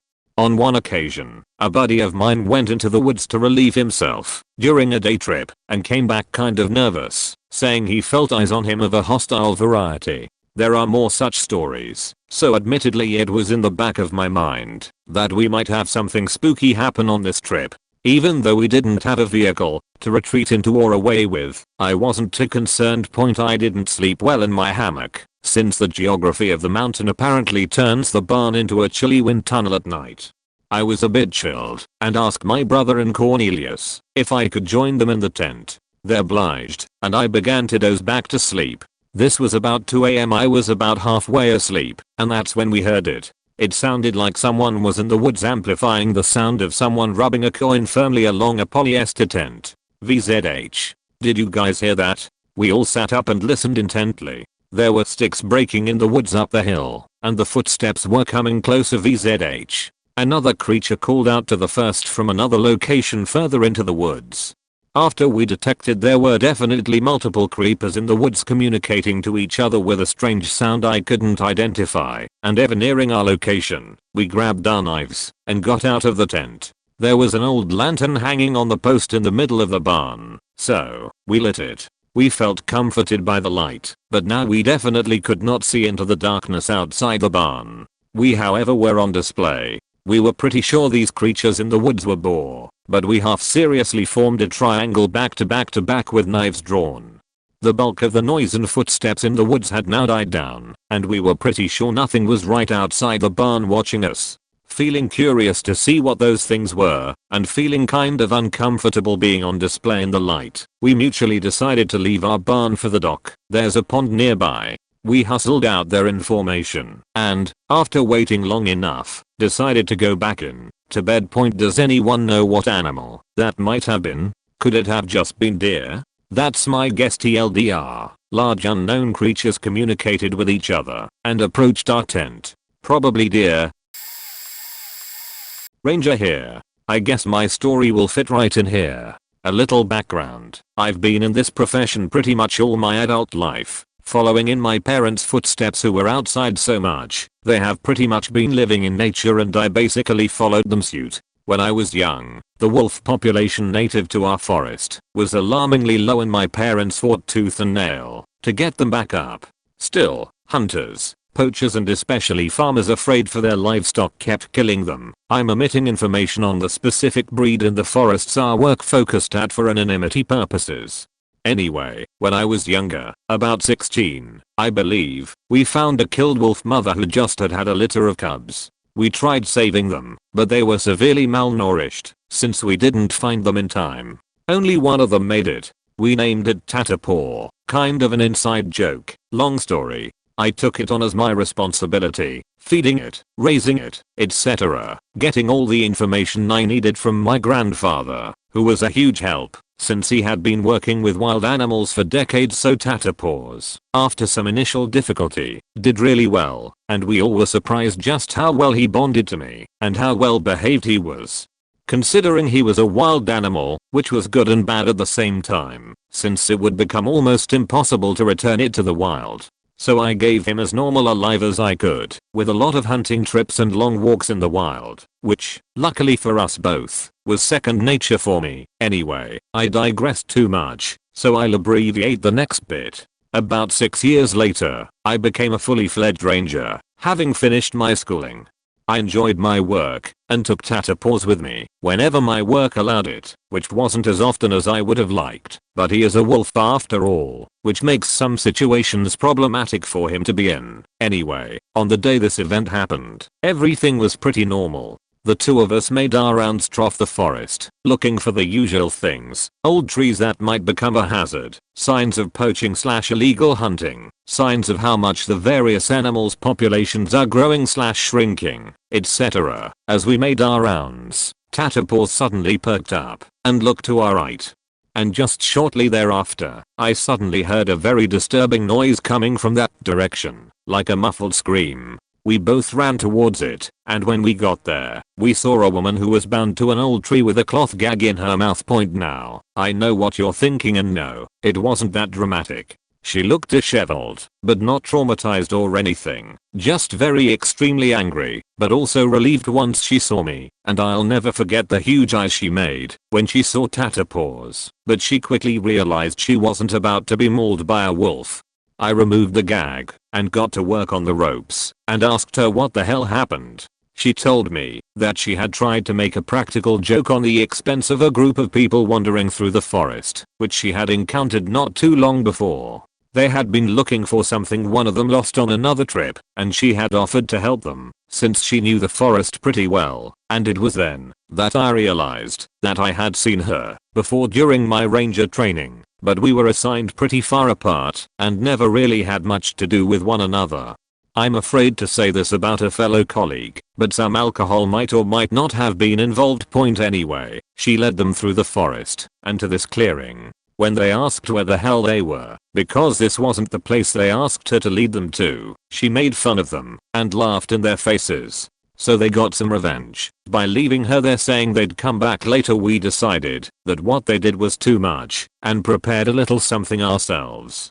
I got home and got the deer carcass I had been storing for examination about the cause of death. We had had some disease outbreaks in the past and didn't want that to happen again, but the deer was clean and I just hadn't gotten around to disposing of it in the 2 to 3 days since. I got it and returned, luckily before they arrived, while she had gotten a spare change of clothes. We skinned the carcass, cut it into roughly a humanoid shape, and clothed it like Holly was. Then we hid and waited. The scream of terror when the party finally arrived was glorious, and yes, I know I'm a sadist, but they had left a helpless woman all alone in the wild without anyone to protect her.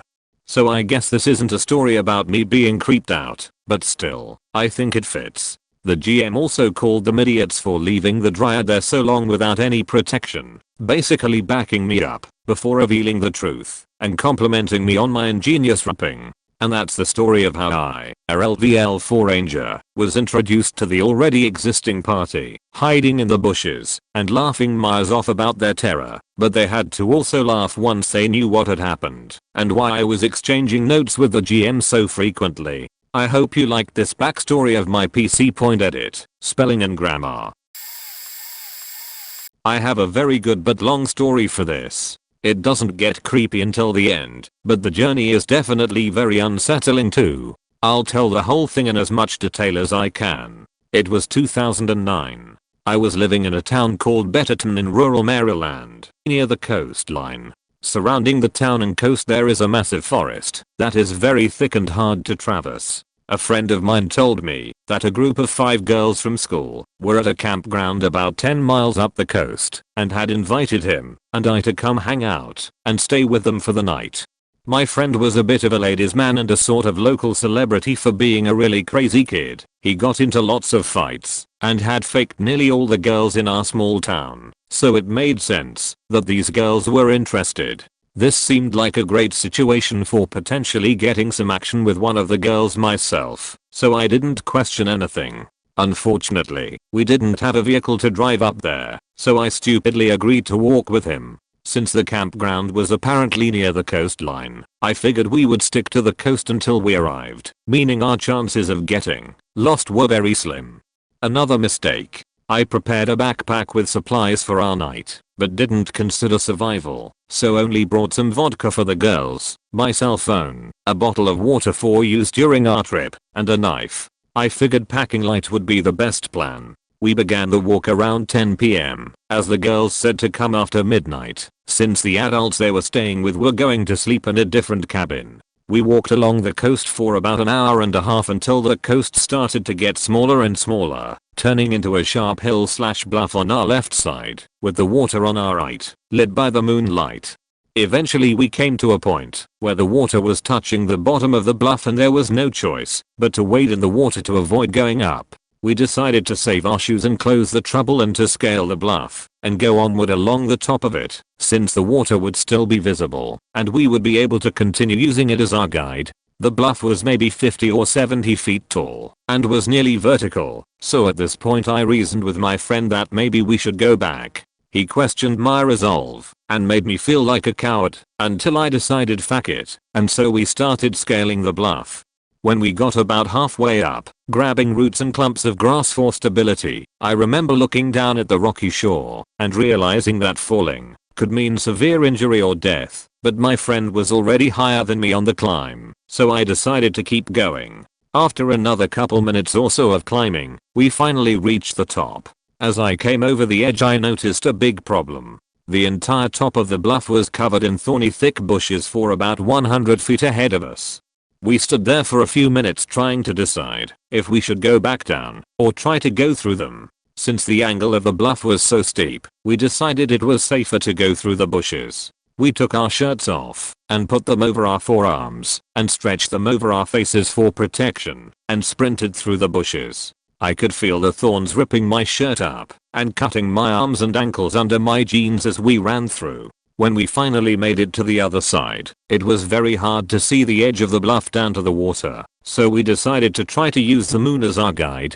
We hadn't brought a flashlight or anything, so I used my flip phone to light our path. After another 30 minutes or so passed, my friend said that we were in the place to turn inland to reach the camp. I hadn't realized the campground was far inland at all, so I got very worried. He convinced me that we would be okay, because even if we were in the wrong place, either too early or too late for the turn, we would eventually reach the road that led to the campground. It was now about midnight, and we had no cell phone service to tell the girls we were still coming, so I figured this was our only choice anyways. We tried to align the moon in a particular position to our inland movement, so we wouldn't end up turning accidentally. We were both very thirsty at this point and ended up drinking our whole bottle of water, and then on we went. After maybe 45 minutes of walking, I asked my friend if he really knew where we were. I don't remember his answer, but I remember thinking we are lost. After he gave it, I took a look at my phone. 1 bar of battery left. Great. We continued for a little while longer before my friend stopped in front of me.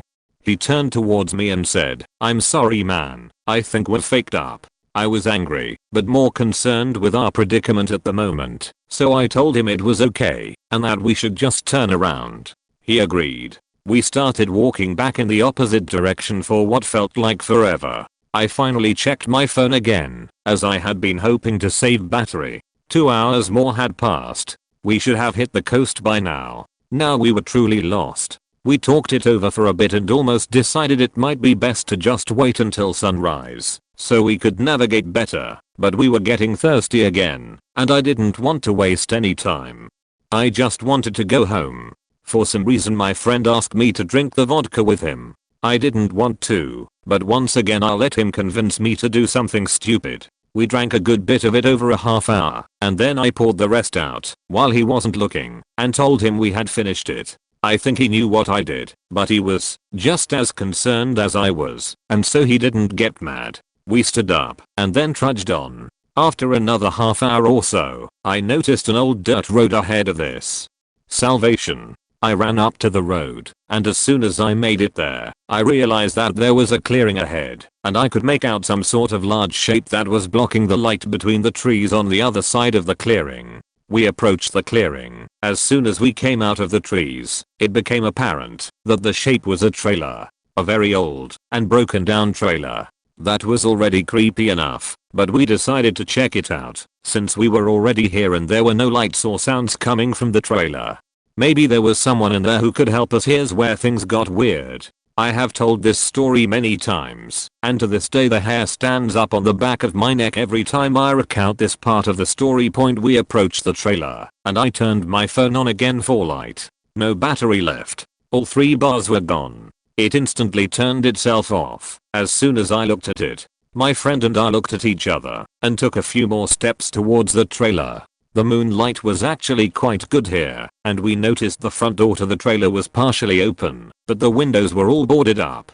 There was a keep out sign next to the door. We were maybe 20 feet away from it now. We took a few more steps until the porch of the trailer was only maybe 5 feet away. I remember looking towards my friend, and I realized that he was actually several feet behind me now. I suddenly felt very brave, as normally he was the alpha male of our group, and was clearly deferring the dominant position to me here. I took another step. That's when it hit me. The worst smell I have ever smelled. I've smelled dead animals before, but this was worse. It smelled like burning hair, mixed with sheet, mixed with some unholy smell I had never encountered. It burned my nostrils. I almost stepped onto the porch, but this smell stopped me dead in my tracks. Something about this place seemed evil. Something seemed wrong. I'm shivering right now just typing this. I held my hand up to my friend in a stop motion. He didn't heed my warning and he stepped up next to me and instantly gagged at the smell and turned away. We took a few steps back and looked at the opening to the doorway. Pitch black. I looked at me friend again and I noticed the sheer terror in his face. I had watched this guy go through savage fist fights, even beating a kid who had 40 pounds on him, covered in his opponent's blood, but seeing him this scared broke me mentally. I have never been more scared in my life. Let's fucking go, I said. He instantly started running. So did I. We went past the trailer, in the direction of what we hoped was the coastline. We finally stopped maybe 5 minutes later, and caught our breath, and discussed what we had just seen. What was in that trailer? We hoped maybe it was an illegal hunter's spot, or maybe some sort of homeless man's hideaway. Whatever it was, I never wanted to be there again. We continued onward in total silence for what felt like 2 hours, and finally day was starting to break, although the sun wasn't up yet. Then, I heard the sound of the water. We rushed toward the sound, and found the coastline. We were closer to our town now than when we had scaled the bluff. Somehow we had gone in a full loop, and were only maybe an hour away from home at this point. We slid down the hill, and walked the rest of the way home, laughing, giddy with excitement to be out of this predicament. Neither of us said anything about it, but I could tell both of us were in sheer joy at the fact that we had gotten away from that trailer. I will never know what was in that trailer. Sometimes I still wonder about it, but somehow I know that I'm better off not knowing. I don't want to know anymore. I just never want to see that sheet ever again. I'm an amateur astronomer and was out in the middle of nowhere /Bobbiners /backroad forest and open unused farmland type country, parked off the side of the small road that leads back there with my telescope set up next to a field and some woods. It was the middle of the night and I had been out there a while in the cold. It was early spring, getting some good sky observation, and when suddenly I notice a massive white light slowly, eerily moving toward me through the trees / over the forest. I kept looking at it, waiting for it to turn into a plane or trigger some normal explanation in my mind. And it just kept getting bigger and creepier, closer and closer, brighter and larger and moving at me through the trees. Totally silent, looked like a scene out of the Close Encounters of the Third Kind type movies. I was out there all alone and thought, oh holy shit, no way is this happening to me. Sorry, and I started packing up my telescope to leave, still hoping this thing would just go away and leave me alone or turn into an airplane or something. It just kept getting closer and closer to me near the treetops of the field next to me. This thing was genuinely like white balls of light creeping through the woods that you would picture in a good 1980s/90s sci-fi alien abduction movie. It was so creepy. I thought maybe there were some curious aliens coming down to look at the native who had been looking up at them, and got in my car and drove away as soon as I could. Disassembling and putting away my telescope took a few minutes, and I kept hoping I wouldn't get beamed up or abducted before getting away. I think my area is a bit of a UFO hotspot because I've seen them more than once. Always similar. Large sphere of light, bigger and brighter than Jupiter. No blinking and no dimming of the light regardless of what perspective I look at it from. Once it was followed a few minutes later by 2 fighter jets flying low over my area, both heading directly to the last location I had seen the UFO head toward. Incidentally, that's the only time in my whole life when I've seen fighter jets in the sky in person. Sometimes it seems like one of the visible planets has mysteriously ended up in the wrong part of the sky. Then it starts moving. Then it makes a turn or dim/turns off. People say things like, why isn't there more video of UFOs? And I have the answer. It's because you don't believe they exist until you see one. And it's faking scary as shit to see one. Especially at night by yourself. You want to run away or hide, not pull out your cell phone for some Facebook or YouTube pictures. But here's an example of what I saw. A recent UFO video I saw linked on Reddit. https://www.youtube.com/ If you don't believe in them, you should.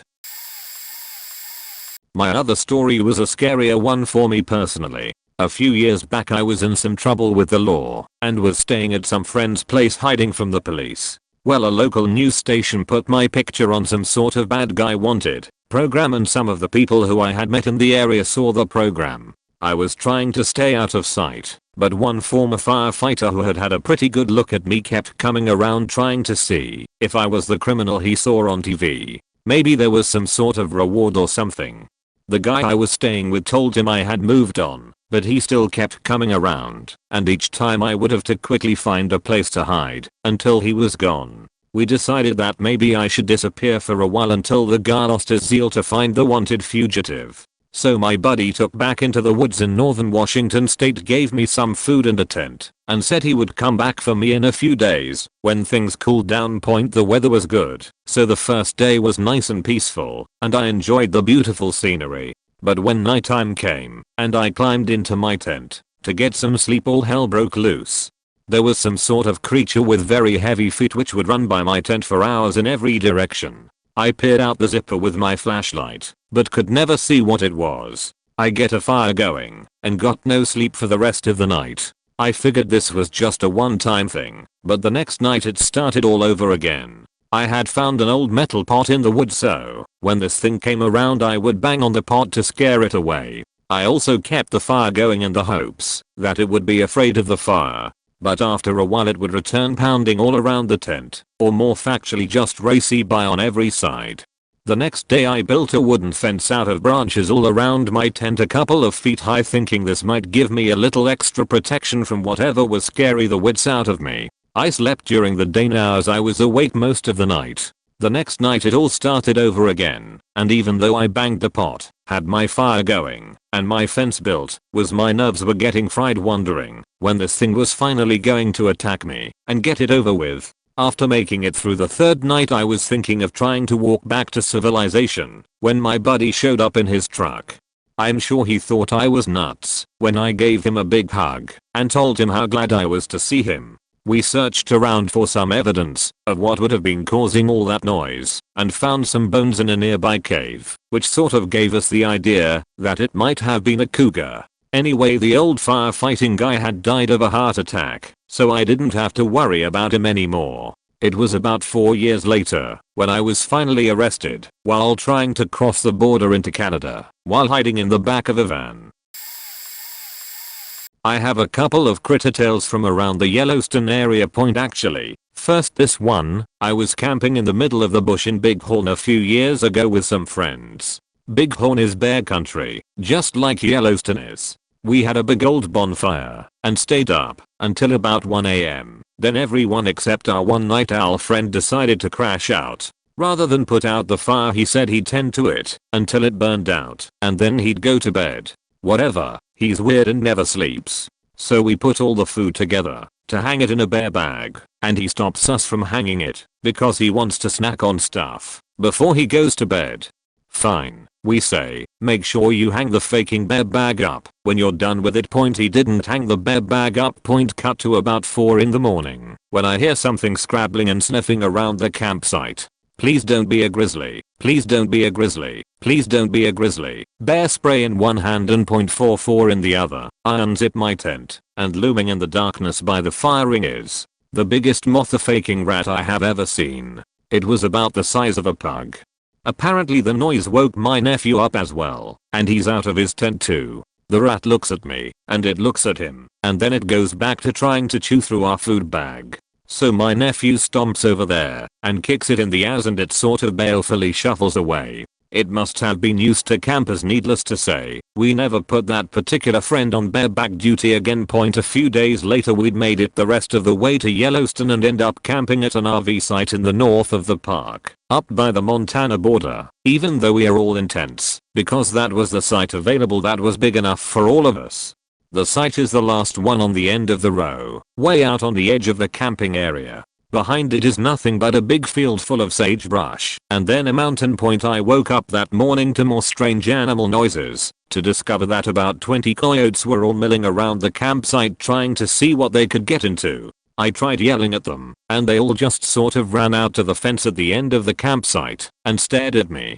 Chucking a rock at one didn't impress them either. I ended up firing my .44 into the ground, which made them all scatter and they didn't come back. The downside to this solution, now everyone else in the camp was also awake, including our neighbors and other sites. How they failed to notice a score of goddamn coyotes sniffing around in their stuff is beyond me.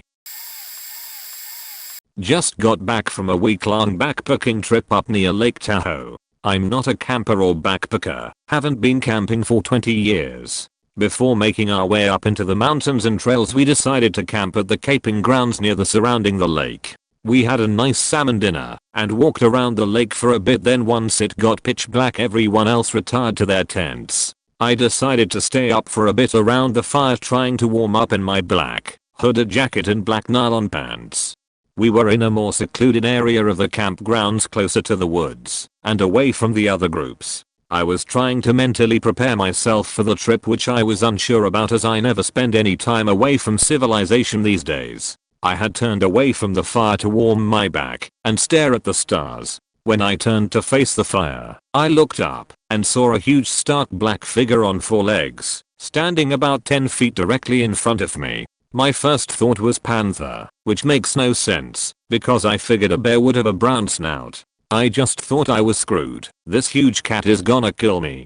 Then I realized it had the characteristic head shape of a bear. I then felt a bit better but still scared. I had decided that I would jump under the picnic table that was about 6 feet to my left if this thing charged. I made no sound and backed up 2 steps very slowly looking at the bear while doing this. As soon as I took my second step, the bear swiftly and silently bolted into the woods. I alerted my group who didn't truly believe me. Throughout the night I heard people saying there was a bear in our camp, even heard some people screaming bear in another area. I heard a ranger or 2 come by, but they never alerted us. I never left my tent that night and only slept a couple hours. I do not camp, but I love to hunt. I was out hunting with my dad in northern Michigan. We were hunting for grouse, which makes you cover large amounts of land by foot. Somehow we got split up, and I found myself walking to the top of a hill to see if I could catch a glimpse of his hunter's orange vest. I could not see him, and when I yelled for him, I had no response. It was at that point I decided to start walking towards where we had left the car. I stayed on the hill, which would not be a good spot to hunt, but would keep me on high ground to hopefully let me find my dad. That is where I found the oddest thing I had ever seen. right in the middle of the woods, a couple miles away from any road or house. There was a piece of sheet metal about the size of 2 SUVs, just laying on the ground. It was late September and leaves had started to fall, but there were very few leaves on this piece of metal. When I first found it, I didn't really think of how odd it was that it was there. I kind of picked up one side to look under it to see what might be there. Just the ground, nothing cool. I looked for tracks to see if someone had carried it out there to dump it. People dump stuff in the woods all the time because you get charged for trash pickup in that part of the state and some people might not have the money. Nothing. After about 15 minutes of checking this thing out is when it started to haunt me a little bit about the presence of this thing in the woods. I then made my way back to the car. Took about 20 minutes of walking to get there, and I found my dad giving the dog some water. I told him about it, and he wanted to see it, so we went back into the woods to check this thing out, but we were never able to find it. Looked for what seemed like hours with no luck. We hunt that same spot every year, and every year I go looking for this huge piece of metal, and never find it. Really creeps me out every time we step into the woods there. I used to work door at a rural bar in South Texas. It was on the outskirts of town and backed up right against the woods, a large part of which was owned by the bar. Every once in a while we would stay super late after closing, having beers and talking. I asked the owners if it was cool if I camped out there sometimes, just me, rather than driving home, about a 30-40 minute journey. They said no campfires and it's fine. So one night the manager and I are drinking late. I'd already set up my tent out back, and we decide to call it a night. He lived next door, so he stumbled home, and I surreptitiously stole another beer, and crawled into my tent. It was around 4:30 in the morning, about 2 hours away from dawn, and I was sitting in my tiny little tent listening to music on my tiny little speaker, while sipping my beer. The flaps were open, and it was a cool night, so I was just staring into the woods, watching the breeze ruffle the leaves. I heard some noises off in the darkness, but I wasn't worried. Coyotes occasionally wandered around, but they were easily scared off unless starving, and there were plenty of deer around to occupy them. After a little, while I turned the music off and just listened, I realized that the noises I was hearing were very rhythmic, not the random patter of animals wandering around, but I drunkenly dismissed this and decided to get a few hours of sleep. I hoist myself up to go pee against a tree and I see a woman standing behind my tent, about 30 feet away. She's completely silent and frozen and I stare for about a minute, waiting for it to make sense. She was dressed in a nice reddish dress and looked like she was barefoot, but I could barely see her in the moonlight. My confusion eventually outweighed my terror and I mumbled, "Hey, WH," and she bolted into the woods. I was very much awake now and stumbled over to my manager's house, broke in and settled on his couch. In the morning I asked him if he had anyone over last night, and he said no, but he'd gotten about 30 texts from an ex while he was asleep. We eventually decided that she had gone to his place after being out all night and was stalking around his place when I scared her off. But we couldn't figure out how the hell she got there, since the direction that she dashed off in was just woods 4 miles. Anyway, scared the hell out of me. In 2005, I was hiking with a summer camp. We were 12 girls aged 17 to 21. We were doing a 17-day hike on the and the section we were doing at the time was called 100 miles of wilderness, meaning we weren't going to see a road for 100 miles. It's very remote. I hiked the state of Maine several times and this section is where you see the most wildlife point anyway. On day 7 or 8, we arrive at the campsite and start chatting with the other hikers as usual. This one guy who looked to be in his early 30s starts talking to us, brings his food in our circle, and eats with us, etc. Didn't think anything of it at the time. The next 4 nights, this guy is at the same campsite as us. We see him hanging back when we hike, he stops when we stop, etc. This is really unusual, because through hikers and single hikers usually hike much faster than us teenagers, x 15 to 20 miles a day vs 6 to 12. Anyway, on the 5th night of staying at the campsite, we start being colder with him, not welcoming, etc. He leaves us alone, and we go to bed. We are awoken in the middle of the night to the sound of zips opening. the two girls in my tent, and I sit up and turn on our flashlights. We thought we would find one of our other friends, but it's the hiker. He sits between the rain roof and the tent, his flashlight flashing light on his face, and seems to be panicked, asking us if we still love him, are we still his friend, is he welcomed, etc. This goes on for probably 20 minutes. Finally we convince him that all is fine, he needs to go to bed, etc. He does. Meanwhile the other girls heard everything, so the oldest grabs her satellite phone and calls into the ranger. A few hours later the ranger comes, we explain that we are afraid, etc.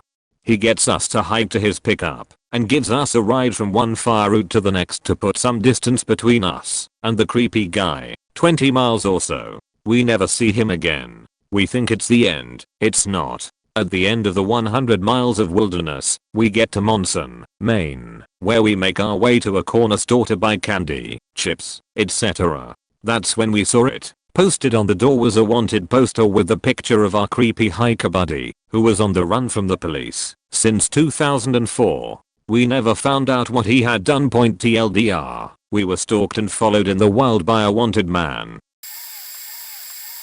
August 2016, a buddy of mine and I are out in an apple forest near the Outer Banks in North Carolina. We are going down the gravel roads to drift the car, tear shite up, and jits lizard. Anyway, we ride out to this haunted bridge and proceed to get faked up.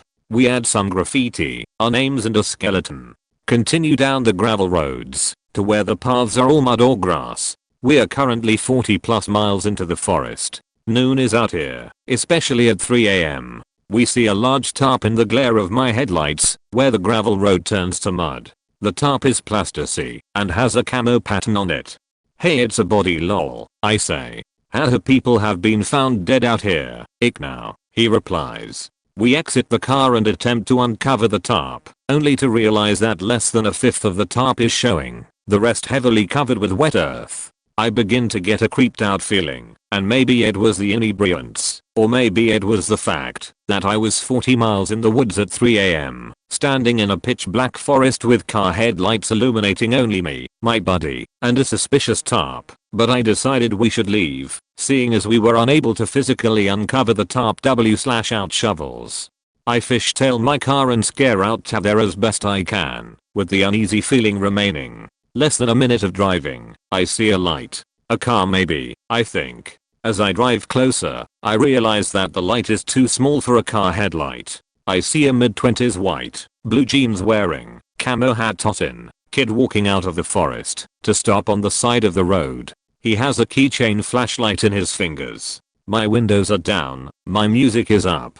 I turn my music down and slow my car. As I roll up to the kid, I nod my head to him in greeting, obviously curious as to why he's walking 40 miles into a forest at 3 AM. Pointing my car in the direction of the road that goes home, I roll by him. He stares at both me and my friend, and makes no sign of acknowledgement to us. He didn't even appear to recognize we were there. Needless to say, I was a little too spooked for me, and dipped the fuck out. My buddy and I were in agreement with the oddity of the situation. I feel as though I may regret not stopping the car and confronting the guy. I may also regret not uncovering the tarp. To put it mildly, he could not have been up to any good out there. We drive off, and I never see him again. I wouldn't say I was camping, but anyway. About 30 minutes outside my hometown was a lot of farmland, and on a huge piece of this land are the ruins of a Renaissance fair. People would use this for paintball or skeet shooting. The setup was pretty cool. There was a huge pirate ship, tons of old buildings, and a small lake. My friends and I decided to check this place out one day during the summer. Mind you, it's creepy as hell in the daytime also. We pull up, and its entrance is overgrown, and signs warning against trespassing, but who pays attention to that shit anyway? From the get-go things were weird. First off, dead rabbits everywhere, like a dozen dead rabbits surrounding the entrance to this place. We should have turned around right then, but a bunch of teenagers with cute girls were not doing such a thing. We press on, stepping over the recently deceased rabbits, and make our way into the bowels of the complex. We check out some of the buildings, trying to find our way to this pirate ship in the back. The grass is very overgrown due to the lack of maintenance for probably a decade, almost up to our waists. We walk for about 10 minutes and make it to the center of the fair. To our left is a large patch of gravel with a drawing around it. We obviously investigate further and notice it's a pentagram, a faking pentagram. Things are starting to add up. The dead rabbit's the pentagram. We soon after realize people are trying to summon the devil and or demons here, which is cool, right? We make a conscious decision to leave at that point, but not before my buddy decides to walk into the middle of the circle and start dancing. We are yelling at him to stop, half joking half serious, because we don't want to piss anyone off. We start walking back through the grass and our skin is crawling. Looking down we see hundreds of ticks in the grass, and on our bodies ticks which were not there the first time we walked through. Needless to say, we freak out running and swatting ticks away, while yelling at my buddy for being a dumbass. We make it back to the car and haul us out of there. We end up meeting up at a Dairy Queen our friend worked at and run to the bathroom to search for more ticks. I kid you not, ticks were everywhere. TLDR stumbled upon a sacrificial devil worshipper meetup spot and fought off demon ticks for the rest of the day. This applies. So there was a time where I was an autopsy tech as part of an internship in college. I think it's fair to say I have seen some shit. My background is in archaeology, but I did a good bit of forensic work. Not only did I have the joy to work in the lab, but also on field assignments. Note, sometimes archaeologists are the best people to have when police are recording evidence, especially dead bodies found in the woods or in mass accident/grave situations. So in the spring, when the snow falls, one of the jobs of local rangers is to seek out bodies of lost hikers, murders, and suicides in the woods. If you are a hipster, just know that if we find your bones with vintage/antique jewelry and boots with your skeleton, those context clues are going to push you into the historic category, 50+ years, and we aren't going to put you at the top of the list for identification. No, seriously, the funding isn't there in most police departments to DNA test everything. If context clues signal something predating 1920th, then it's generally assumed to not be current. Hipsters of the internet, you have been warned. We're at least one thing that will not decompose over a few winters, that is super, ultra current. If an animal doesn't take off with you, we will do our best to find out who you are. Otherwise, you go in a box on a shelf somewhere. During this particular year we finally found a missing student that had gone missing 2 years earlier. I got to be on site. Professor was county coroner, with one other student who also got the position, as well as a small number of police who were working this case. The body was bones for the most part, and on the ground. When you looked up, likely in the wind, swung in a Ethernet cable tied in a noose. It was a good 10 to 12 feet off the ground, and wasn't immediately apparent. It was not the body that was creepy, or disturbing in any way for me. It was a very sudden and obvious realization of events that took place. The tree it was attached to had wooden peg to climb up on the other side. It led to a small hunter's nook. In the nook was a backpack that belonged to the missing student, had his ID and a candy wrapper. Though there was the remnants of a mushy piece of paper, likely a suicide note, it did not survive 2 seasons in a backpack that was not waterproof. The entire staff was oddly quiet the entire time we worked the site. We spoke in a quiet tone when we needed to, but I think we were all rather moved when we looked up and realized what had transpired.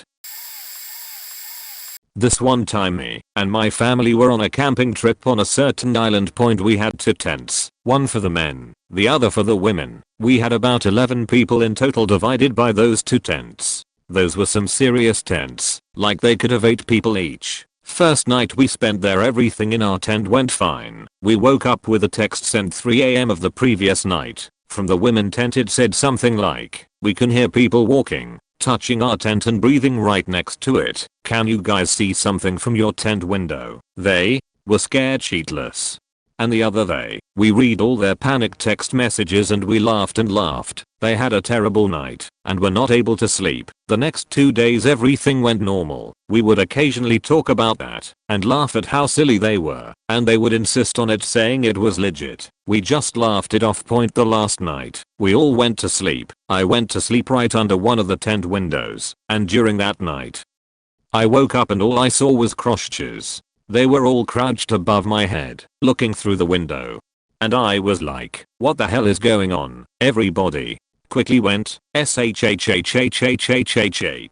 We can hear someone, and quickly I realized that we were hearing steps, and not just like cat steps or anything. Those were the steps of someone or something at least human-sized. We could hear branches and leaves being stomped, and it was right next to us, maybe a couple meters at most. We were trying to see if we could find something in the woods, but we couldn't. It's like whatever that thing was, it was invisible.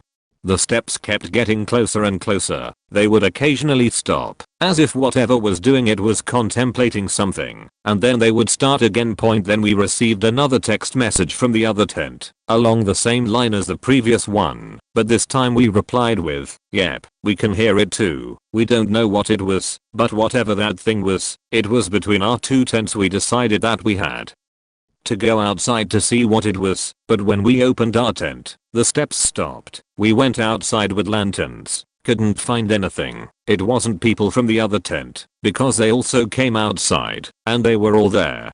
No more steps during that night. We didn't hear it run or anything. It just stopped as we opened the tent. The next day we checked around to see if it could have been something like a deer or something. We found no eaten leaves or anything that pointed towards that point. I do not believe in ghosts or anything along those lines, but those days I have absolutely no clue what it was. TLDR, went camping, heard steps really close outside, don't know what it was. Story 1. I'm late to the party, but a buddy and I drove down to NC from me to do a week of camping. The place we were planning on staying at was closed due to a rock slide. It was getting dark, so we went to the closest campsite possible. By the time we made it to the next campgrounds it was dark, so we set up the tent up using my car's headlights. We were the only people in the campground that we saw. While driving to our site from the main cabin point, we decided we would venture out tomorrow to try finding a better spot, since the place we found was rather expensive. As we were laying down to get some shut-eye, we heard this metallic noise, and it was coming closer. Then we saw a light slowly coming towards our tent. The noise kept getting louder and louder, and the light was getting brighter and coming directly at our tent. I started to panic and was trying to get out of the tent to face whatever it was head on before it got too close, or at least make it to my car, which was not far from the tent. I couldn't get the zipper to open up the whole way, so I dove out of the little opening I managed to unzip. Once I got out of the tent I saw what it was. A train. In the middle of the woods, maybe 15-20 from our tent. It scared the ever-loving shit out of me. My buddy had a good laugh at how I panicked and dove out of the tent. Story 2. Later that trip we had found a new site. It was awesome, easily one of the best sites I've ever had the pleasure camping at. We had just returned from getting supplies in town, and I thought I heard someone yelling. It was very faint, so I thought it was just my mind playing tricks on me. But a moment later I heard it again, and it sounded like someone yelling for help, so we took off in the direction of the yelling. We were maybe 100 yards from our campsite when we came around a corner and saw a guy running at us with his dog circling him. He had a gun under his arm and was holding his hand. When he saw us, he started screaming. Don't look. When we got closer we noticed his arm and some of his pants were covered in blood.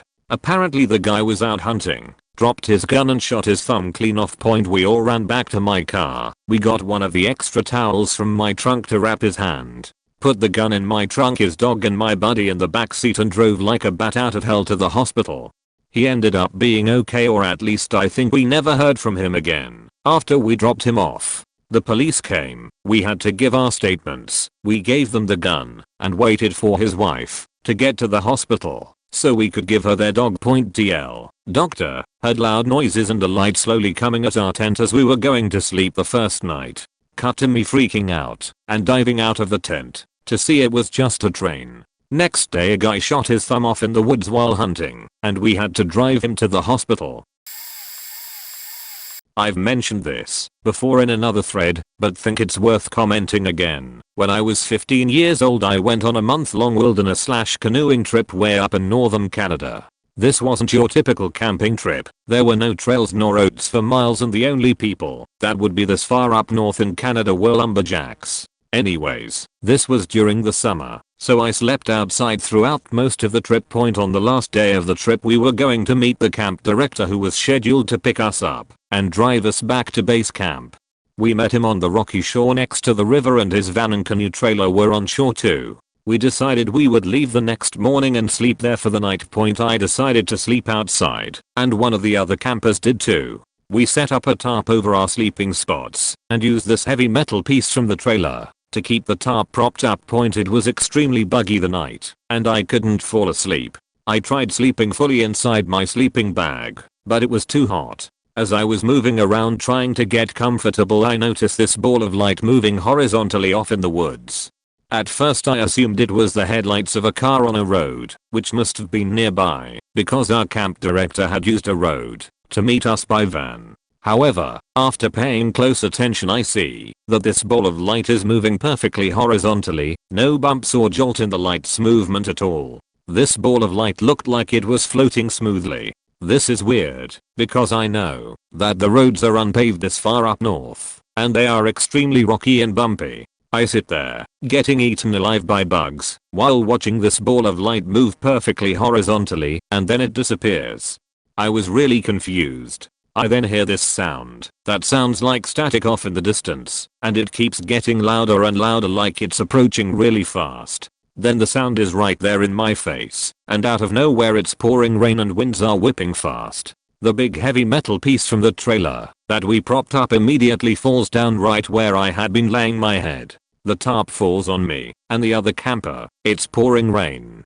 Winds are whipping around extremely hard, and the thunder and lightning is going off all around. My heart is racing, and it feels like I'm having a severe panic attack. I run for the nearest tent and jumping point. To this day I still wonder what that orb of light was. I think it maybe had something to do with the lightning and thunderstorm. Anyways, the whole experience was really freaky, and I have yet to find out what it was. This happened a mere 3 weeks ago. We were camping in Sequoia National Forest and our campground was about as secluded as it gets. Just to reach it, you had to go on a treacherous one-way dirt road, if you could call it that, for over an hour. We arrived in the afternoon to find the campground only had 2 other inhabitants, the campground host and an older lady with a little dog. We set everything up, cooked some dinner, and settled in to get some rest as the sun went down. Throughout the night we would be awakened here and there by sounds, nothing out of the ordinary for camping in the middle of the dense woods. Just things like branches snapping and things moving in the trees. Around 11 PM we heard something going through the bolted trash cans around the campground. There were no bear bins here. Knowing we were in bear country, I beat my car a few times to try and scare off whatever curious creature was digging in there. This happened a few times. Whatever it was kept coming back. As the night went on, things got more and more strange. A meadow about 100 yards from where our tent was that was populated by a few wild cattle earlier that day was some kind of scene for something terrible going down. We heard the sounds of cows screaming bloody murder, like they were being torn apart. My initial thought was shit, it's a bear/cougar/pack of coyotes. Some kind of predator was faking these cows up. It was obvious they were in great distress. But after that there was a noise I heard that I've never heard any animal make. It was a loud, deep, howling sound. Almost like a portamento where it starts off low and rises higher and higher in pitch. It was loud as fuck. I could feel it in my chest vibrating. Needless to say we were all pretty freaked. It didn't stop there. Along with the sounds of dying cows we also heard things like massive branches being torn off the trees around us. Something knocking against the trees, like with a rock or a stick, and at one point something big was walking around our camp. When we stuck a flashlight to the window in the tent, something massive went running by our tent, shaking the ground as it ran, and it was fast as all hell. Eventually all this commotion died down, but not before that howl/shriek let out again, this time further away into the woods. Of course I didn't sleep at all that night. I anxiously waited for the sun to rise before I inspected the campground point. Even though we had heard trash being ripped and bottles clanking together, the trash cans were not knocked over and they were still chained shut, which we thought was odd because a bear surely would made more of a mess. We searched for bear or cougar tracks, and the only thing we found was, I shit you not, but human looking tracks. like bare human feet, maybe a little bigger than normal size, not like those huge Bigfoot tracks people have casts of. I will say I'm far from a conspiracy theorist. I'm a huge skeptic. The thought of Bigfoot I have always laughed off and made fun of, but this was freaking me out.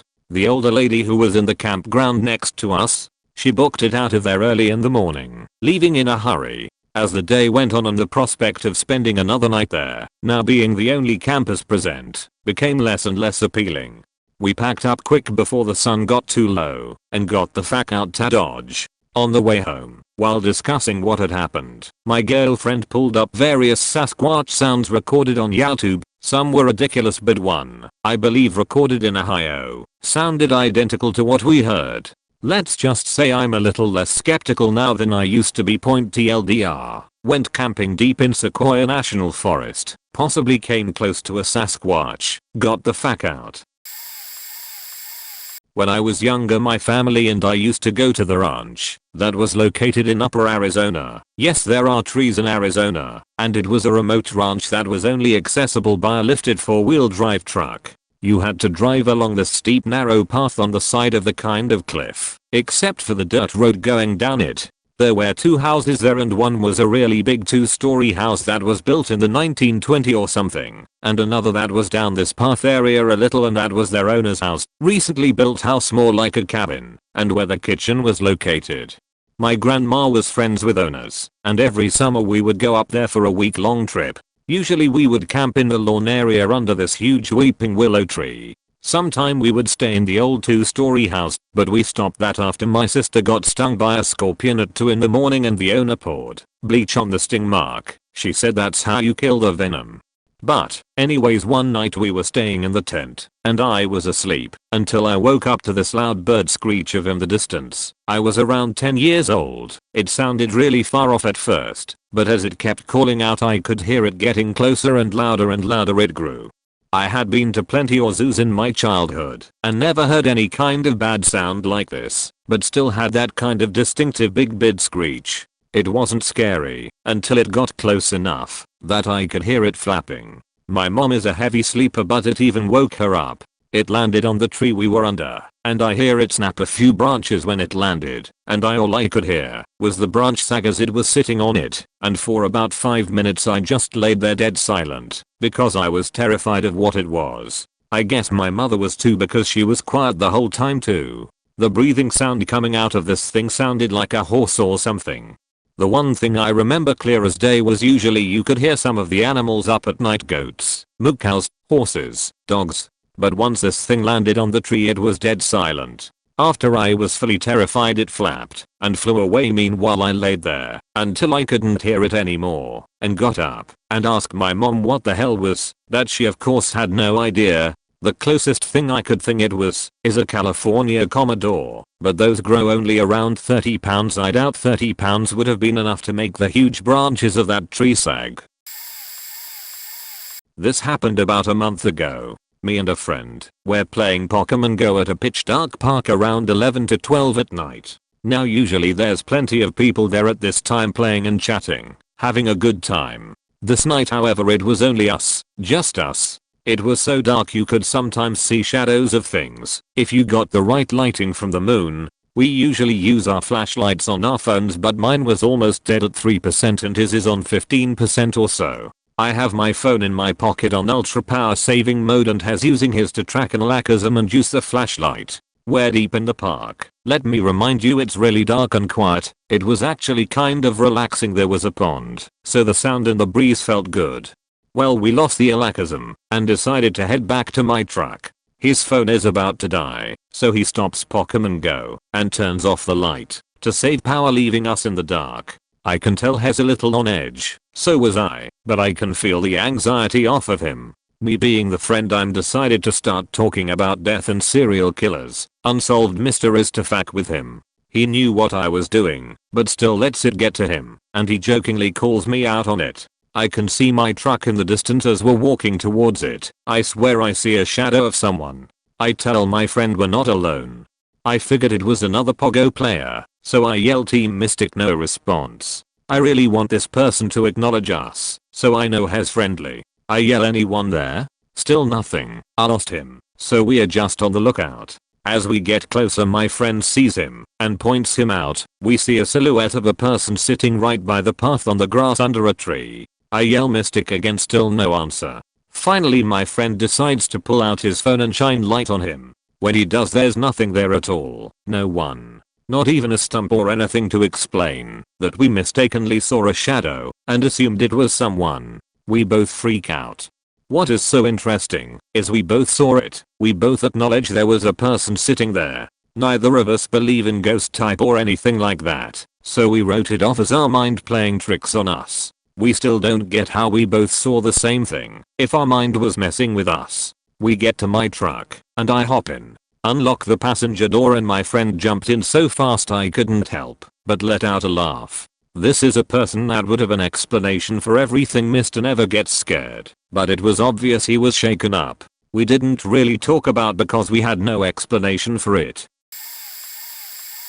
You guys want to talk about creepy wood? Yeah, I know of some creepy woods. Never technically camped in them. They surrounded the house I grew up in and where my parents still live. Used to be called the Dark Forest years ago and was avoided due to predators and ridiculous overgrowth. These days there's no more predators and logging completely wiped the old growth out. Go in during the day and it's just your average woods.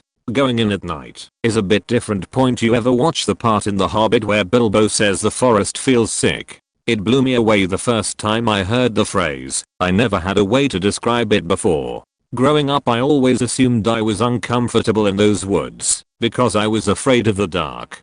It wasn't until I was older I ventured into different woods that I realized not every place is like that. It's like it's still mad they cut everything down all those years ago. Point, usually it's just small barely noticeable stuff. Constant sounds. There's really not many animals, but you'd be damned if you didn't think we all use it's just a raccoon as the go-to excuse. Worst time is when a kid mentions how the raccoons don't even stay in the woods. We are constantly finding their homes in sheds and garages. Then you know they are not going to believe our excuses anymore. I really hate whatever runs through that sounds like a human on 2 feet. Even young kids know what we sound like compared to animals.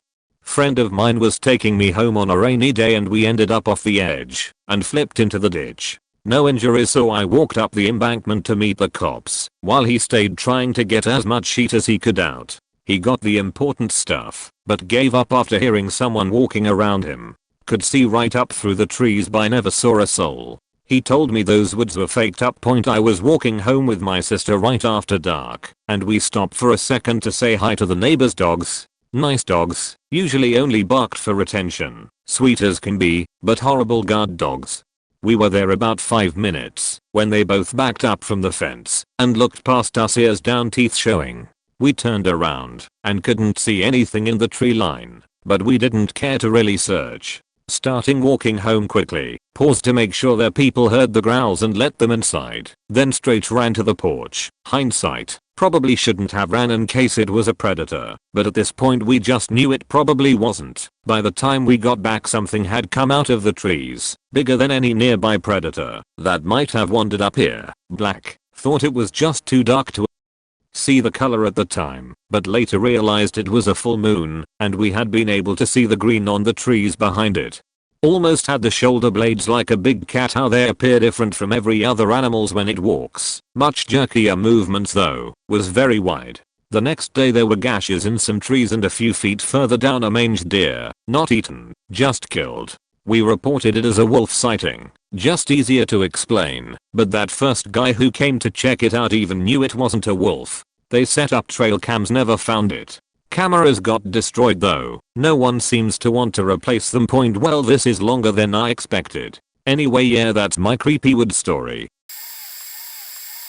I found a dead body once, and it was very creepy. When I moved to a larger city, I missed hiking in the easily accessible open space. I ended up finding one within walking distance, but it was really creepy. Woods were infested with poison oak. There was a trail that lead to a fire road, which circles this huge swamp and ends behind the hospital, specifically the morgue. Lots of homeless and sketchy people there. One day me and some friends were hiking around this fire road when I see what looks like a tiny trail leading into the forested swamp. As I'm checking it out I see an arrow carved into a tree pointing down the trail. Sold. It's a thick forest with occasional puddles, and every time we think we lost the trail, we'd find another arrow carved into a tree to keep us going. I remember finding a dry area surrounding this massive black oak tree while in the thick of it and was waiting for my friends to catch up. Turns out the tree was black for a reason. It was absolutely covered in spiders, millions of them. After passing Spider Tree, we get to a clearing with a bunch of cattails to one side and a massive downed tree.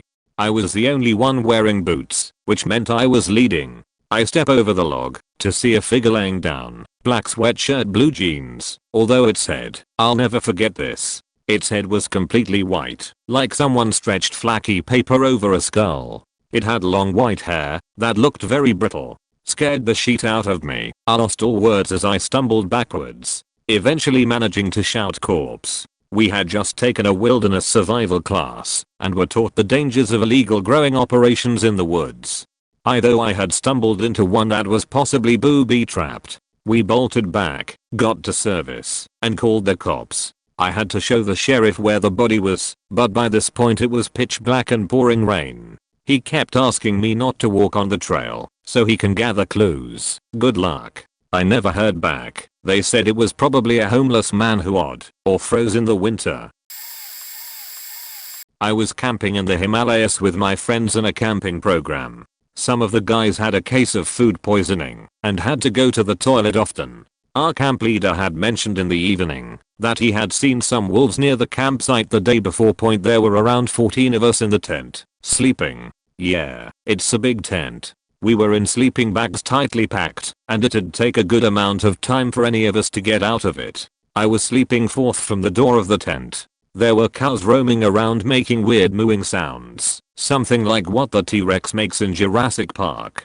It was the end of summer, so the night temperature dropped to around 4 degrees around 2 AM. One guy in the tent wakes up my friend and says that he saw a bear outside. My friend sees some creature in the moonlight and goes crazy saying that there is a bear. My first thought is to let the bear be and let me sleep. Hearing the fuss, the rest of the guys wake up. The cows are going nuts with their dinosaur sounds when all of a sudden something stamps on the side of our tent and runs. The guy at the tent's opening nearly screams. Okay, that wakes me up completely. My thought is, what the fuck do I do if the bear comes? We are essentially a buffet dinner for the bear, all packed up nicely in the bags. Everyone is silent and staring at the tent door expecting something. Just then the tent starts shaking and something tries to open up the tent zipper. My thought, okay, it's been a great life. Looks like I'm going to get killed by a bear. Instead of the bear, one of my friends opens the zipper and enters. Crisis averted for the moment, I think. Apparently he had went outside to vomit. We inform him that there is a bear outside. He responds, oh shit. After that, for some reason everyone shut up and waited for the bear to come. Nothing eventful happens, and eventually everyone fell asleep. In the morning, it turns out the first guy was lying because he got tired of all the snoring and couldn't sleep. My friend had mistaken a calf for a bear. I'm way super late to the party here, but I have a story that happened a few months ago.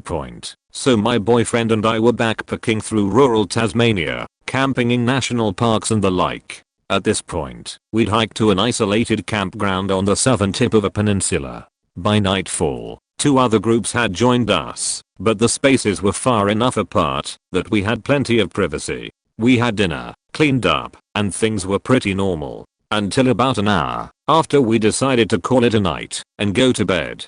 Now, the way the tent is set up, we had our huge backpacks outside the tent, but still under the rainfly, angled so that they blocked the cold breeze and provided a convenient tripping hazard to anyone entering or exiting the tent. I woke up to the sound of crinkling plastic. I lay there for a few seconds, staring wide-eyed at the roof of the tent, briefly wondering if I should panic, before wiggling my arm out of my sleeping bag and started trying to wake up my boyfriend. He makes a brief annoyed noise before I tell him someone's going through our sheet. He jolts awake. We grab the flashlights, sit up, and he unzips the tent as fast as he can. There's nothing there. This process repeats about 10 minutes later. Something starts poking at my bag. We whip the tent open and see nothing. And again, about a half hour after that. By this point, we are both a bit irritated and confused. Cut to about an hour later. This time, the rustling and crinkling is accompanied by a scratching sound. We repeat the process, grab the flashlights and open the tent. Sticking out the top of my backpack is a fluffy tail and 2 stubby legs. I yellow eye and smack at it with my hand. A moth, a faking brush-tail possum, had pried open the drawstrings, as I had apparently failed to properly clip my bag shut, and was going to faking town on the bag of trail mix I'd brought with me. The second my hand made contact, it made the funniest startled squeak I'd heard in my life. Panic wriggled free and bolted. My boyfriend and I damn near died laughing. I clipped my bag shut, rearranged how it was sitting against the tent, and we went back to sleep. Lesson learned. At least it wasn't a wombat. For the curious, this is what the little sheet looks like. Pick not mine. In Robertson County, Tennessee, there is a 125 to 150 acre plot of land that is supposedly one of the most haunted spots in the world, the Bell Witch Plantation. During the 19th century it was the most documented ghost case study up to that point. Obviously I thought it was complete horse crap. So 2 of my buddies and I canoed down the Red River, which weaves in and out of the old Bell property. Each night we stopped. We pitched our tents on the bluffs overlooking the river. Sucky climb but beautiful views of farmlands and rolling hills. Almost literally picture the Shire. On the 3rd night, after we killed the last of the jaguar, I brilliantly suggested that we go into the fields and explore some of the Bell property. Mainly because the river guide talked it up so much before we left his rental cabin. By the time we set out, the last trails of light were slipping past the horizon. I've hiked, camped, fished, hunted on both coasts, Bible Belt, and Central America, but nothing ever affected me like the phenomenon that found us that night. We were about 100 yards into the adjacent Bell property when my friend suddenly face planted into a hole. My first thought was that he maybe had one too many shots, but as my flashlight cut across where he fell, my hair stood up like a porcupine. There was no doubt he just fell into a Native American grave. The mound was about 5.5 foot long by 3.5 feet wide, and at the top was a gigantic stone with etchings on it, placed very much in a headstone orientation above the grave. The river guide said we might see a grave. The Trail of Tears had come directly through this area and many of the fallen Native Americans were literally buried in the go, where they fell as their family had almost no time to properly construct the graves. At this point I think my buddy realized what I was thinking, because he jumped up before I could even form the words to tell him. He collected himself. We all started shining our flashlights around us, and we saw that 3 more graves encircled where we stood. The other guy who had not fallen in was the tough guy of the group and started saying, "I don't believe in the Bell Witch. I don't believe in the Bell Witch." He continued repeating this a few more times until my nerves couldn't take it, and I threw my walking stick at him. I'm not usually a supernaturally inclined person, but the circumstances of our situation was really starting to freak drunk me out. We decided we explored enough and went back to our campsite. We each headed to our own tents, mainly just to get this night past us. I had laid down and was just slipping into sleep. The crackling of our campfire was very soothing. I couldn't tell how long I was asleep. It could have been 30 minutes or 3 in the morning for all I know, but what I did know was the fire was out. Out, not even an ember. I stepped outside to see if one of the other guys were up, but no one was out there. Just as I was turning back to my tent, I heard an ear-piercing scream of a woman in distress, and when I mean scream, I'm talking a dude with a chainsaw is running at her, and this is her screaming for dear life kind of scream. The other 2 guys were immediately out of their tents shining the lights across the river banks. The banshee-like shriek had definitely come from across the river. We starting yelling, "Are you okay? Where are you, miss? Hello?" Nothing. Only silence and the pounding of the blood in my ears. One of the guys attempted again, "Miss, are you hurt? We're on our way to help you. Stay where you are," as if in response she slash it shrieked one last time, and what I can only describe as a woman's throat being cut mid-scream / gurgling was all we could hear. A few seconds later we heard huge sounds like bodies falling down the bluff, then giant splashes like they had fallen into the river. We stood catatonic, not even able to conceive what we had just been witness to. We thought whatever was happening was finally over until we heard something on the riverbank across from us sloshing around in the water, as if it was moving back and forth. I felt in mortal danger at this point, so we grabbed the blade/machete we had on us and left the rest of our gear behind. Whatever was there could have our sheet. We were out there. We walked/ran into the field where the graves were and kept walking/running until we found the county road. We never went back to that spot. We did however make other expeditions into that area and gathered some freaky experiences too. We found most people stay inside at night. Even the most machismo among the rednecks get the shit scared out of them down there. For those that are interested, just look up stories about the Bell Witch. Locals kid around saying it's the most documented ghost story in history that no one knows about. TLDR, my buddies and I accidentally camped on one of the most haunted sites in the deep south of America and promptly got the shit scared out of us. Not a camper, but an avid backpacker if that counts. But oh man, this just happened last weekend. My friend Caleb and I were backpacking through some dense forests around the area, just for sheets and giggles. We arrived there around 4 p.m. afternoon. We've been in the forest for a couple of hours at that point and the sun was just beginning to set. I started to pack up the tennis ball that I bring with me to toss around when the hike gets a bit too boring. I thought it was too creepy to keep going, but Caleb was telling me to stop being a little beach, so I just manned up to show him I can keep up. Anyways, usually we keep to the trails, but for some reason we decided to fuck all and ran straight into the forest a bit to the right from the trails. We were running like madmen, screaming at the tops of our lungs, just generally being the annoying sheets that we are, when suddenly I heard a large thump and I told Caleb to get down. It literally sounded like if a large ice cream cone just smashed down into the forest from the trees or some sheet. It had a weird squishy but hard hitting sound and it freaked us out because it didn't sound human.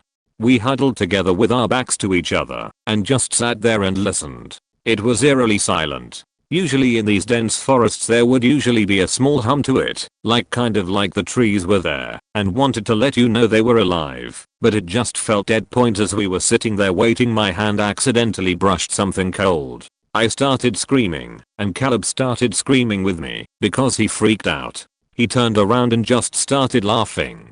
Turns out, my hand brushed against the cold metal of a unicycle. Caleb said something about how we should lighten the mood while he was trying to pick up the unicycle. He got a pretty good seating on it by using a tree to lean up on. As he was seated on there with his back to the tree, he held up his phone that he had strapped to his belt and told me to use the flash and take a picture of him. As I turned on the camera app and held it up to him, I told him we should one up and do something better. We should record a video. You see, Caleb was always known as a class clown, and to fit the role he decided to self-teach himself how to juggle through YouTube. So I tossed him the tennis ball I was bouncing as well as 2 more I had in my backpack in case I lost this one I was currently using. He gave me a huge shit-eating grin and his hands immediately tossed the balls like they've done it 1,000 times. No homo, but as soon as I pressed the record button I heard a loud beep and a shit ton of cracking from the trees.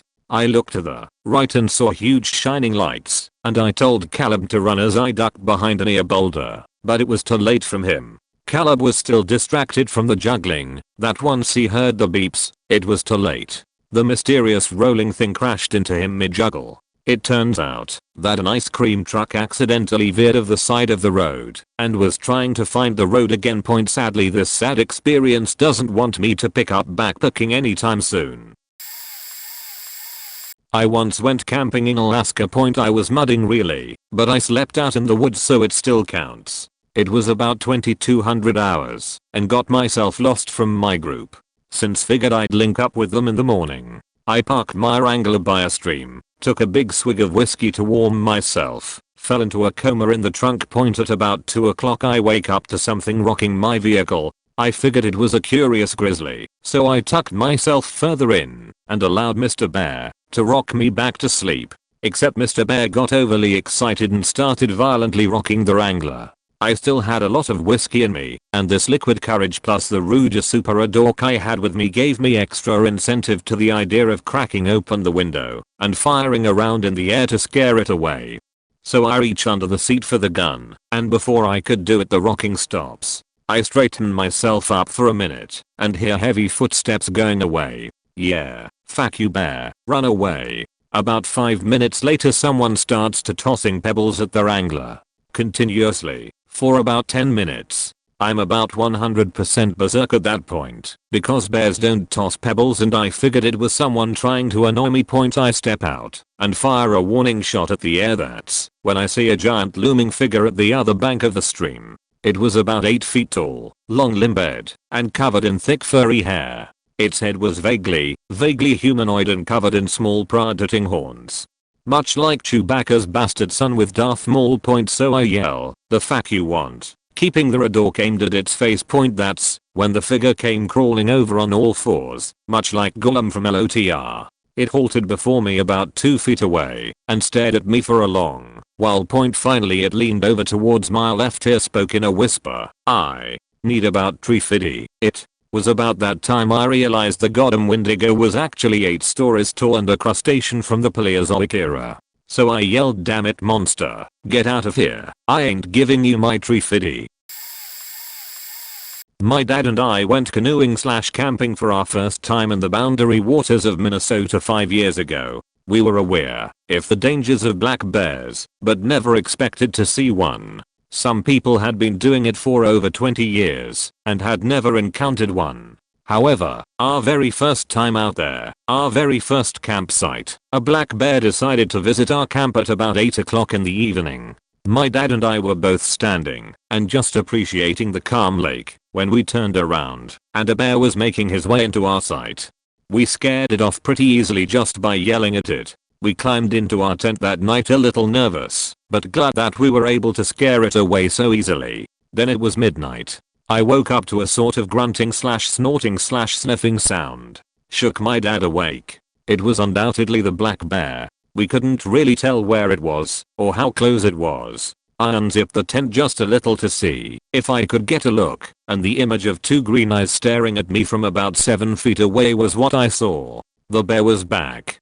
And he didn't give a single shit what we tried to do to scare him off. After he walked off a little and we didn't hear him anymore, we got out of the tent and made a fire. We has only gathered enough wood for a small fire in the morning, so it died within about half an hour. Needless to say, we didn't go foraging for wood that night. After it died we just crawled back into the tent, hoping we wouldn't see it again. The image of those eyes will always be seared into my brain. 2 friends and I were hammocking by a beach in Montana at night watching the sunset, then the stars come out. At about 11:30 p.m. we get up to go and see a set of eyes about 30 yards down the trail. No big deal. It was probably the deer we saw earlier in the evening. So we make noise, throw some rocks at it in hopes that it goes away. Very quickly this animal comes another 15 feet towards us. At this moment we realize it is a mountain lion that had been watching us. Cue friend #1 freak out about how we are going to die here. Friend #2 calms down friend #1 as I figure out a way to get out of here. We obviously were going to find a different route than the trail. I remembered a road that ran nearby the lake, so we commenced bushwhacking through the forest with only headlamps/cell phone flashlights all the while this mountain lion is stalking us. We get back to the road and work our way back to where we lived, and the mountain lion is still following us, but staying in the trees beside the road to try and stay hidden. A few minutes later we see another set of eyes in front of us. All of us now started to panic, only to find out it was the deer from earlier in the night. We scare the deer off and continue on our way, mountain lion still stalking in the dark. We made it back just fine, but that was an eerie night I will never forget. My dad and I went canoeing/camping for our first time in the boundary waters of Minnesota 5 years ago. We were aware of the dangers of black bears, but never expected to see one. Some people had been doing it for over 20 years and had never encountered one. However, our very first time out there, our very first campsite, a black bear decided to visit our camp at about 8 o'clock in the evening. My dad and I were both standing and just appreciating the calm lake when we turned around and a bear was making his way into our sight. We scared it off pretty easily just by yelling at it. We climbed into our tent that night a little nervous, but glad that we were able to scare it away so easily. Then it was midnight. I woke up to a sort of grunting slash snorting slash sniffing sound. Shook my dad awake. It was undoubtedly the black bear. We couldn't really tell where it was or how close it was. I unzipped the tent just a little to see if I could get a look, and the image of two green eyes staring at me from about 7 feet away was what I saw. The bear was back.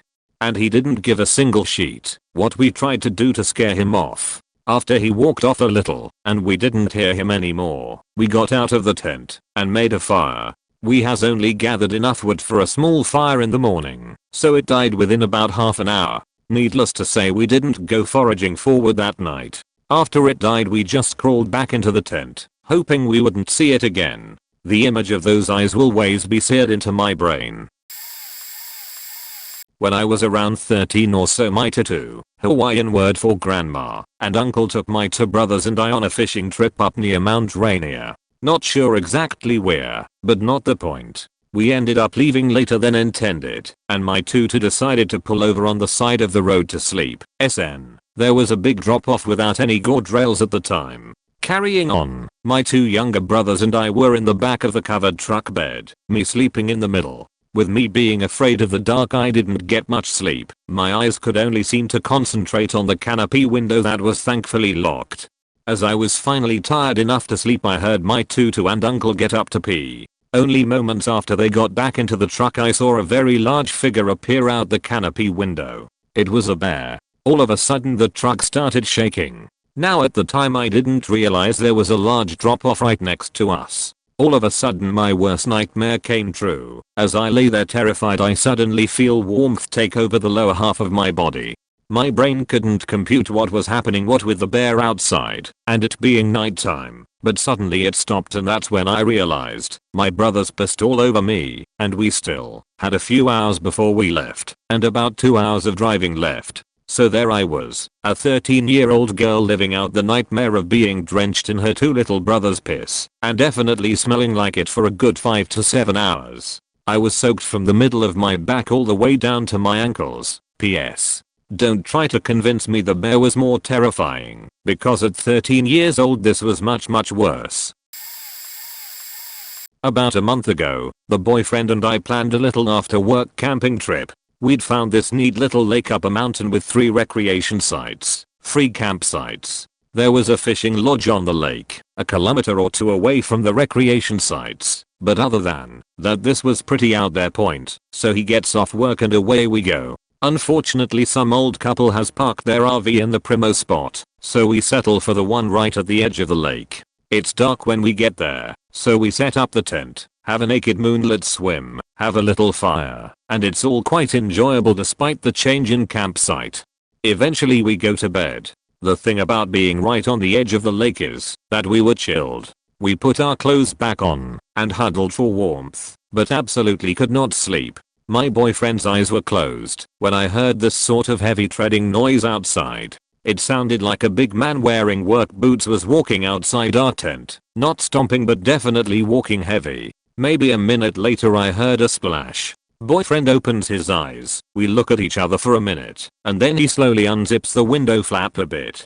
I'm low-key terrified at this point and almost expecting some sort of freaky thing to pop up in the window. But we can't see anything. The lake, as much as we can see, is clear. The sky is clear and starry and beautiful. There's a faint mist on the center of the lake. We lay back down for a few minutes before the boyfriend asks if we can go sleep in my car because it's cold, and we are definitely freaked out. We made it to the car with no incident and got a little bit of sleep. The next morning we were talking about it, and I asked what he thought the treading noise was, and he thought I was making that up to scare him, because that might have been the only time he was asleep, and he hadn't heard it. We had a lovely sunny day, but went home, and haven't camped since, because he is still spooked. I was camping in northern Massachusetts in early November with 4 of my college friends. We were the only ones in the campground's tent area, and were really secluded from the trailer section. It was around dinner time, so we were making burgers on the grill and getting drunk. I had intended to make sure all the meat was thrown away if eaten, so it didn't attract any animals. Well, you can probably guess what I did not do. It's dark and we're all sitting by the fire when we hear what sounds like a bunch of screaming kids in the woods. We just assumed it was and kept drinking. We cram in the tent around 1 AM. The woods were quieter, but you could still hear the kids off in the distance. The girl that was sleeping next to me woke me up probably 2 to 3 AM that she had to go to the bathroom and wanted me to move so she didn't step crush my balls while getting out of the tent. She gets out and zips up the tent. She turns on her phone light and she lets out this blood curdling scream. I open the tent and see 4 coyotes right next to the tent. They don't run either. They're a couple feet from her and they start growling. I got out and grabbed one of the sticks in the wood pile and started yelling, trying to scare them off. They started to back up and finally ran off. I decided to start the fire up again, hoping that it keeps them away for the rest of the night, plus it was only 15 degrees that night, so the war fire felt great. After all the yelling and screaming, the other 2 people in the tent never even woke up. In the morning we could see all of the tracks in the inch of snow that was on the ground. The tracks were everywhere and were within inches of the tent. Okay, I have a story. Couple of things to note before starting. I wasn't camping. Me and my cousins were cycling through the woods and got a bit lost. Secondly, I live in the UK, so guns are super rare here and pretty illegal compared to the US standard. Most people not working in the police etc. point could go their entire lives and maybe see 1 or 2 guns in total point. Anyway, I was visiting my cousins for a week in the summer holidays. At the time I was 11. They lived near a large park that had a cycle path running through it leading to a lake. The whole place was mainly woodland, but with this one cycle path. So one really warm day, me and 2 of my cousins decide to ride along this path for something to do. Halfway through it, we have the bright idea to go off course point. It wasn't a particularly dangerous area, and we fancied some adventure. Of course, about an hour and we were lost. We were still having fun, just it was warm. We had to drag these bikes with us through the bushes and over tree branches etc. point, and we were hungry. Point, we get to a clearing where we find a tent. A large grizzled man dressed in full camouflage gear steps out with a growling Doberman on a chain in one hand and some kind of rifle in the other. We're all terrified. There is no game to hunt here, and as I said, in the UK we are not raised really to expect to see a gun at all, let alone to know what to do when you're alone with a stranger holding one. He stared us down for what felt like an eternity, but must have been only about a minute before my eldest cousin plucks up the courage to ask if we can pass. He grunts and steps aside, never looking away from us as we scramble past as quickly as possible. We soon get to the lake, and as kids do forget about it and focused on messing about in the lake. The man with the gun a good hour or so behind us. We never told the police or our parents. Just one of those weird things one of us brings up from time to time. I've posted this before and am late to this party, but whatever. A few years ago, me and a cousin of mine went hiking together. We were going to hike on the Appalachian Trail a little over 10 miles and go over Runaka Mountain. We started at 7 o'clock to 7:30 in the morning and hiked 5 to 6 miles before we finally reached the top of the mountain. We had been going for about 4 hours without any breaks and were getting pretty hungry and were ready for a rest, so we decided to get to the top of the mountain before we stopped to rest and eat lunch. It took about another half an hour to reach the top and find a place to rest.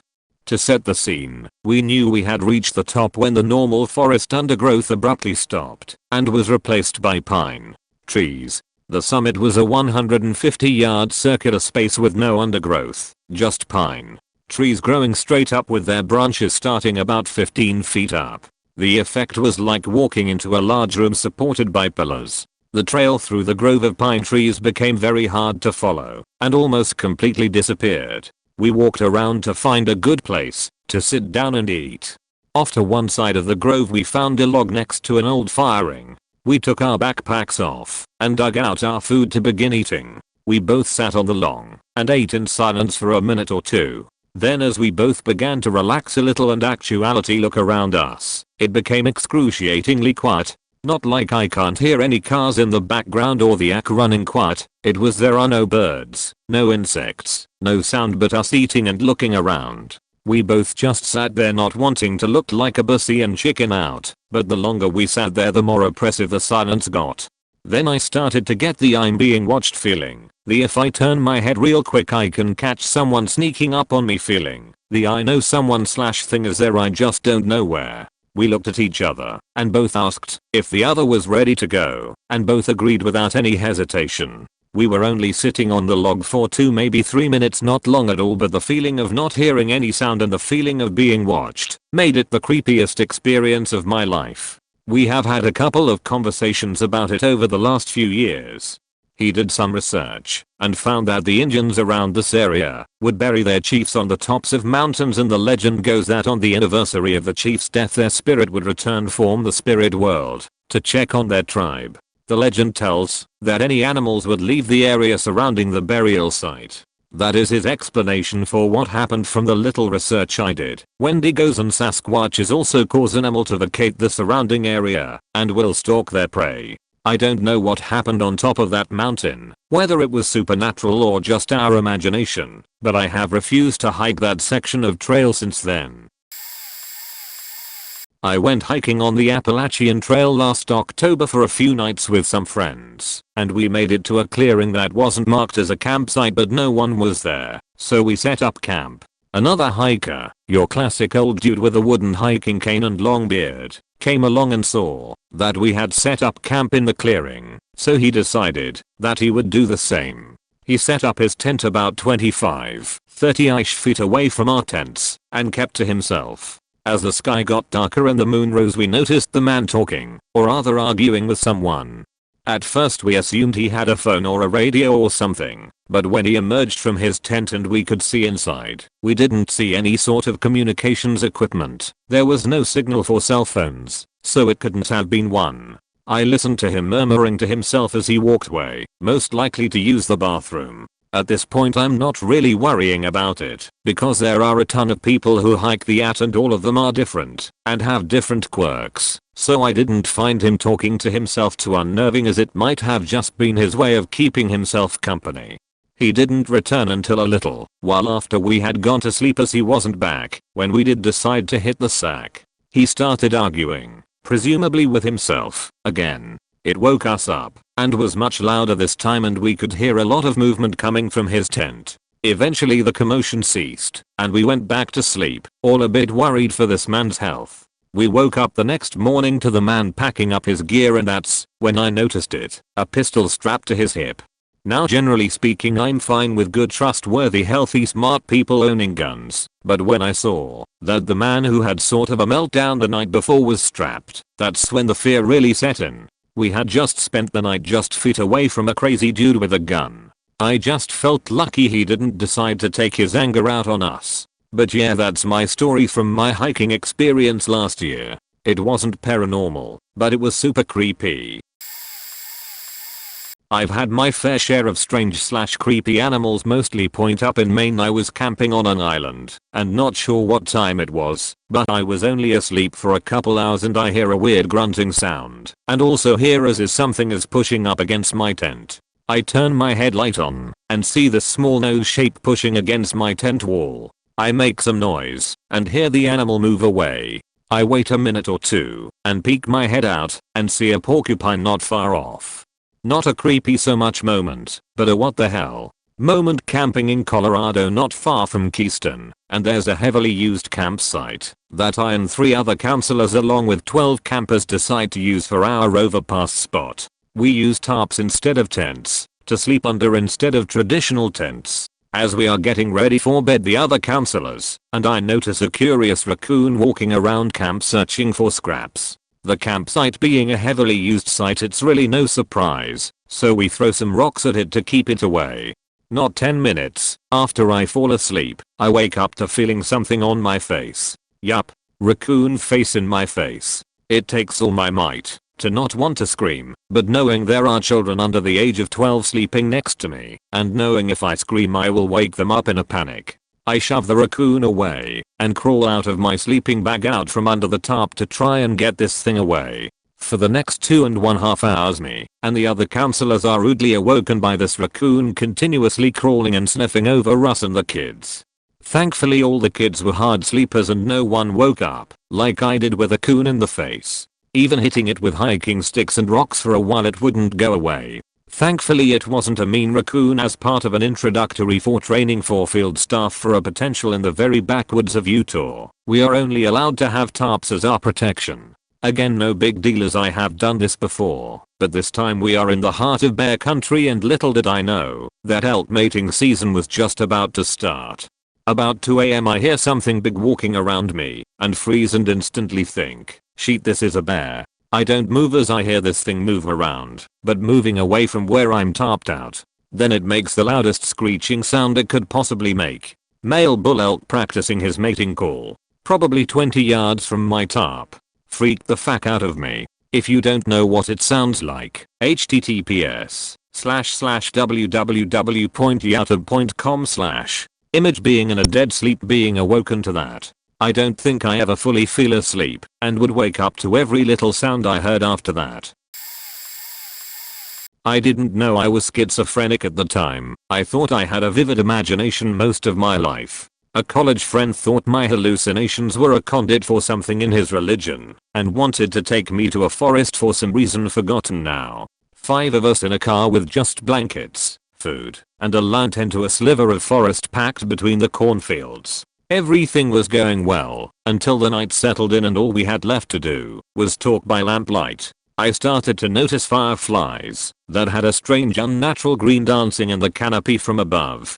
Long and thick as human fingers glowing with wings like a cicada, they made no noise and behaved like they were marionettes. The others couldn't see them even as more and more bugs started to descend down to our gathering. I tried to capture one to prove they are there. I ran into the forest reaching out for them with a parade of people in tow calling for me to come back. Navigating through the blackened labyrinth I could see masses of them in a clearing ahead as the sky decided to downpour.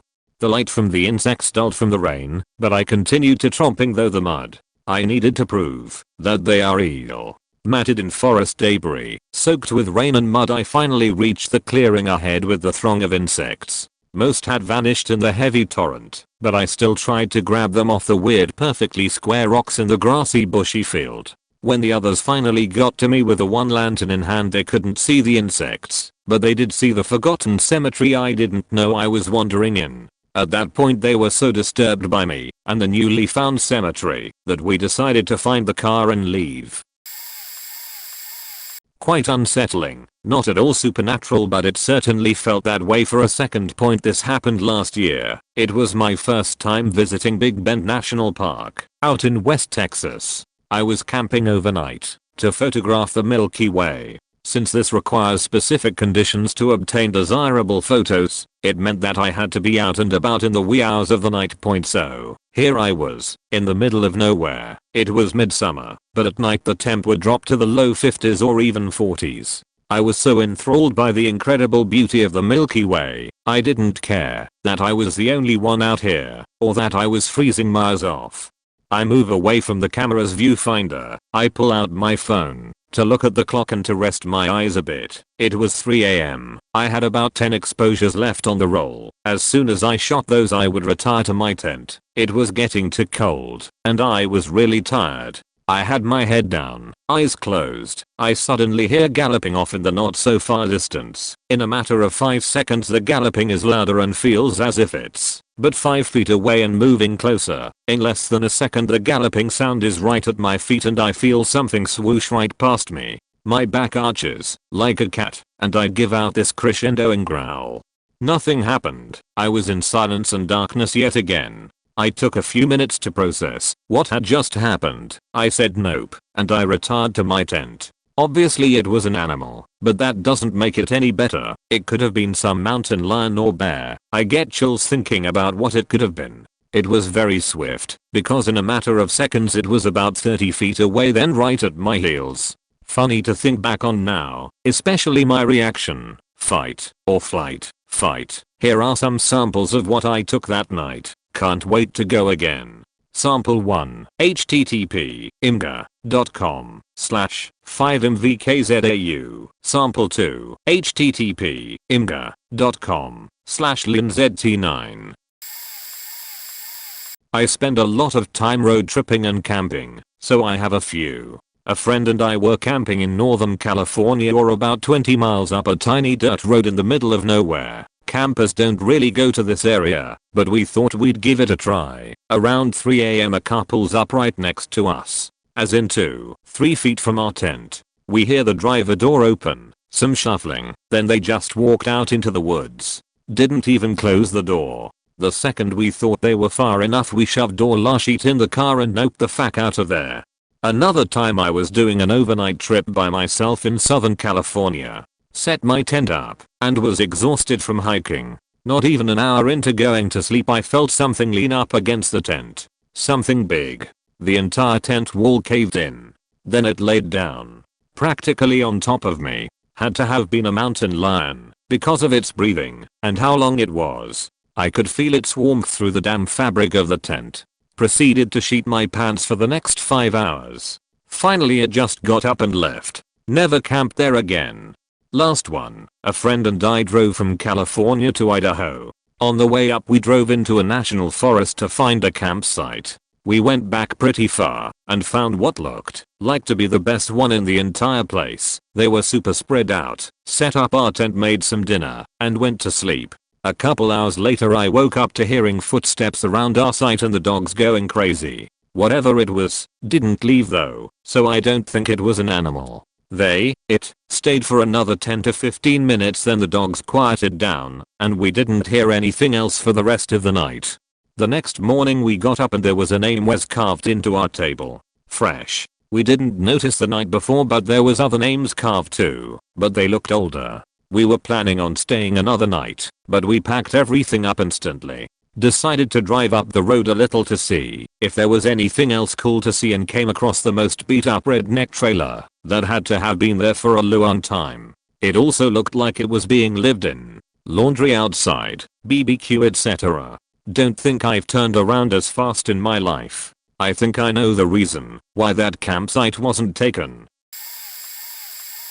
A friend of mine told me this story. I believe him. He and his family had been taking a road trip through the northwest US. They had finally come back into Northern California towards the end of their trip. Early that evening, after a long day of driving, they stopped in an area next to a small lake. There wasn't another soul around. They got their gear out and set up camp, which consisted of cots for the 2 boys, and dad and little sister and mom slept in the back of the station wagon. My friend told me they all had a very weird vibe from the place. He said what really creeped them out was there was nothing stirring or making a sound. No birds chirping, no insects buzzing, no critters scurrying in the brush around their camp, nothing. He said it was very unnerving to be in that kind of silence outdoors, even in the middle of nowhere. The whole vibe weirded his mom out, that she didn't want to stay. The boy slept in the car with mom, and Pops stayed outside on the cot, but he slept with his revolver under his cot. He said early the next morning they got out of there pretty quickly, though nothing happened. He said even in the morning there wasn't a sound to be heard.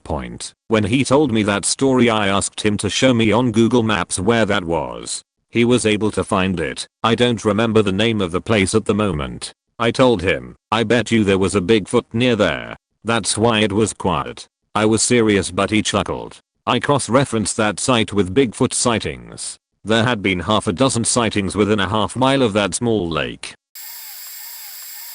Was hiking with my Boy Scout troop.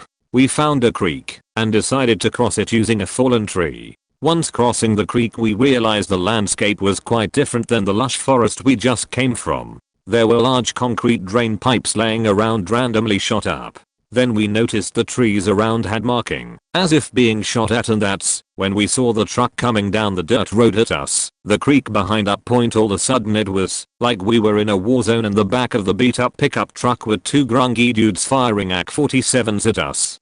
We were in our Boy Scout uniforms too, since we just got there, so I ran, and somehow I made it across the log that we were using as a bridge. The bullets were real, and they were firing live rounds at us. They were trying to kill us. My fiends jumped under some brush at the water's edge and the truck arrived.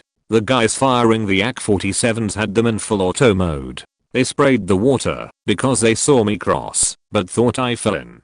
My friends hiding under the brush said water was flying everywhere. I ran through the woods back to the campsite. As I entered, my other friend who didn't come made a random joke, not knowing what just happened that there were bullet holes in my back. I immediately peed my pants and I never felt the stream even come out. After notifying every important person, the cops came and saved my friends that were at the creek's edge. Turns out the cops couldn't do anything because when we crossed the river we were trespassing on someone else's land. The guy shooting said he thought we were hunters. Nothing happened to them point as far as the shooters of the AK-47s. Unfortunately, a few years later, one of the guy's teen son from the group that owns the land we accidentally trespassed on had his girlfriend on a go-kart in that same area, and she was decapitated due to a metal line they left up and forgot about. That land is bad news. Hiked about 5 miles into the woods of New Hampshire with a friend and camped for 2 nights in January. It's a pretty remote area, and being winter I didn't expect to another soul. The first night was great. We cooked steaks on the fire and sipped whiskey until we went to bed. Around 3 AM I bolted upright with my heart racing. I don't know what I had heard, but it woke me up and sounded scary as fuck. I can only describe it as the sound of Satan revving his hell cycle. It echoed through the area. Then silence. I managed to convince myself it was nothing and went back to sleep. My friend could sleep through the apocalypse and heard nothing, so I didn't mention it. We had a good next day gathering firewood and making improvements to the camp. Then came nightfall and we went to bed and smoked a bowl in the tent. Same thing happens. I hear the noise at 1 AM and then silence. Fall back asleep and hear it again an hour or so later. Now I'm a little freaked out. I tried waking my friend up, but he just grumbled that he'd heard nothing and went back to sleep. I laid there listening to this devilish roar happen intermittently until dawn. I got up, made a fire for coffee, and we broke down camp. I decided not to mention the scary noises. We were leaving anyhow and nothing had happened, so why bother? Well, a mile from our campsite on the trek back to my truck I heard it again loud and clear. It was the sound of the goddamn ice shifting in a pond that was in the valley below us. It echoed off the mountains again, and my buddy said, "Whoa, that sounds kinda creepy." No shit. I went camping with my dad one year in the Catskills. When we got there, the rangers told us they were having a real issue with bears that year because of people feeding them. They told us to be sure to keep all food stored in the car at all times and not to sleep in clothes we cooked in. I didn't really think much of it. They always say that. Turns out this time they were serious. People had been feeding the bears, and the bears had gotten bold. After setting up camp, we decided to go on a hike. Less than a mile into the trail, a black bear came across the trail. It was about 100 feet away, but it was massive. I could feel every step this thing took. I didn't know what to do. I had never been that close to a bear that wasn't safely in a zoo exhibit before. I just froze and gripped my knife. Once it saw us, it ran off. Black bears are more afraid of people than we are of them, but it's hard to remember that when an animal that big and powerful literally stumbles across you. Later that afternoon, when we were making dinner, I kept seeing a black bear watching us from deeper in the woods. He was smaller, not a cub, but not quite full grown. After seeing that beast take off running earlier, I wasn't as worried about this one. But he did seem to be very curious about our campsite. As it started getting dark, I noticed him getting closer. When he got too close, I'd shout and walk in his direction, and he'd bolt. Around 11 at night, we were sitting in front of the fire, just about ready for bed. I was staring at the flames and my dad was asleep in his chair. I heard a twig break behind me, so I turned my head and there he is, the same bear, only he's crept up behind me silently and is now about 10 feet away and staring at me. I couldn't believe how quietly it could move when it wanted to. That was unsettling. I said, "Dad, the bear's back," causing him to jump in his sleep, which in turn made the bear jump too, like a startled cat does. I stood up from my chair and it ran off into the darkness. It was hard to sleep that night. All night long I heard the sound of bears clawing up tree trunks, how they mark their territory. Some of the sounds came feel very close to the tent. The following summer, all of the adult bears had been relocated. but the younger ones who now only knew to associate people with food had to be killed. It's sad, and all because idiots think it's a good idea to throw them food and get close for pictures. Do not feed the bears. As a kid I used to be part of the Girl Guides here in the UK. Every year for around a week we would join up with 2 other local units from our area and go camping. Sometimes we would go a good few hours out and other times we would camp only 10 over 20 minutes away from home point. The time we camped closest to home was the time odd things started happening which I can't explain. Now the place we were staying, my relatives had been reporting it was haunted for generations. There was also a well-known story that there was a ghost who haunts the house who only shows itself to those in their family.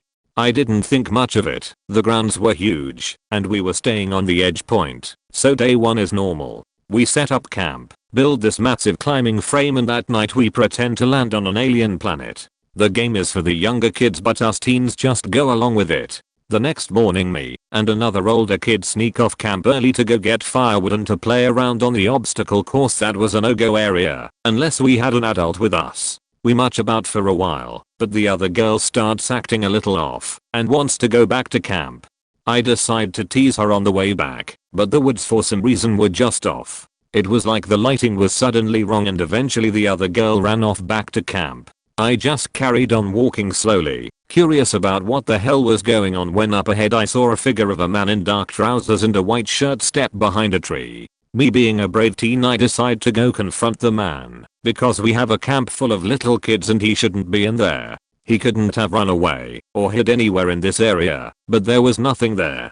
I just shrugged it off and went back to camp. When I looked back into the woods though, after crossing the log bridge everything was back to normal in their point for the most part. The trip was normal after that. We ventured into the woods quite a few times but nothing happened until the second to last day. We were playing a game that we were on an alien planet and had to stay in the woods all day and build shelters, cook our own food etc. A group of kids around 10 over 11-year-old decided to do this near to where I had seen the man.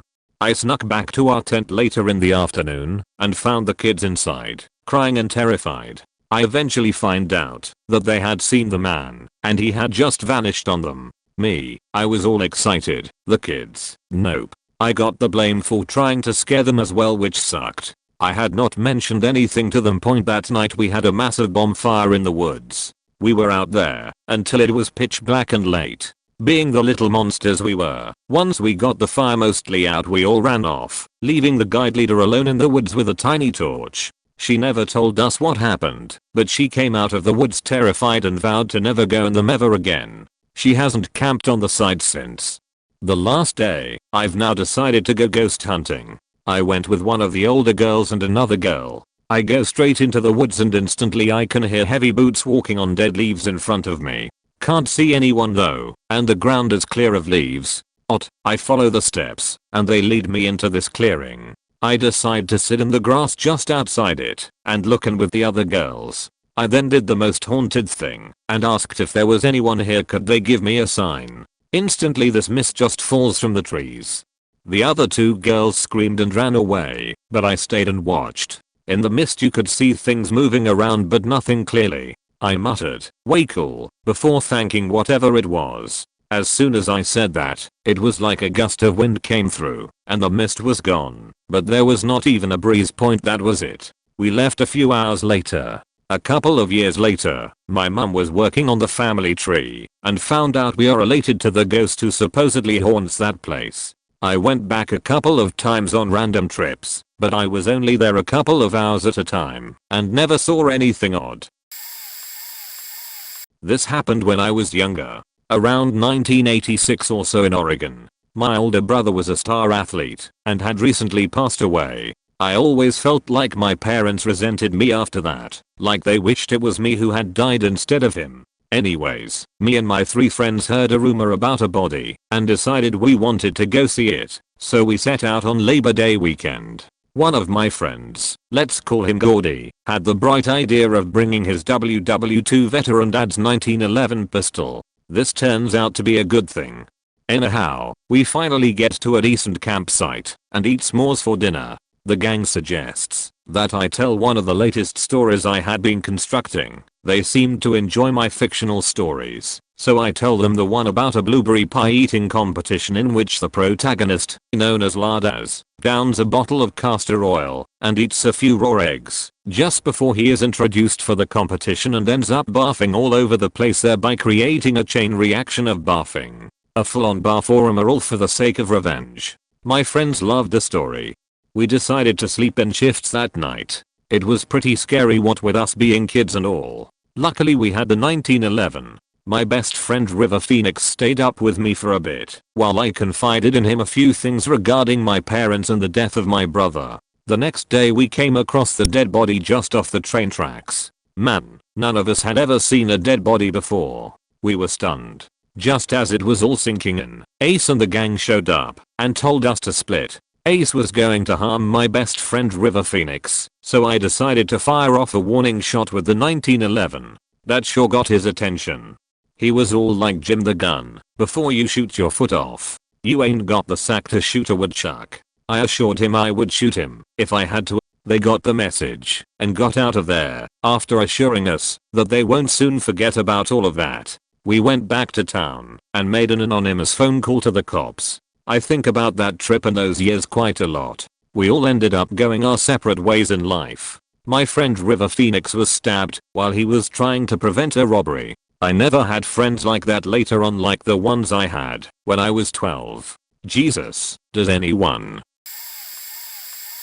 This all happened camping at Salt Point on the Mendocino coast last year. Oh, and on the way up, past Jenner I believe, on the super windy foggy roads, we drove past multiple fire trucks parked alongside the cliff. A man drove off the cliff not too far in front of us, so me, my buddy and his girlfriend just hiked the pygmy forest in the area and returned back to the campsite. Life was good.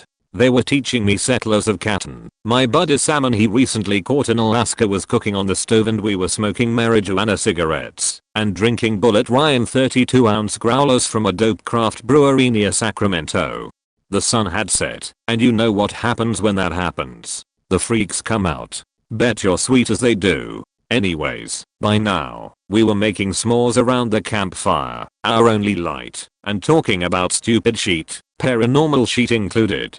I was also burning my sandals on the fire pit because I like to keep my toesies warm. I don't know why I told you that, but that's just something I do. My girlfriend hates it. I'm sure you do weird as shit. Point not gonna lie. By now, me and my friend, call him Superman, weren't sober. His GF, call her Purple, faked up too, goes missing. Honest to God, she'd been gone easily 25 minutes before we were like, "Where's Purple?" We both were like, "She'll be back in no time." Well, after ample time, Purple still hadn't shown up. So, being the rugged high mountain men we are, we decided to save his woman of the night. Keep in mind it's faking dark. Superman has bad vision to start. It's all up to me to find his damsel in distress. Also keep in mind the hires had been talking about aliens this whole time, since Settlers of Catan and the salmon. Remember I mentioned that I faking love aliens, like I love sharks. They intrigue me, but if I ever saw one in the flesh I'd need new panties. I'm looking for Purple and notice this thing in the distance and it's creepier than hell. I see this faking black furry thing standing up like a human measuring at least 6 feet 6 foot tall. I grab Superman by the shirt and I'm like, "Superman, what the fuck is that? Are you seeing this? Is that an alien or a bear? Or an alien bear? I hope you don't think I'm kidding." We were terrified, momentarily paralyzed. Well, by the time he turned around some light revealed it was some tall, furry, black faking Scottish dog or something, on a leash, at the water spout with its owners. They saw my freak out, and I think I freaked them out. Point. When we got back to the campsite, Purple innocently asked where we'd been. We were like, "What the fuck? You were gone forever, and we just thought we encountered alien bears, but it was a dog." You're welcome for almost encountering that mythical beast. On behalf of your missingers, be careful in the woods, friends. And be responsible drug users. In comments ask for more, and I'll think of more spooky stories in the wilderness. So something I can actually contribute to. I'm a state worker for one of the state parks in my beautiful state of Michigan. on which was a very old town with remains still left to be discovered. Earlier in the season, one of the rangers I work with had told me about this ghost that would be spotted by some. He told me that people said it looked like a 7 to 10-year-old girl wearing a dress and a white necklace, possibly pearls. I'm a skeptic to most things that come from word of mouth, so I completely disregarded it. Well, one night it was myself, that ranger, and a third person driving between the parking lots to see if we had night sky watchers or kids partying. The ranger who was in the passenger seat said he saw something somewhat large and black walk across the road and into a little bit of woods on the side of it. So we fly to the other side of the woods, and he says that he'll walk through while me and the other worker wait on the other side with the spotlights on the truck. So we busted to the other side and we can see the ranger's flashlight because it's not a thick stretch of trees, but thick enough to take some time to walk through. As I'm watching, I noticed something else in the woods. A second flashlight pointed directly at him. I was thinking it was a reflection off of the river which was 20 yards from him, but the longer I looked the more I realized it couldn't be. So he radios us telling us to go back to the other side. When we get there, he immediately asks the driver if I'm still in the truck because he thought I went in after him to mess with him. When I told him no and that I had saw a light, the color in his face dropped. He clearly didn't want to go out by himself again, so we all get out of the truck and agree to walk through together. Within 30 seconds of getting out, we all hear splashing in the river and go over to investigate. The ranger starts to taunt the ghost and the splashes become more frequent and more sporadic. We could not find the source to the splashes, and to this day I still don't know what happened. Back when I was in Scouts, we had just finished cooking dinner when a monsoon blew in. We managed to clean up and huddle in our tents for the rest of the evening to attempt to dry out. Later that night, I woke up to the sound of something outside the top of my tent about half as far from my face as it should have been, and shadows dancing around the edge of the tent. Additionally, there was this terrifying noise that was sorta like a dying raspy hiss. After a while of laying petrified in my sleeping bag, holding onto my Swiss Army knife for dear life, I ended up looking out and discovering that the biggest fattest raccoon I've ever seen was sitting on top of my tent, and we were being circled by 3 to 4 others, like sharks do before they attack in the movies. Additionally, there's another few over by where we cooked, and evidently, as we discovered in the morning, we forgot to put away the potatoes and chili powder. This hiss had been a raccoon that got into the chili powder and was dying from the heat. Luckily I looked out at the right time, because not 30 seconds later, I saw a really young one get into the chili powder and just start screaming the whole way as it ran towards the nearby lake, with the rest of them following in hot pursuit. Found out the next morning that the kid in the tent next to me was too scared to go to the bathroom, so he peed in a Ziploc and tried to throw it outside, but it burst on impact and splashed back all over his tent. Was camping with my girlfriend and our 2 dogs. Across from us are my cousin and her family, husband, 2 kids ages 3 and 5ish. The night was still. The air was a perfect temperature. Cool but not too cool. A slight breeze. Light humidity. Clear skies. Perfect. We fell asleep easily. Waking up was a different story. Puppy. My brain doesn't register the word immediately. I sort of groggily rub my eyes and think to myself, why am I in a tent? It was that sort of brain fog. Puppy. I hear again. Then the word hits me like a wet paddle to the face. I sit bolt upright. Look left. Look right. No dogs. A narrow slit in the zippered entrance makes me fear the worst. My dogs are gone and who knows where they are in the wild woods of Canada. I bolt out of the tent to my cousin's son's delight. Puppy. He chimes again. I follow his eyeline in the early morning light and see in the distance 2 shadowy figures moving and incredible speed through the woods. Shit. I mutter under my breath. I should explain at this point. One of my dogs was a cattle dog, a blue heeler cross, an Aussie dog as it were. The other was a greyhound only recently rescued from an early retirement at the track. He's fast as fuck and has no clue about the world. He's not to be anywhere unsupervised, let alone the woods, so blasting through the forest at a rate comparable to a speeder bike is a dog that is meant for racing, and his companion who's meant to herd. They rounded our camp in a huge oval, one just racing, the other barking up a storm. I whistled. No response. I yelled. No response. They're gone. I can no longer see them. I can no longer hear them. Fuck, I mutter under my breath. I'm equal parts angry and afraid. Then, without so much as a warning, they crash out of the bushes behind me. Breathless. Panting. Doing the dog version of smiling and laughing. They had a great time. Then I see out of the corner of my eye a third shadow, bigger than the dogs. Behind it 2 smaller shadows, a mama bear and her 2 cubs. Needless to say, we packed our sheet and broke camp a lot earlier than we were intending. Not camping, but when I was 14 I was visiting my uncle, who lived on the side of a hill in the Black Hills. I decided to hike up to the top of the hill. He told me it should take about an hour, but didn't really give me any warnings or advice. Beyond that point, after a little, while I noticed the squirrels had stopped trying to drop sheet on me, it was suddenly very quiet.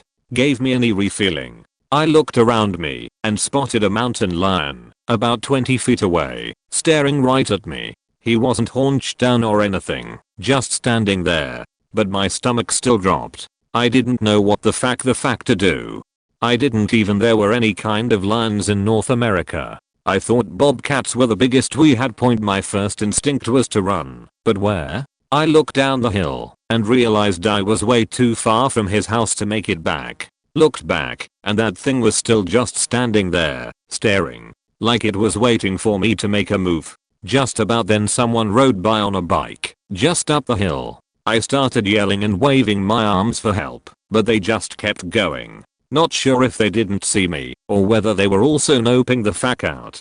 At that point I decided to grab a stick just a few feet away, figuring I could get stabby if it charged. But when I turned back again it was gone. I wasn't sure if it was hiding nearby, stalking me, or had been scared away by the biker. I decided to go stand on the path where the bike had came by and wait for someone else to ask them for help. While waiting I grabbed a better stick and some rocks, figuring I could throw them if I saw the thing again. But no one ever came.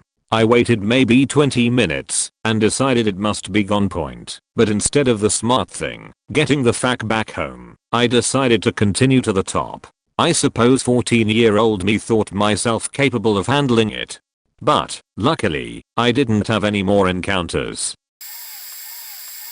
Not creepy, just felt like sharing a boring hiking story. One time, while hiking across Massachusetts with a few friends, we were told by several other hikers that the shelter we were planning to reach that night had been harassed by a bear looking for food for close to a week.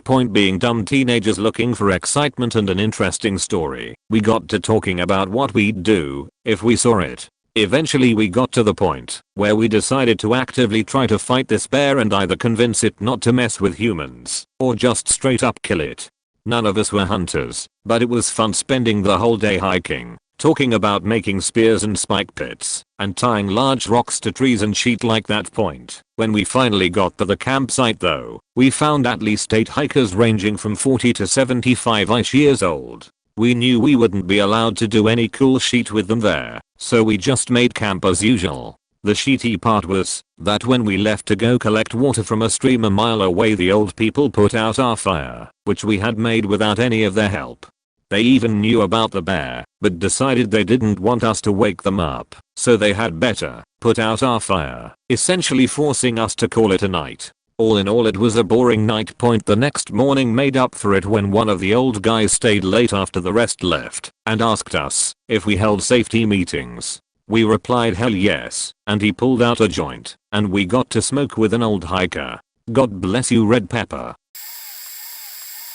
This one time I was out in the middle of nowhere camping with a buddy. We'd been out there for a couple of days, drinking, goofing off, fishing in the lake nearby. We planned on leaving the next day, so had most of our things ready to go, and had burned through most of our booze. It started getting dark, and we were about 4 beer in, when we started hearing some rustling around the perimeter of our site. We threw an empty can, and laughed it off as just being an animal or something, though we could both tell the other guy was a bit creeped out. An hour passed, and we heard it again. We had heard there were wolves up in those parts, but they usually only caused a problem in the winter, so we just assumed an animal was curious or something.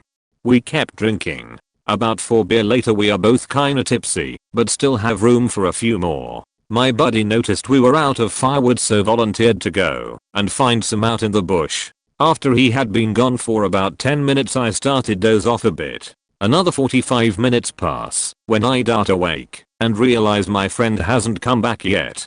I call his name. No answer. I call his name again and still nothing. I figure he is playing a prank on me. A few more minutes pass and I decide to say fuck it and go to bed.